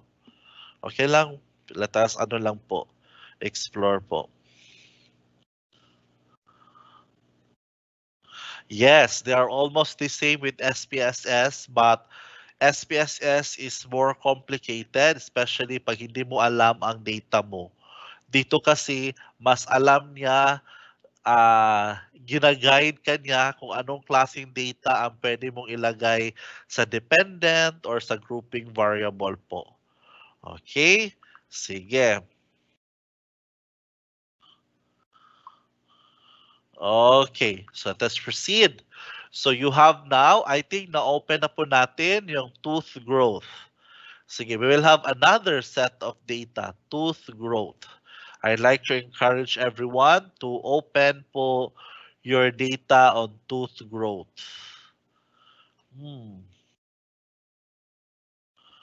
Okay, tooth growth. So again, so for this case, pwede siya for ANOVA.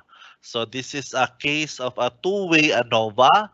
Meron kang description here. You have here the soap, the type of soap. You have OJ and VC. And the dose po is in ordinal 0.5, 1, and 2. So we can have a two-way ANOVA having a table of 3 by 2. Okay? 3 ka dose and dalawa ka soup. Okay, so let us have here ANOVA. ANOVA. I hope everyone is following using your Jamove dyan. Okay. Sige. So, the dependent variable, ito po yung sinasabi ko sa inyo. Almost the same siya sa SPSS but isa lang po yung difference nila sa SPSS because dito, guided po tayo kung ano yung pwedeng ilagay mo as a dependent variable or as a fixed factor. So, for this case, the dependent variable is your len and the fixed factors po is ito sila lahat. Ipapasok lang natin. Then automatically, it will provide us the ANOVA table. Okay, so yan po ang pwede natin ilagay sa ating table po. So, very clean po ang table and as you may observe, there is a significant difference between the SAP and the dose. So kung merong significant difference, then we can apply the post hoc test.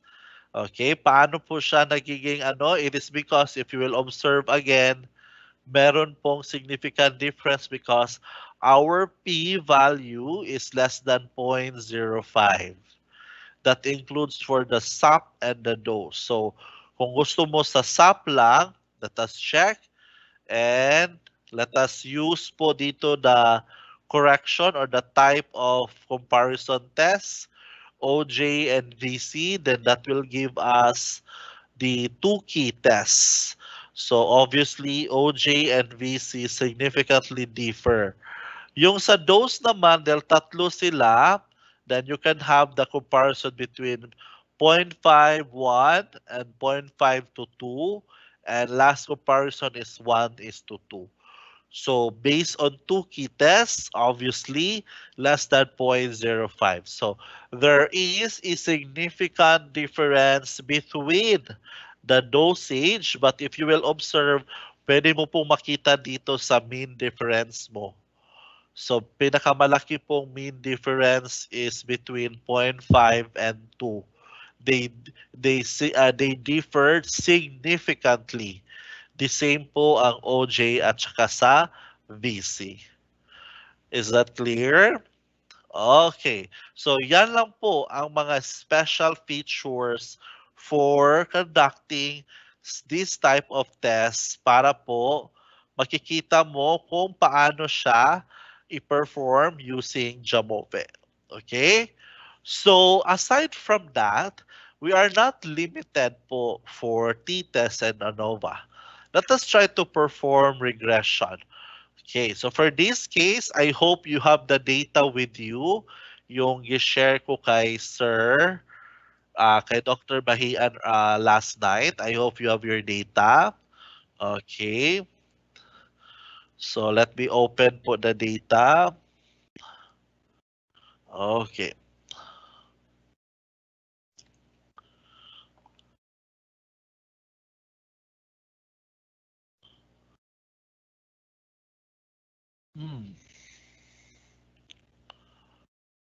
So let us open the data practice number 1.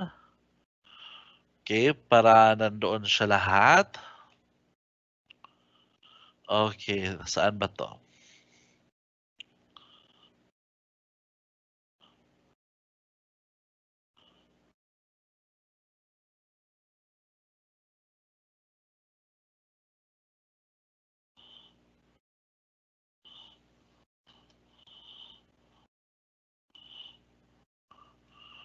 Okay, for a while, my Jamove is loading. Na-close ko kasi siya lahat. Okay. Saan na ba yun? Jamove. There you are. Okay, so allow me to open again my Jamove. Jamove.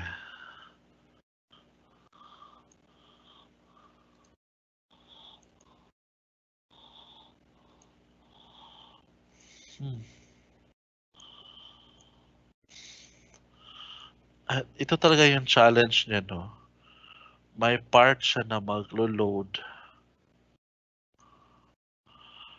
Aha. Open, share, this one. Okay, so there you have it, no? The Jamove. So, let us try to open the data that I shared to you po. So you have here the data and the data practice 1.csv. So galing po ito sa Excel, then you transfer po sa Jamove. So pwede po any data, especially po like sa Excel, na ito transfer lang po natin sa Jamove, automatic po siya magto-transfer. See to it that the data is saved in CSV format. Okay, comma separated values po. Okay, so for this case, we will now have our data. Okay, so data practice 1. Okay, so I hope na open na natin to. So you have here 1, 2, 3, 4, 5, 6, 7, 8, 9. 9 variables. So you have here the division, the district, the school, student number, and the score sa math or grade sa math, science, English, Filipino, and ESP or edukasyon sa pagpapahalaga. Is that values education, right? Okay, so now, math should not be in nominal form. Alam naman natin yan. So this is a continuous type of data. So you can change that one by clicking the variable of concern and change to continuous. English is also a continuous, as well as Filipino, as well as ESP. Yung student naman is just an ID po. So ID lang po yan siya. Yung school naman, instead of the name of school, I changed that one to school 1, 2, 3, and 4. And the district, instead of naming the district, I label that one as district 1, 2, 3. And there are two divisions involved in this study. So you have division 1 and division 2. Okay, let us try to explore the use of regression. Okay, so for this regression, you can do either correlation matrix, partial correlation, linear regression, and for logistic regression, you can have three different ways. You have the two outcomes regression. For this case, the output is a binomial type, and you have an n outcomes and possible outcomes or a multinomial logistic regression. And you could also either have a logistic regression with ordinal outcomes. So I hope everyone opened another data set and we can now include our study by performing linear regression. Okay, so by doing linear regression, makikita po natin kung ano po yung pwede nating gawin as a dependent variable and the covariates as well as the factors involved. Okay, so for the purpose of illustration lang po, let us use math as our dependent variable po.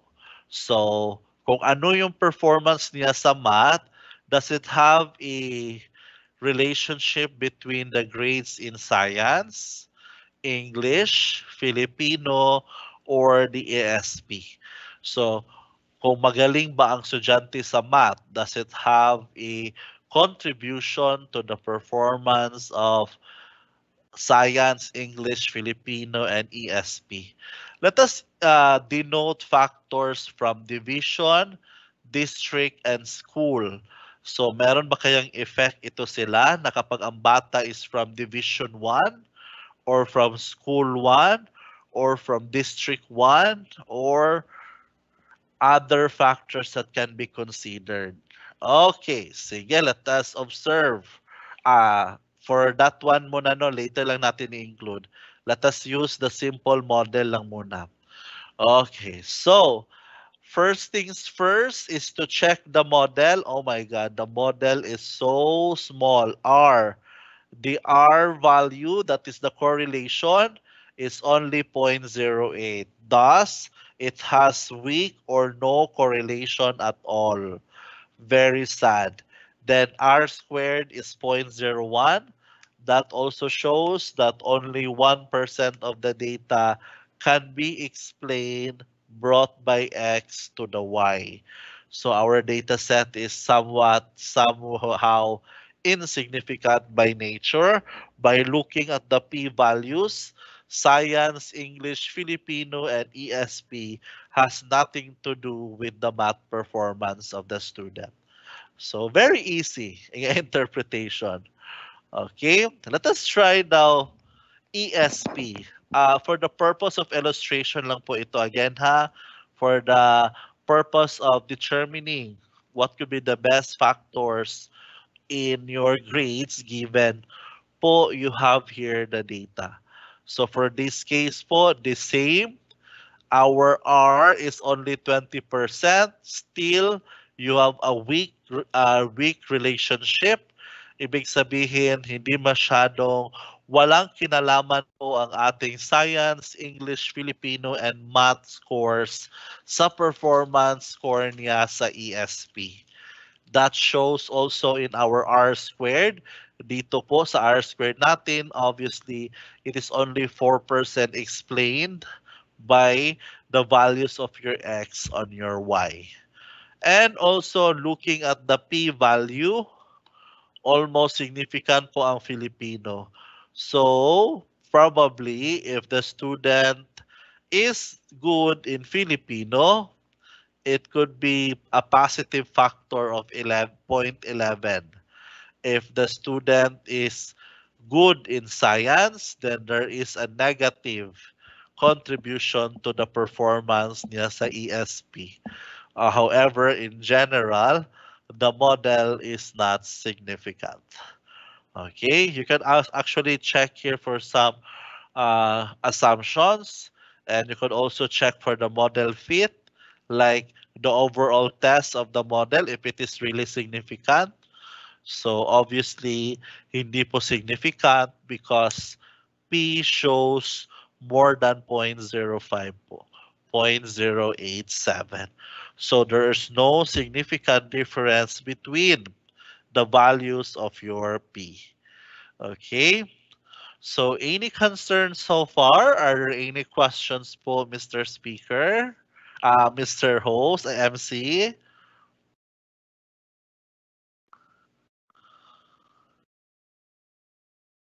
I think there is none po. Okay, let us proceed.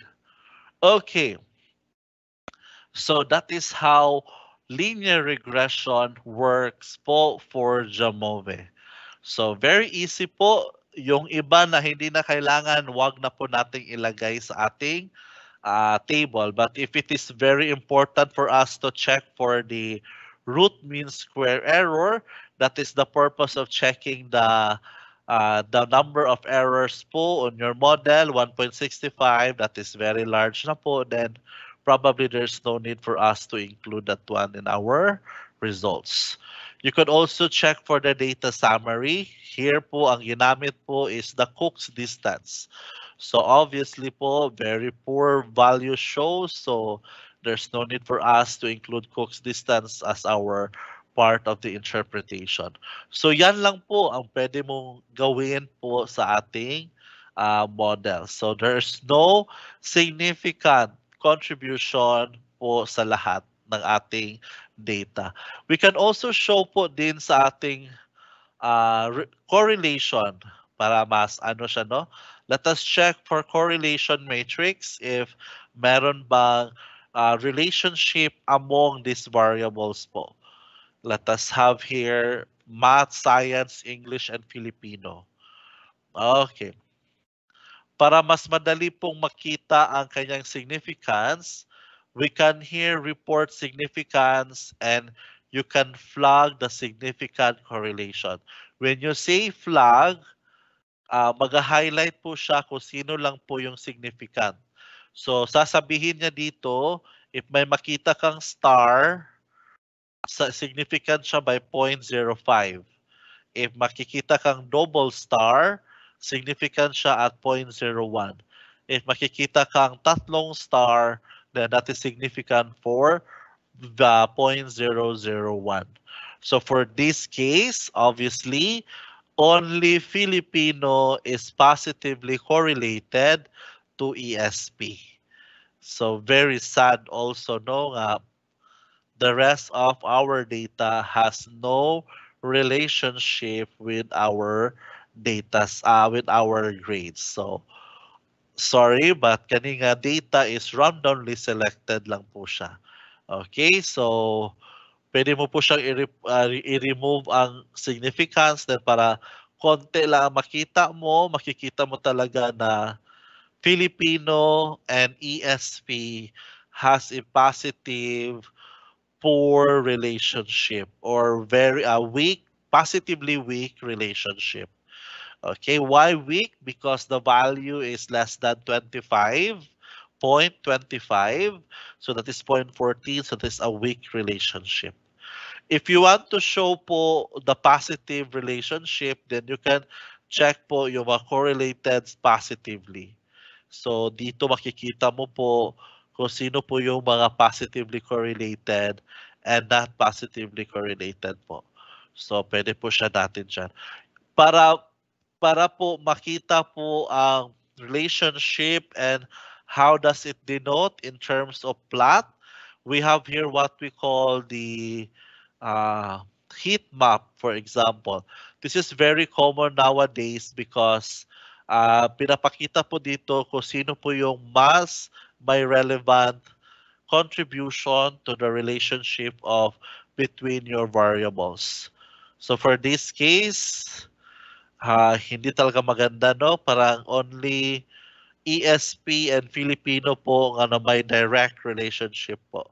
But if we will use the statistics, mas madali siguro makita when we use the statistics having correlation matrix.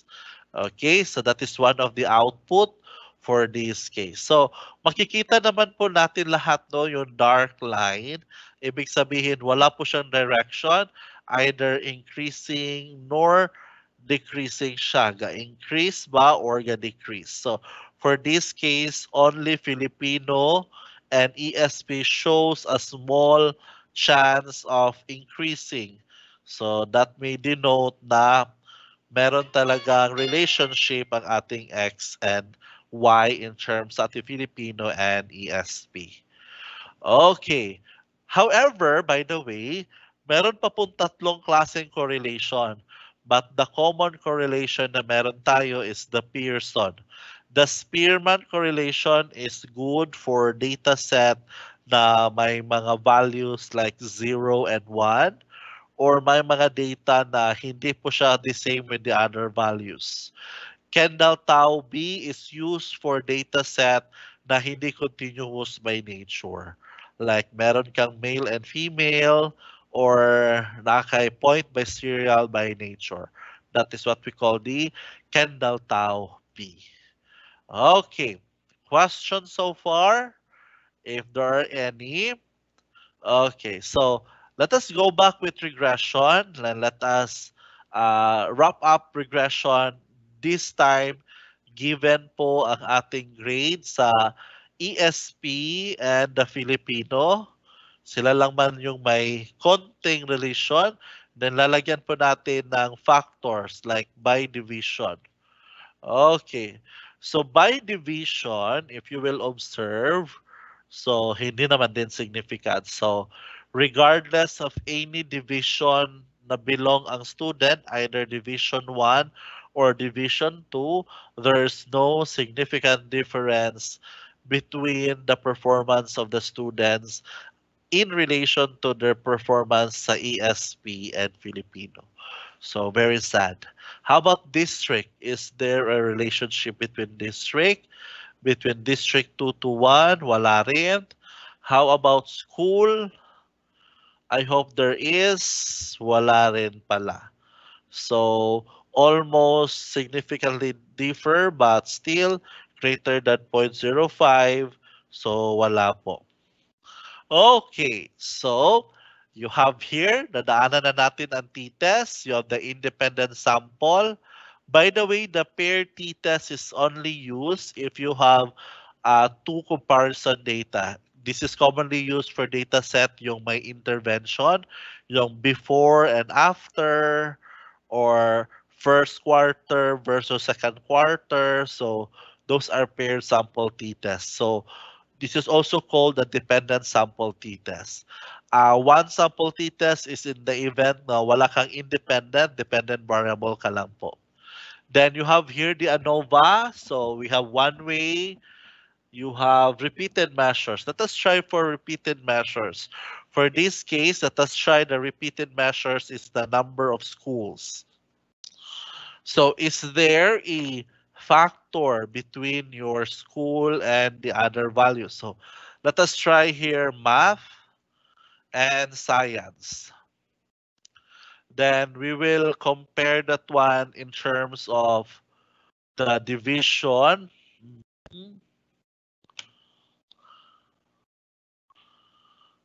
The division and the district between schools. Okay. So, titingnan natin kung meron bang relationship, no? Relationship, is there an association between the division and the district in terms of performance sa math and science? So you can view that one here. Obviously, all p-values is greater than 0.05. Wala pong pinagkaiba sa performance ng students sa math and science. So, ibig sabihin, across divisions, across district, and across the school, there's no significant difference po sa scores ng mga bata sa math and science. Okay, any concerns po? Okay, so yan po ang purpose ng repeated measures. Let us try to add down all subjects na lang for the purpose of illustration. English, Filipino, and ESP. Let us check kung meron bang pinagkaiba. I hope sa Filipino and wala talaga. ESP, wala rin. By the way, I am only looking at the p-value po. So kung may makita po tayong p-value dyan na less than 0.05, then we can say that there is a significant difference among the performance ng students dyan. Okay, so since there is none, then there's no point of checking post hoc tests and other tests for assumption for this matter. Okay, so moving forward, after ANOVA, we did regression. So sa regression naman, maganda naman din yung results. Nakita natin na sa linear regression and correlation, ESP has a slight or weak relationship sa Filipino. So possibly, ang mga bata natin na magaling sa Filipino, maganda din ang pinapakitang grades sa ESP. Again, that is based on the data na meron ako. Okay, next we have the frequencies. This is a very common data na meron tayo, especially na naka-groups ang ating data, division, district, and school. So let us have here the tests for the contingency values po natin. We have the independent sample t-test. Okay, so for this case, let us determine your rows and columns. So you have two divisions, dalawang division. So Division 1 and Division 2, and the performance of division by district. So there are 3 districts, if I'm not mistaken. Okay, then we will check po between the scores in math. Okay. So if you observe po, dito makikita po natin, tatabi ko lang to siya. Then lakihan natin ang ating font. Okay. Sige. Okay na ba yan kalaki? Sige. So for this case, oops, saan ba yun? Okay. For this case, hay nako. Frequency. Ito. Okay, so for this case, you have here counts, no? Ibig sabihin the total number of scores sa math. So ibig sabihin po, makikita natin dito, students belonging to Division 2 and District 1 has the highest cumulative score of 3,699. So ibig sabihin dito po, is this contingency table, is there an association between division and district? So the p-value shows that it is 0.001. So this case, we reject the HO. Reject HO because it's less than 0.001. Then we can say po, there is independent po ang ating district at saka division. So it has nothing to do po kung saang district ka or saang division, your performance in math is affected. How about sa science? Let us check science. Sa science naman po, check natin. Wala rin. Sa English, wala rin po. Sa Filipino, wala rin, less than 0.01. And sa ESP po, wala rin po siya. So, hindi dapat mag-worry tayo pag walang significant difference. Actually, it is also good to note na the performance is wala masyadong pinagkaiba. Ibig sabihin, magagaling ang ating students throughout the division and the district. So, hindi po siya dapat hindi po siya dapat i-worry po natin sa mga ganyang mga scenarios. Okay, so okay lang po yan siya. So do not worry about that one. Okay, so with that, that is how frequency works. Okay, so dito po sa ating frequency, you can check po whether to check the odds ratio po. Okay, so odds and relative risk are also important features of determining, wala pala to because it's not significant, so we cannot compute this one, the odds and the relative risk. Okay, so here are some tests, non-parametrical tests po, counterpart ng ating chi-square test. We have the contingency coefficient and the phi and Kramer's V. That is the case if the data are both nominal. If ordinal naman po silang dalawa, then we can use the gamma, the Kendall-Stau B, and the Mantel and Hazel test. Okay, we can also use here po the continuity correction. Continuity correction is used in the event na 2 by 2 siya. For example, wala palang 2 by 2 dito. It's 3 pala. The school has 4. If division is 2 and the district is 2 lang din po, then we can use the continuity correction factor. That is also the same with the performance when we do Fisher exact tests. Okay, then you have the cells and you have Hilda plots po. So common plots po for performing is the bar chart, or can also show po dito the types of bar na ma-compare. So makikita mo naman dito po, no, in terms of division 1 and 2 and division 1, 2 and 3 na almost naman din magkaka-the same lang sila. konti lang talaga yung score accounts sa District 3, then District 1 and 2 are almost the same. Tapos, maganda din po dito, nafa-follow po ang requirements ng publication in terms of using the colors sa graphs. Ito na po yung bago sa APA 7, dapat one shade of color lang po ang gagamitin natin when we plot or when we may create tables po sa ating results and discussion. Okay, so one shade lang po yan siya. Okay, so we also have here the row and column. Okay, so remove na lang natin tong counts. We will have the frequencies. So there are 93 students from Division 1 and 107 from Division 2. Then there are 73 from District 1, 73 from District 3. So for this case po, makikita mo there is a significant uh, uh, do not reject HO for this case. So ang ating pong HO is independent. So independent po ang ating division and district for this case. Yeah, there's no man. Oh. Then we can compute for the odds and the relative risk po. So for this case, for 2 by 2 table lang po ang odds. Bakit ko pala palagi na-check tong odds?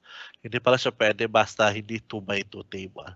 Okay, so that is how are we going to use for the chi-square table. Dito po sa ating frequencies. Okay, so yan lang po ang highlight ng Jamove. The basic way, kay yan din siya ang pinaka-common na mga test na meron tayo. Okay? Again, there's no need po to test normality, especially experimental design. Isa po yan sa mga loopholes sa research na kahit may experimental design na sila, nagtitest pa rin po ng normality. No, hindi na po kailangan pong i-test ang normality because that's the isa sa property when you design your research, more or less po, nag-assume na po tayo na normal siya. Okay, so hindi na kailangan po, for example, sa ANOVA, tapos may design ka, hindi na kailangan i-test ang normality because expected naman talaga na hindi nagiging normal yan for the case. You only have few samples in your test. So when you create your design, you already assume normality for that case. Okay? Sige. So moving on. Paired samples, very not so usual para hindi ito masyadong ginagamit. Chi-square goodness of fit, that is for tests na meron kang one set of dependent variable. Binomial test, if it is used for 0 or 1 lang po nga data. Okay, let us try another, school versus district. Okay, so school versus district, this time, 4 na school and 3 district. So for this case, 49 schools from school number 1, 44 for school number 2, 47 for school number 3, and 60 for school number 4. Okay, and that will give you a p-value more than 0.05. So we do not reject our null hypothesis, then independent po ang ating district and our school po. So makikita din natin dito, no? So very evident po sa school number 1, marami sa school number 1, marami po from district 2.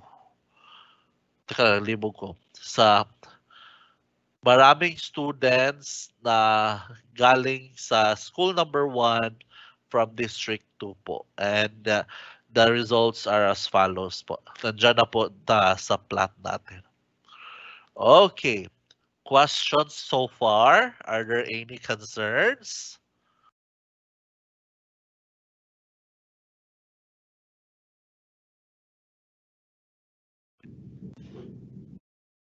Okay, so we will now be reading the questions from the YouTube channel. This question is coming from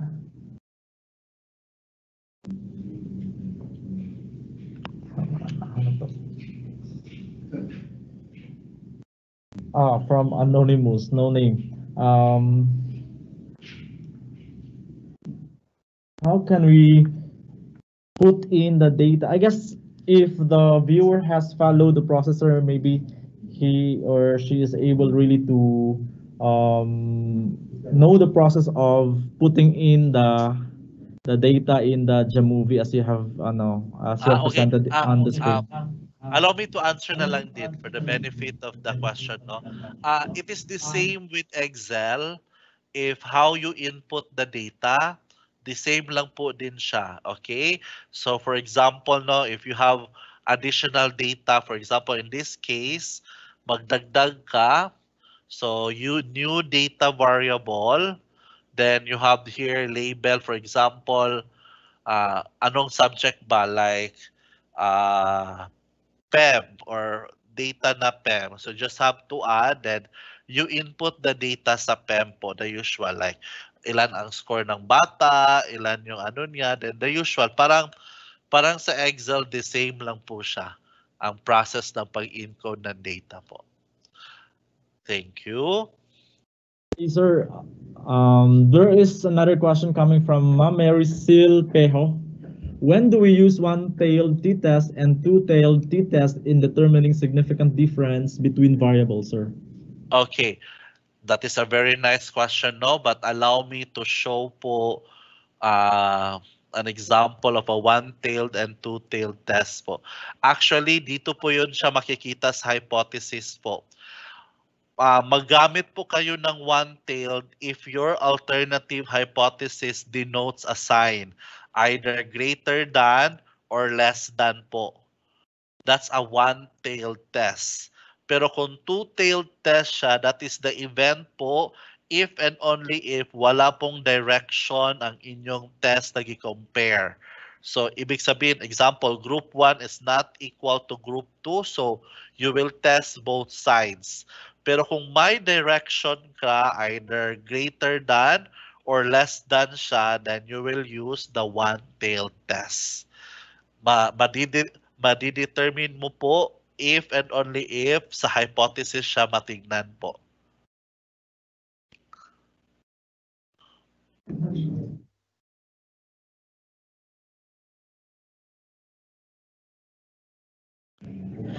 And we have one last question from YouTube.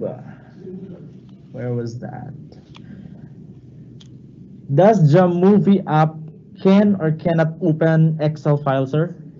Maka-open po siya ng Excel file, katulad po yung i-perform natin earlier. See to it po that the file is saved in CSV format. Sige, allow me to illustrate no the CSV format. I will open an Excel file, and how are you going to save your file? Ma-open sa Jamovie. Okay, so give me a while lang no. Nag-open ako ng Excel file ngayon. Dahil po lahat ng file, if you will observe po dito sa gilid ko, recent, naka.csv siya. CSV, CSV. So, ang ibig sabihin po ng CSV po is naka-comma separated values po siya. When you say comma separated, yung mga data natin is ready for processing na kumbaga. Okay, so allow me to share no the ano tawag nito? Excel. Allow me to share Excel. Okay, I'm opening my Excel now. This one. Okay. Okay.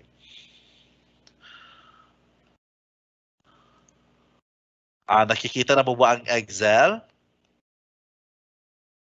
Hindi pa po, sir. Ito. Every time I change screen, there's a loading part. Katulad kanina siguro sa speaker. Hindi na naman siya nag-review. Okay na po, sir. Naka-present na po sa screen. Ayun, nawala ulit. Yan, nakita na ang Excel file ko. Yes po, sir. Okay, so how to save the data in comma separated values. So ito po yung data ko. So after I check my data and everything, I would like to use this data diretso sa Jamove. So you just have to save your file. Diode save as. Okay, kung saan mo gusto i-save yung data mo, then you just have to click po dito sa save as type. So you just have to search for CSV, comma delimited. Okay, yan lang po ang babasahin ng Excel po, ng Jamove po. So when you save that one, automatic po magiging CSV file na po siya. Then when you use that one, you just have to go sa Jamove, open, then nasa PC mo, kung saan mo yun gisave. So nakakama separated file na po siya agad-agad. Okay, kung saan mo siya gilagay. Okay, so naka-ready na po ang ating Jamove for this case na comma separated value na po siya ang isi-save natin. Okay, so pwede po ma-open again ang data galing sa Excel basta nakasave po sa comma separated value sa Excel. CSV po ang tawag doon. Okay.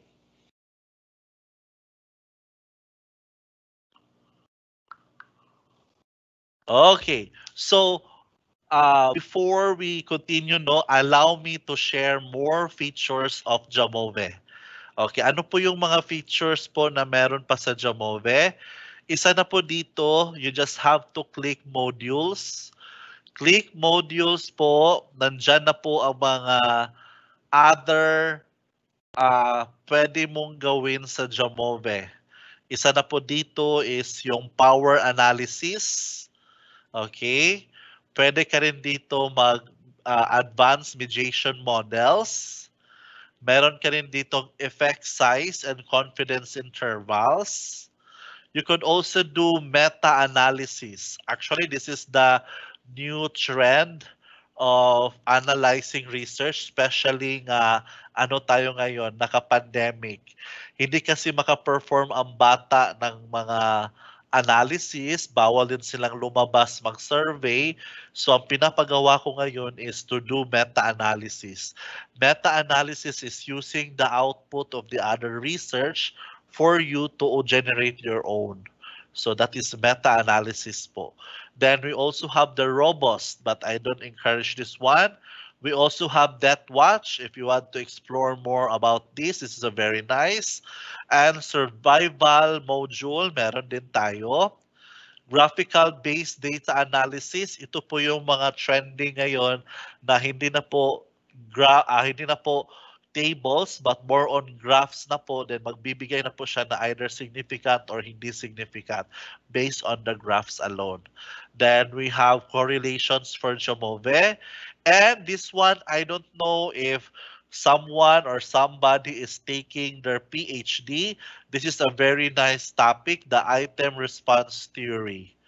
Okay, this is very common nowadays, no, sa magawa ng mga PhD nila, item response, and you also have here the Rash mixture model. This is useful for modeling fit statistics and bootstrap fit. Okay, then we also have here yung isa po dito na pinakagusto ko, ito po, you can download the R datasets. Kung kulang yung data na na-install sa inyo, pwede nyo po yan siya i-download, then nandyan na po yung ibang data po nasa R datasets. Okay, merong isa ditong tool na ginagamit in the event na hindi mo alam kung anong test ang pwede mong gawin. This is what we call, sana yun, wala na ako. Parang gi-delete na yata, na-delete na talaga pala. Isa kasi doon is, ilalagay mo lang yung data mo, tapos siya na po magbibigay kung anong test ang pwede para sa'yo. Okay? Pero yan kasi is, method selection tool. This tool will help you find an appropriate statistical method given your research question and the measurement level of your data. So you just have to click StatCat, then you can install that one on your Jamove, then he can help you, the method selection tool. Okay? So marami pong magagawa po sa Jamove. It is a very convenient po na siya na tool for research na po.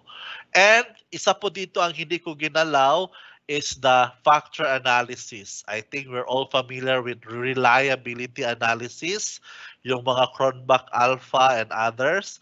Nandito na po sa scale analysis and the common data reduction parts or data reduction procedures. We have the PCA, EFA, and the CFA. So nandyan na rin po, ready na po siya sa Jamove. So if you want to have a session with me on this type of analysis, just give us a call, then we will set a schedule for this type of analysis for that matter. Okay, so any questions so far? May mga katanungan pa po ba?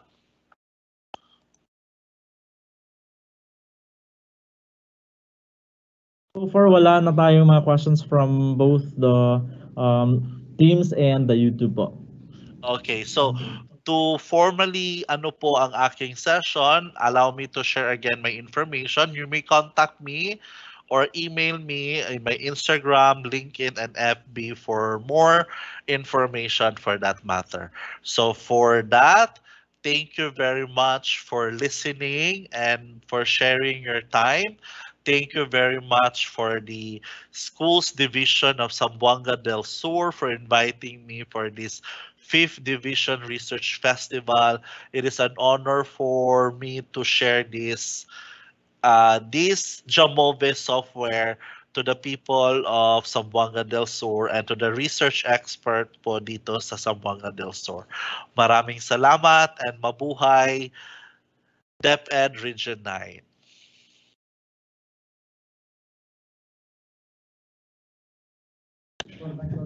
Okay, on behalf of the Schools Division Office of Zamboanga del Sur, of course, spearheaded by our SDS Maharani M. Jacinto Seso 6 and our 2 Assistant Schools Division Superintendents, we would like to extend our heartfelt gratitude to Sir Jonathan A. Madronero of Philippine Science High School, Soksargen Campus, for your time and for sharing your expertise, especially in sharing to us about the Jamove application. This will actually be a great help for all our researchers in the field.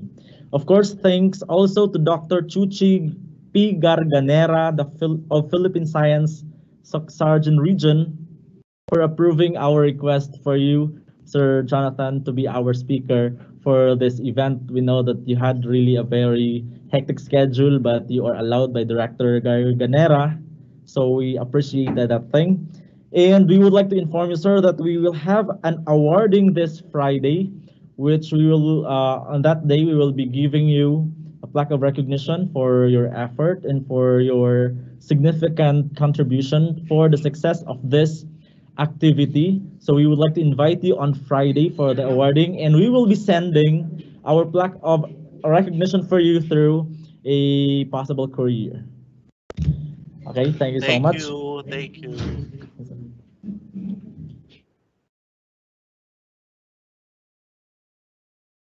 On the line, out to all the teachers of Vincent Susagon Central Elementary School under the management of their new principal. We have Ma'am Edelisa Lambo and the district ICT coordinator. We have Ayan Alviar. Sir, good afternoon. And also to Leia Bertulfo. We have here Sir Benji Bertulfo, Ma'am Ivy Vine Monleon, Sir Arnel Monleon. We have also Ma'am Nilia Jure, Ma'am Jolene Magsa,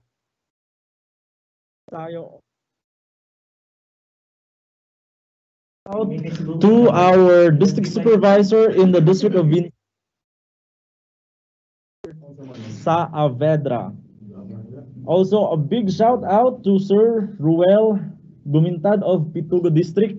The district, I guess he is the district research coordinator. And to all the district coordinators across the division of Zamboanga del Sur, good job guys, and we are still hoping for your continued support all throughout the process of submitting action researches from our teachers and of course from our school administrators.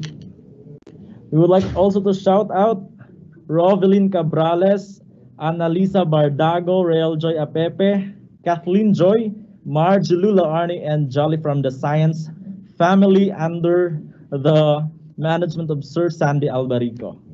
Hi guys, good afternoon. Dito din sa YouTube channel natin. Still watching from Leyco District, we have Luzminda Setit and also Sir Renny Boy Dula. We have Ma'am Vienna Fuerza still watching at Bayog National High School, Bayog Technical Vocational High School. And also we have Ma'am Mary Jane Pinky and Ma'am Wingy Langido of, what district is this? Dimataling too, okay. We would like also to greet happy afternoon to Ma'am Jocelyn Bagbag from Betinan Elementary School, San Miguel District. We have also Ma'am Darlene Jane Alvarez, who appreciated the presentation of the Jamovie app given to us by Sir Jonathan of Visay Soksargen Campus. We have also here a shout out to Ma'am Estrella Lagunero, who is still watching from the very beginning of our session today up to this time in the afternoon. We would like also to greet happy afternoon to all the district supervisors. Zamboanga del Sur Division.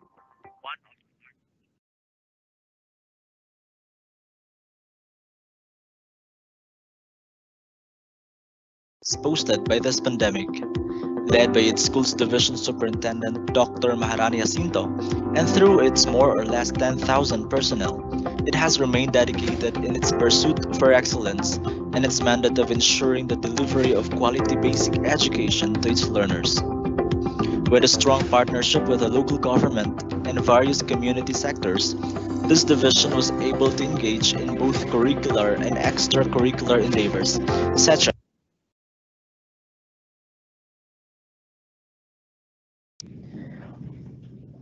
Again, our shout out goes to Iris Librando. He said, good afternoon. We are still watching from Gipos National High School. Again, good afternoon sa lahat ng mga teachers ng Gipos National High School and to your school administrator as well. Good afternoon to Ma'am Eileen Joy Sabuelva, our friend from Labangan. We have also Ma'am Josefina Maghuyop. She said, good afternoon everyone still watching. Late mawala agad. Sometimes naagit ay problema when it comes to our internet connection. Good afternoon also to Ma'am Dinia Ibrahim, watching from the district of Dinas. We would like to greet also a warm afternoon to Sir Muhammad Rindo of Dinas National High School and to all the teachers of Dinas National High School together with your school administrators. School administrator, good afternoon. I hope you are all safe and I hope you will also be with us still tomorrow until Friday as we continue with our endeavor of learning more about action research. We would like to remind our three presenters to submit a copy of your presentation to Sir Bahian so that it can be forwarded to Dr. Ismael.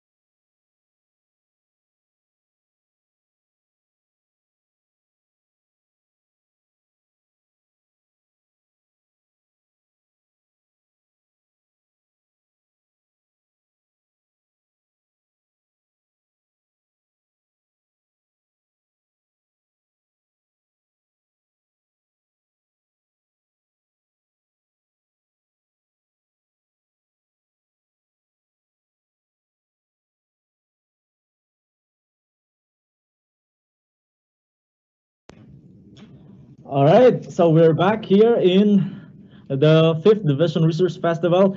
Right there, below at the bottom of our screen is our link for the second day evaluation. So I hope you will accomplish our evaluation questions so that you can receive your certificates if you can accomplish our daily evaluation. So, ayun, that's of course under the management of our SMME coordinator, the SEPS pala, the Senior Education Program Specialist in SMME, Sir Arturo Junior S. Antiquina of SJOD. All right, let's continue with the greetings for all our viewers across the division of Zamboanga del Sur. Shout out sa lahat ng mga teachers of Mahayag South District. That's coming from James Carlin P. Sukan. Ayan, sa lahat ng mga teachers ng Mahayag South, I hope you are safe and thank you for tuning in for our day 2 of the 5th Division Research Festival. We would like also to greet happy afternoon to Ma'am Charmaine Mendoza, watching from Sumalig National High School, Tambolig District, Tambolig, Zamboanga del Sur. Hi also to Ma'am Lorena Vergara. Binabati din pala natin ng napakagandang hapon ang ating research coordinator in the district of Vincenzo Sagon, Sir Sir Dapi. Nakalimutan ko yung pangalan. Si Sir Valvin Dapin of Vincenzo Sagon. Ayun. Sir, good afternoon. And continue supporting our program in the research. Ito din, Ma'am Gina Aliamado of Bitinan Elementary School, San Miguel District. Good afternoon po sa lahat. We have also Ma'am Teresa Abagon of San Miguel Central and SPED Center. Ma'am Elsie Mijos, watching from Limunan Elementary School, San Miguel District.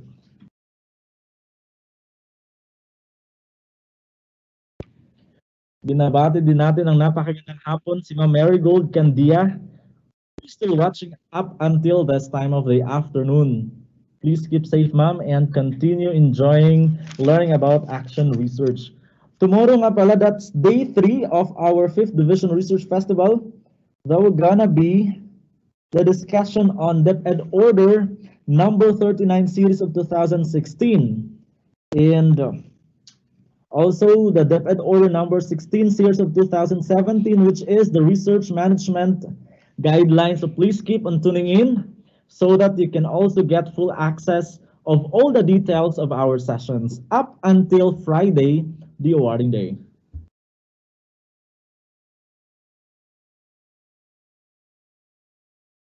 Magandang hapon din kay Sir Roy Mejio, Ma'am Anisita Iguana, Ma'am Esmeralda Dino, Sir Julian Lahay-Lahay, Ma'am Evelyn Ordihan, Sir Ray Camion. We have also Jurly Ranky, Ma'am Divine Grace Sapio, Ma'am Charmaine Fiel. Ayan.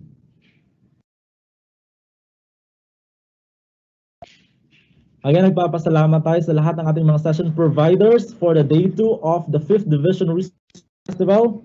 This morning, we have Dr. Ismael N. Talili, the USTP Research Director, who discussed about the other parts of the action research, giving us fresh updates and new knowledge on the conduct of the action research.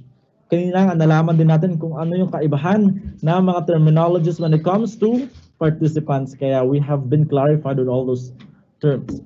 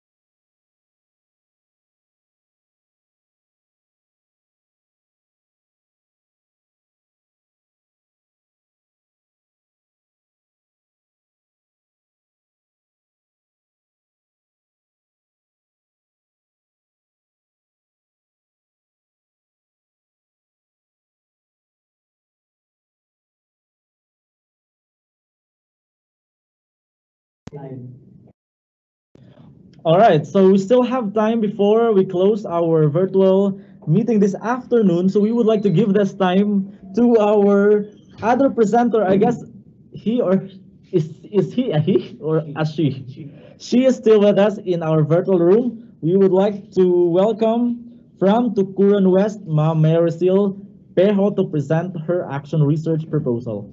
Ma'am Marisil.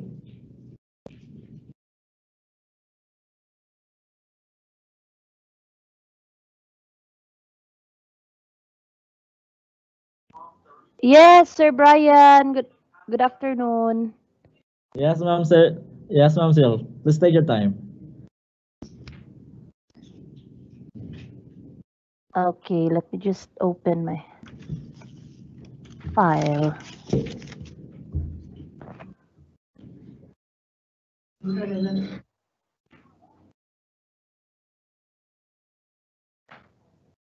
Sil, you can share your screen. Ano? You can now present your action research proposal pa. Okay, sir.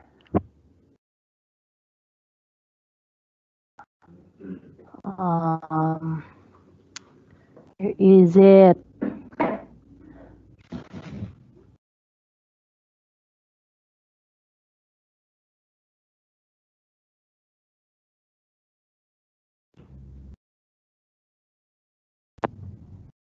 For a while, sir.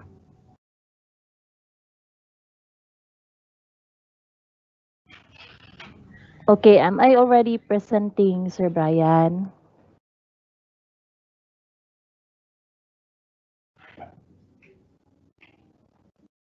Yes, ma'am. Yes, ma'am. You are now presenting. Okay.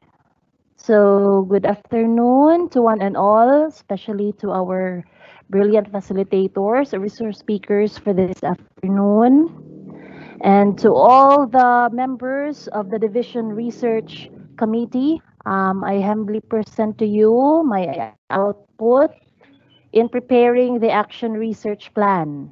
So, for the area of focus, um, deepening and solidifying pupils' learning in the midst of COVID-19 pandemic is very challenging. To reinforce the pupils' learning in the modular distance learning modality, teachers need to provide additional materials that will help the pupils in concretizing their learning experience. In light of this, the development of instructional materials that foster mastery of the most essential learning competencies is deemed essential. Teachers perform recorded demonstrations until the suspension of the face-to-face classes is lifted. However, despite the need to step up in the means to deliver quality education to learners, teachers have negative attitude in developing ICT-related instructional materials, specifically the video lessons. This research will be focused in determining the root causes of the difficulty and negativity of teachers in developing quality and effective video lessons in the new normal. It also aims to address the needs of the teachers to be capacitated in terms of developing effective video lessons that would be helpful in amplifying learning despite the pandemic that we are. So my proposed title would be Capacitating Teachers in the New Normal Education, Learning Action Cell as the Key to Developing 21st Century Video Lessons. So for my variables, I have the Learning Action Cell, which of course the next sessions will become the means to capacitate the teachers and improve their attitude towards developing video lessons. For the dependent variables will be affected by this research are the teachers who serve as the main facilitator in developing or delivering the learning to pupils. Teachers' attitude in developing video lessons, as well as their capacity in developing video lessons, will be evaluated also in this action research. My research question for the main research question goes like this. Why do teachers have difficulty in developing video lessons in the new normal? Here are the specific research questions. What is the level of the teacher's skills in the production of video lessons? What are the teacher's attitude towards the development of video lessons? What significant impact does the intervention or the learning action cell contribute to the teachers in the development of effective video lessons? And what significant impact does the intervention contribute to the attitude of teachers in the development of video lessons? For the action research model, I chose Henrik's AR model. Here is the timeline for the planning and design for the drafting of the proposal. This is for June 2021. Finalizing the proposal, July 2021. Submission of the proposal to the district office through the district committee chair that will happen on the last week of July 2021. For the survey and FGD, so these are my means of data collection that will happen sometime in August to December 2021. And the implementation of the intervention is still on August to December 2021. And for the data analysis, I have the qualitative and the quantitative analysis of data, which will be held on January 2022, and the translation and transcribing of the data still on January 2022. For the resources, I have here LAC plan, the resource speakers who will capacitate our teachers, of course, the encoding and printing expenses, as well as the internet connectivity. The means of data collection would be the survey questionnaire and the focus group discussion. That would be all. Thank you.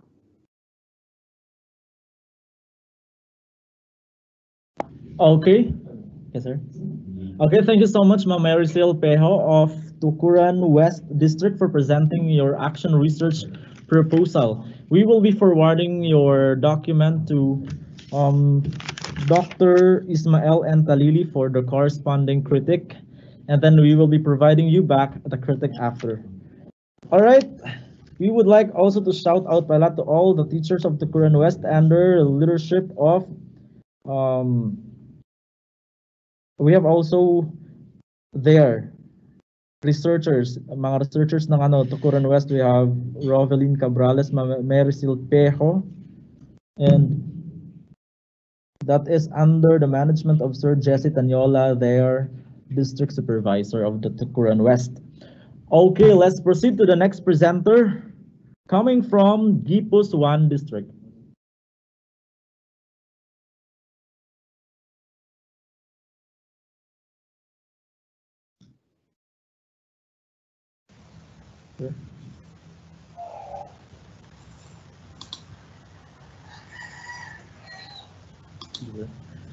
All right. Do we have the presenter coming from Gipus 1 district?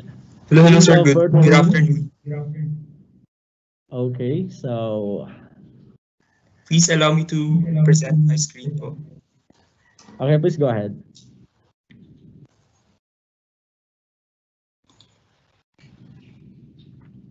Am I now presenting, sir?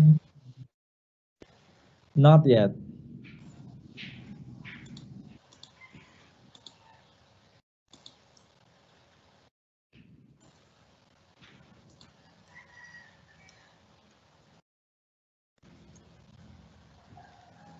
How about this, sir?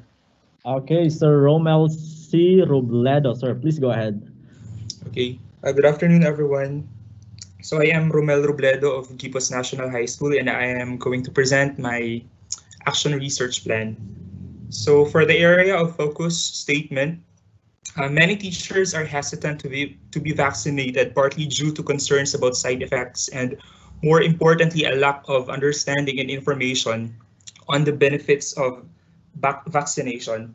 And this is supported by other researchers in America. We have a group of researchers who study about COVID-19 vaccination hesitancy in the United States, a rapid national assessment by JDs et al. And they found out that in multiple regression analyses, vaccine hesitancy was predicted significantly by sex, education, employment, and income. And in Asia also, a study was conducted by Liping Wang in 2020 entitled Multi-Dimensional Social and Cultural Norms Influencing the Vaccine Hesitancy in Asia. And they found out that there is a culture of favoring imported Western products. And in the Philippines, this observation is supported by some news article published online from gmanetwork.com. It was published on June 2, 2021, written by June Victon Cabuenas, titled Philippine Vaccination Program Mired by Hesitancy. So my proposed working title is Vaccine Hesitancy of Teachers, a School-Wide Action Research. Because as a science teacher and also at the same time, so for the definition of variables, I have used the two ways of defining variables, the operational and the conceptual definitions. So for the conceptual definition, this definition is taken from Oxford Languages. Vaccine is a substance used to stimulate the production of antibodies and provide immunity against one or several diseases. Prepared from the causative agent of a disease, its products or a synthetic substitute treated to act as an antigen without inducing the and acceptance or refusal of vaccines despite availability of vaccine services. This conceptual definition is from the World Health Organization. And as to its operational definition, in this study, vaccine hesitancy is a common observation among teachers in Gipos National High School. And then for the intervention, it is a combination of program elements or strategies designed to produce behavior changes or improve health status among individuals or entire population. This definition is from health.mo.gov. In this study, intervention involves information campaign drives through social media platforms and others to encourage more teachers to be vaccinated. And as to the research questions, the aim of this study is to get the perception on the COVID-19 vaccination of teachers in Gipos National High School and introduce an intervention strategy to change their perception. Specifically, it will help determine common reasons why teachers are vaccine hesitant, as well as the extent of their hesitancy. It will also propose an action plan to strengthen the COVID-19 vaccination campaign. For the action research model, this study will follow the MEALS 2000 action research spiral model, which aims to develop an action plan to curb, if not eradicate, vaccine hesitancy among teachers. The action plan will be developed through a systematic process of data collection and analysis. And then this is my timeline. And then for the resources, these are the things that I will need in order to implement the study. And also it is being shown here, the particulars and the cost estimate. And then for the means of data collection, I will be using the triangulation method. A validated survey questionnaire on vaccine hesitancy will be adopted and administered to the participants through Google Form. The link shall be forwarded through Facebook Messenger to determine the perceptions of teachers on COVID-19 vaccination. And also, an interview schedule shall be used for the focus group discussion and one-on-one interview following the minimum health protocol to express their views and opinions on vaccine. That's all, sir. Thank you. Okay, thank you so much, sir, for presenting to us your action research proposal. And we will forward your document to Dr. Ismail M. Talili for the critic, and we will surely provide you the feedback right after. All right, the last presenter before we end today's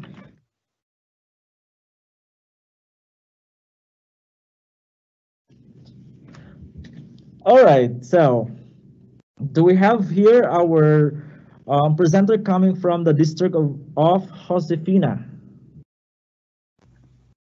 Yes, sir. Good afternoon. Okay, good afternoon, sir. Kindly start sharing your screen. Okay, sir.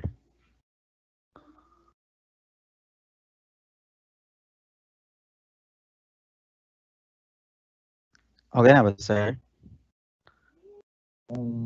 Yes, sir. You are now sharing your screen. Okay.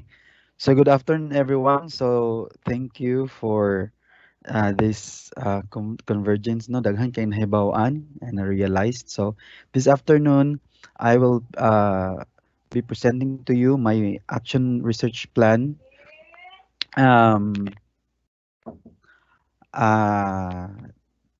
area of focus in this action plan is this research aims to improve the performance of grade 4 learners in identifying or using simple present tense of verb amidst modular distance learning. So the proposed title is Do You See What I See? It's a stimulus response based supplementary material to remediate the grade 4 pupils' performance in identifying and using simple present tense of verb amidst COVID-19. So stimulus response, it's a theory first explained by Thorndike, and it's believed that learning depended on how strong the relationship of the stimulus and the response.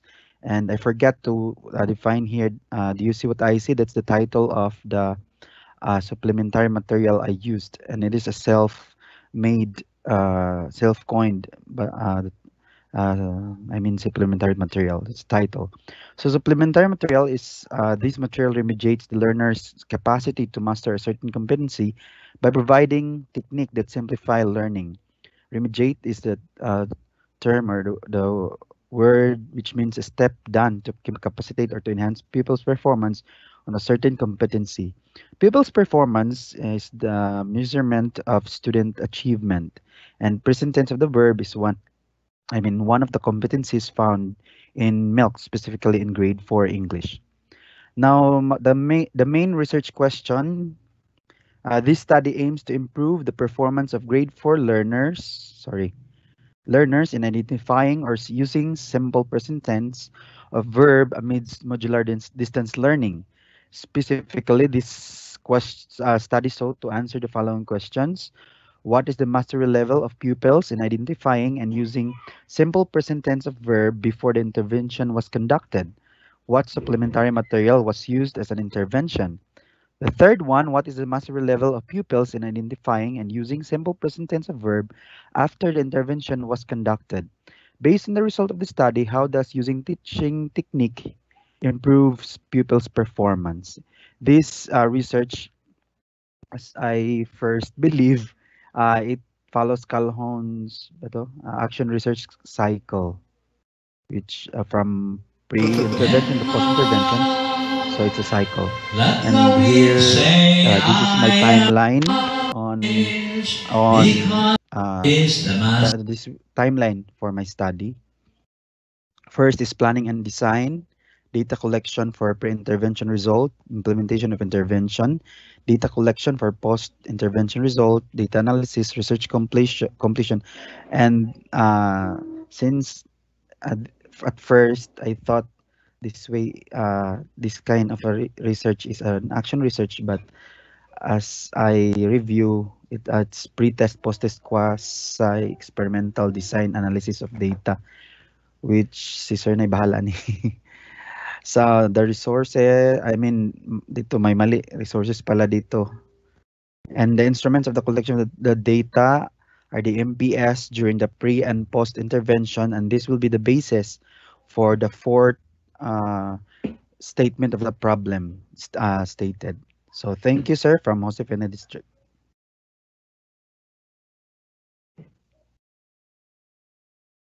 So much, sir, for presenting to us your action research proposal. And the same thing now, we will forward your document to Dr. Ismael and Talili for the corresponding critic.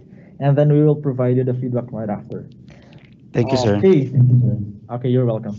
Per info from our Senior Education Program Specialist of the Planning and Research, Dr. Lito P. Bahian, the top 10 districts who submitted according to the indicated timeline will receive a certificate of recognition during the awarding ceremony on Friday at 3:30 in the afternoon. And these are the 10 districts who actually have submitted on time. Labangan 2, Lakewood 2, Gipos 1, Tukuran West, Josefina, Midsalit 2, Aurora East, Malawi West, Margo sa Tubig District, and Tigbao District. These are the 10 districts who will receive certificate of recognition for submitting their outputs on time. And the awards will be provided to you on Friday at 3:30 in the afternoon. We would like to shout out the Gipos District under the leadership of our very own Ma'am Marites Abad. They are still complete in attendance even at this moment of the afternoon. So daghan kayong salamat, Gipos District, for your very, very active cooperation and participation to our event.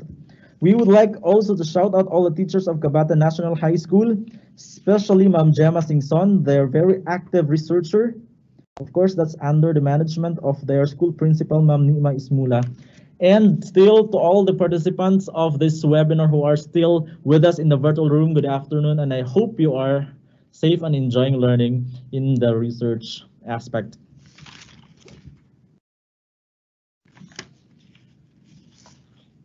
Again, we're reminding all of you guys that we still have a lot of sessions tomorrow, day 3 of our 5th Division Research Festival, which will be discussing about DepEd orders regarding research.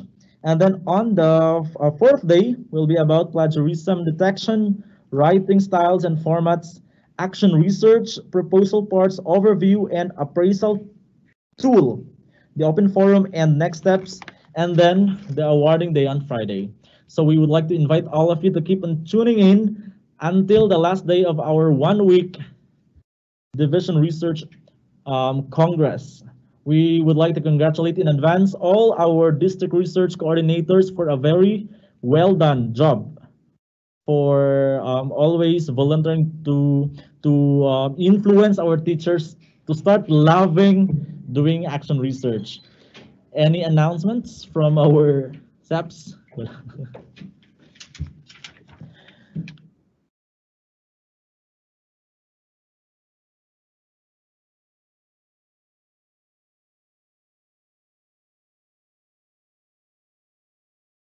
Form and link in charge and service program delivery spearheaded by our ITO, Sir Chester Don Bayukot, together with EPS2 J. Fricks Q. Katakutan, Sir Jenry Flores, Izar Nabasca, Landon Oracion, Raymart Akdal, Ponciano C. Lanzado Jr., and Ma'am Michelle Faith Kulot.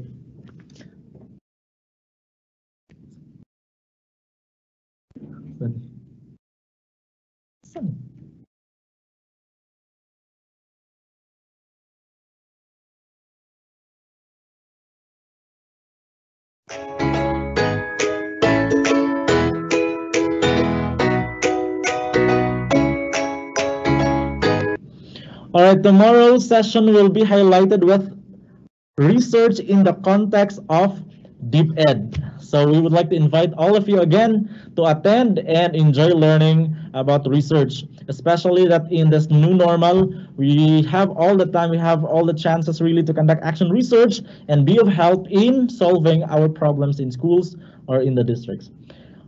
Again, we would like to give thanks to our SEPs in research for organizing this very wonderful event, empowering all our teachers in the field to be a family in creating opportunities to help each other in finding solutions to the problems that we have identified, teaching mana or non-teaching. For as long as we can help, we will do our best because sa Sambu Sur, sigurado ka, sure sa sur.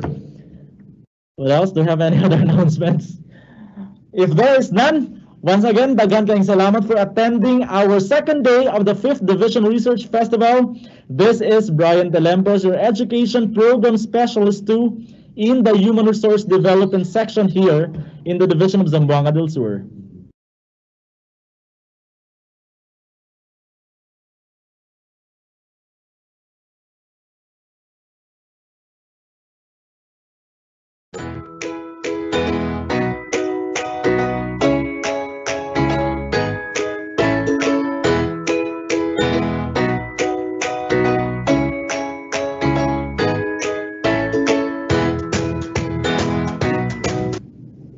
All right, and before I go out from the audio room, we would like to remind all of you guys that the sole basis of your certificate of participation is your complete attendance in our 5-day research congress.